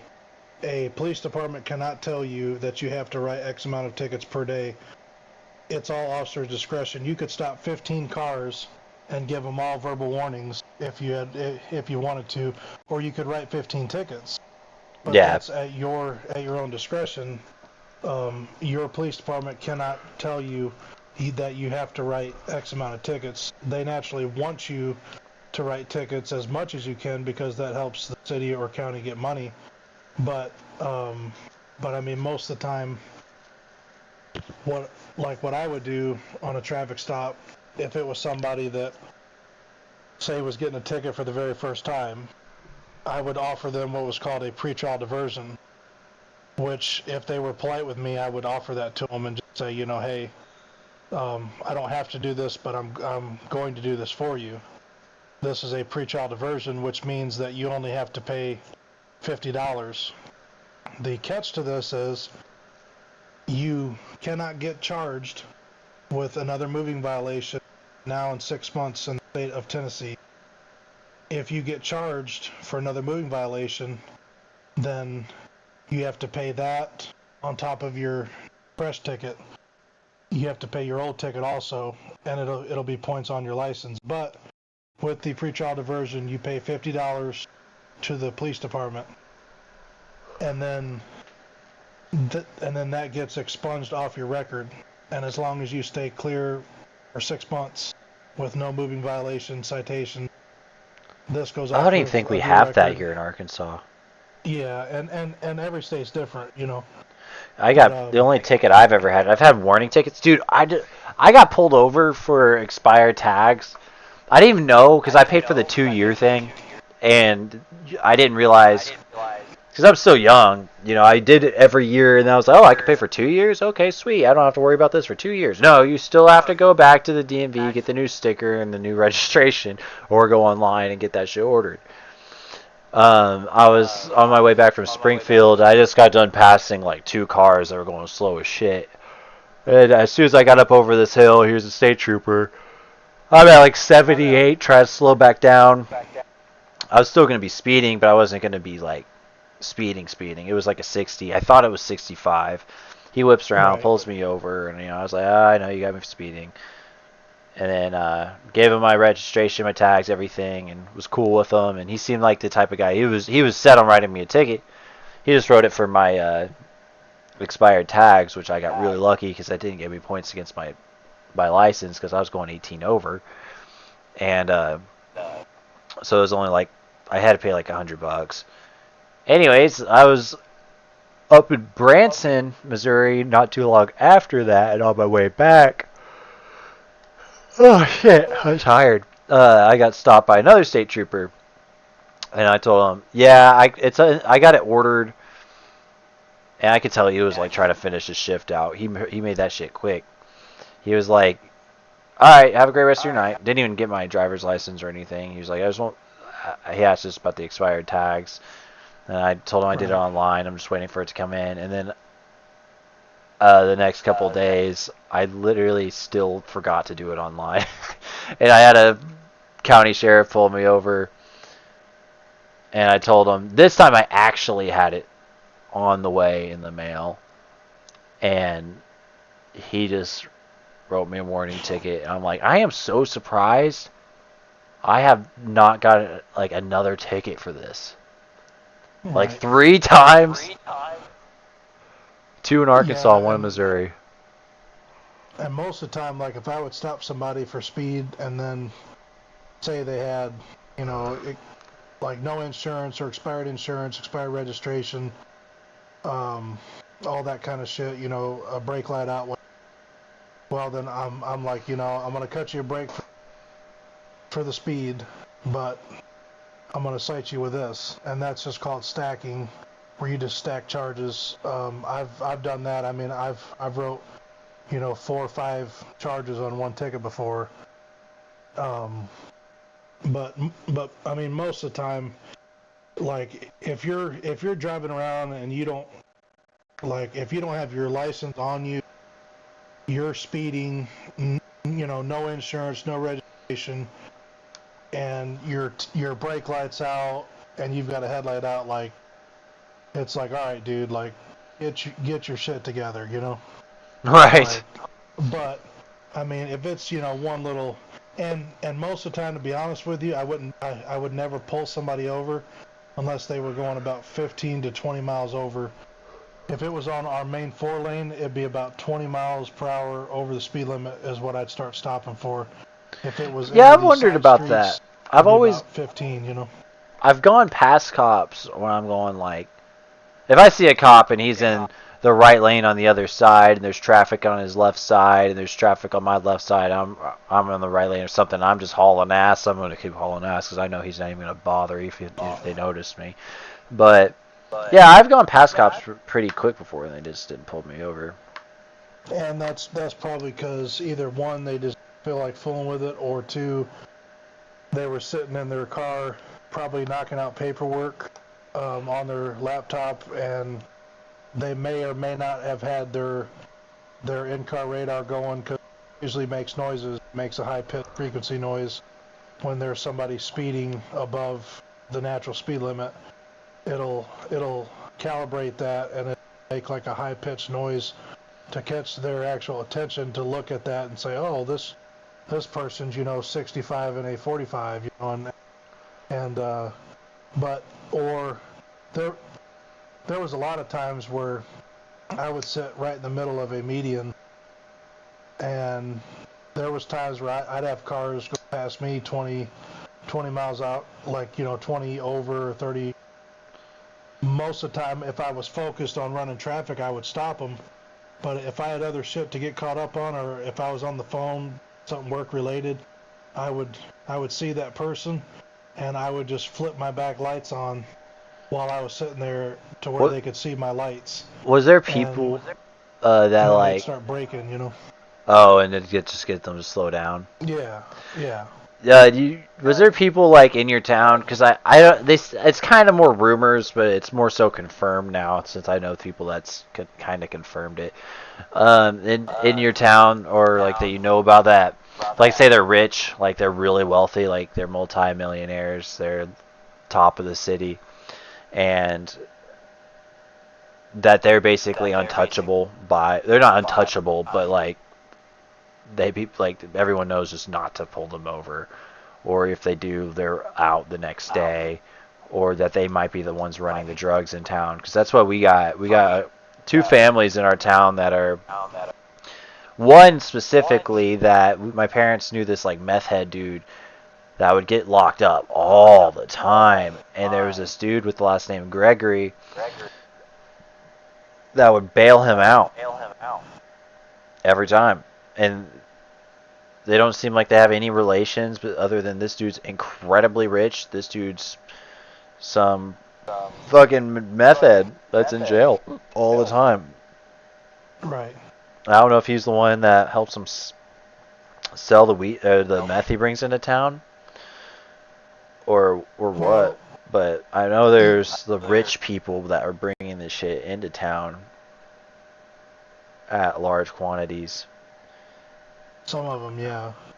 Yeah, there's some, you know, that have a lot of pull in cities or towns, you know, whatever, and they get by with more than your average, you know, dope head that's, you know, passed out in a gas station parking lot from an overdose. You know, I mean, they're going to be, they're more of your, if this even makes sense, they're more of your intelligent, to where they have a lot of skeletons under their closet, and they're very classy, they're very sneaky, but it eventually catches up to them, and if they're running like human trafficking, or if they're running drug shit, or they're in with like the Mexican cartel, MS-13 and stuff, and they're slinging dope, it'll eventually catch up to them. And then if they've been doing it for years and they've never got caught, they'll eventually get caught, no matter how rich they are. That was something my brother got involved in, not the rich shit, but like he was like an electrician down in San Antonio. My grandparents got him hooked up on a sweet job. As an apprentice, he was making like $29 an hour, and he was going to school for it so he could level up and just start making a bunch of money. And he had to be drug tested every week because he's always had a problem with like doing stuff. It's never been the same thing. Like there was one time he was a meth head, but he hated meth, so it was easy for him to get off of it. Right. There's been times he's been like Xanax or heroin or alcohol. He's been like an addict for all of it. His main thing now is alcohol, but back then, whenever he was in San Antonio, he was working with this Mexican dude, and he got fired, and my brother apparently was getting heroin off of him every week, and he would do heroin like at some point during the week, and he would clean it out of his system before it's time to take a drug test. And this dude like left a bunch of tools with my brother, and I remember him posting it on Facebook, these tools for sale, and I was like, huh, that's weird. I didn't really think much of it. And next thing I know, my brother's like gone, missing. No one's heard from him for like 3-4 days. So apparently this dude's been selling him heroin, and my brother decided to buy a scale and weigh it one day and found out he's been getting fucked over. So he's like, I'm going to sell this guy's tools and get back at him. I don't know how true the story is, but like he said that this dude hit him up to buy the tools. He met him up at a gas station, and they pulled guns on him and made him get in their car. Or no, they met him at the gas station, and they got in his car, and they got in the back seat, and they made him drive, and then he ended up having to like go around and do crazy shit with this gang called La May. I don't know if you've heard of them. It's a Mexican cartel. They're like a big prison gang and like Mexican cartel shit. They call them like it's the Mexican mafia. It's what La May is, I believe.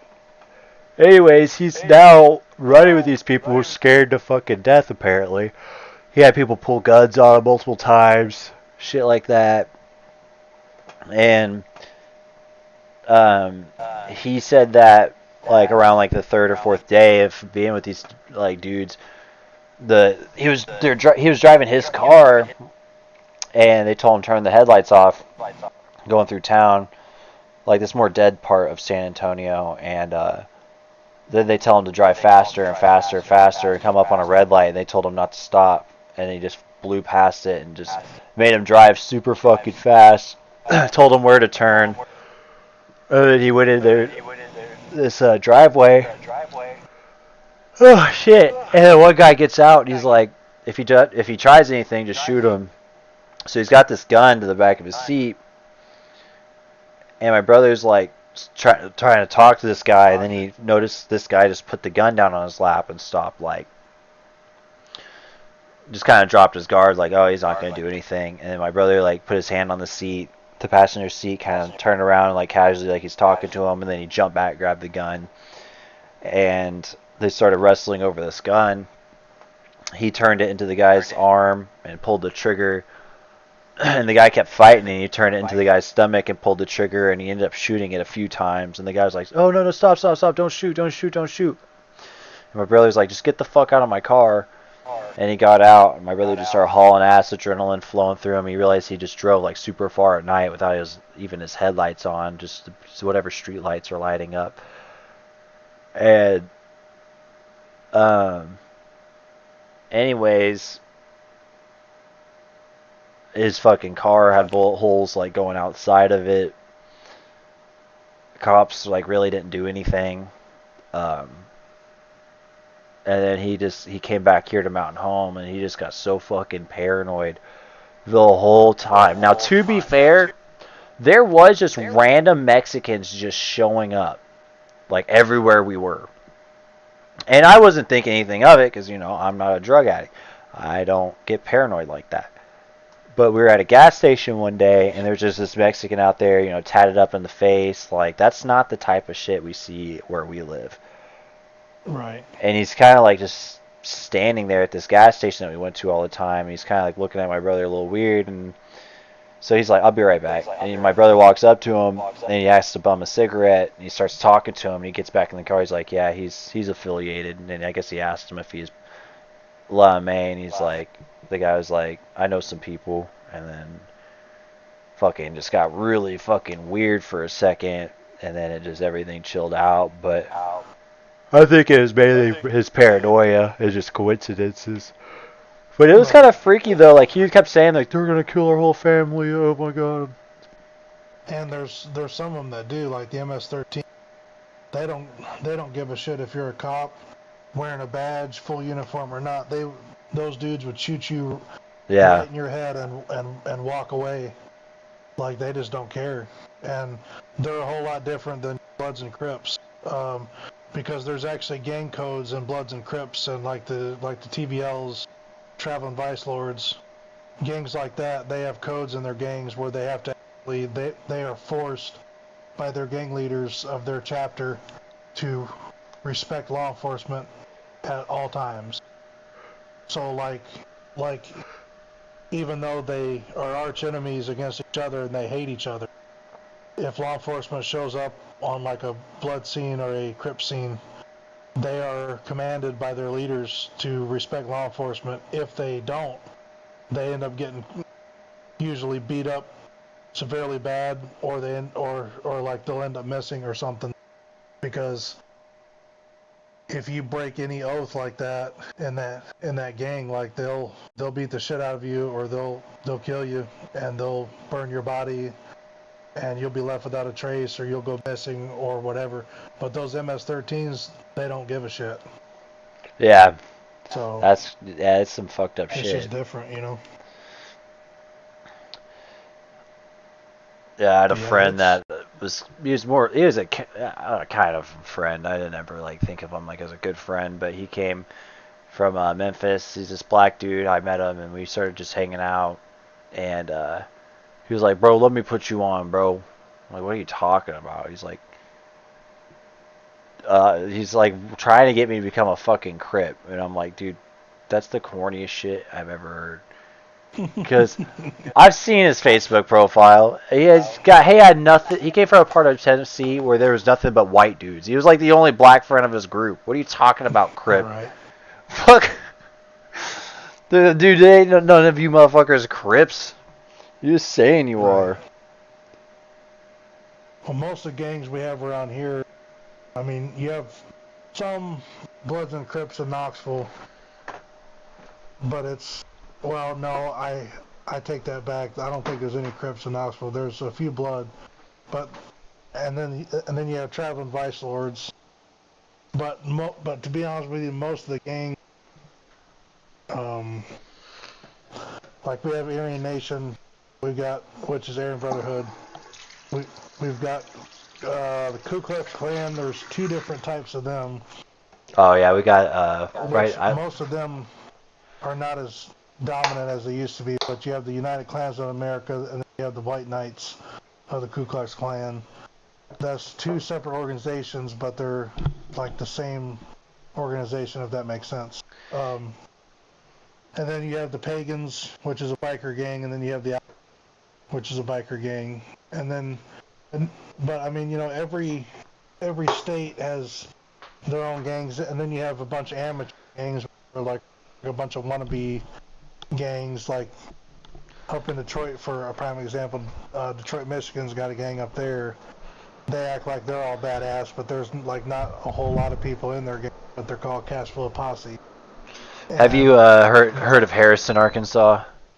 Yes. We're like the most racist town in America, apparently. Oh, really? Yeah, that's where I've been to Harrison before. Yeah, that's right by where I live. It's like 40 minutes. I went to a bluegrass festival there one time. I think it's called Beacon Park, something. I don't know. I've never really like done anything there. I just drive through it. It's like one of those like kind of like little towns you mainly just drive through. But apparently that's sort of like Zinc, Arkansas is right there. The Ku Klux Klan apparently like, well, that's where like the fucking Grand Wizard is. So they call it like the most racist town in America. It's fucking stupid. I can't stand like, I'm streaming right now, so I don't care. I'll be honest to anybody. I've got the slight touch of like prejudice, like everybody does. Oh, like, just based off of like experiences.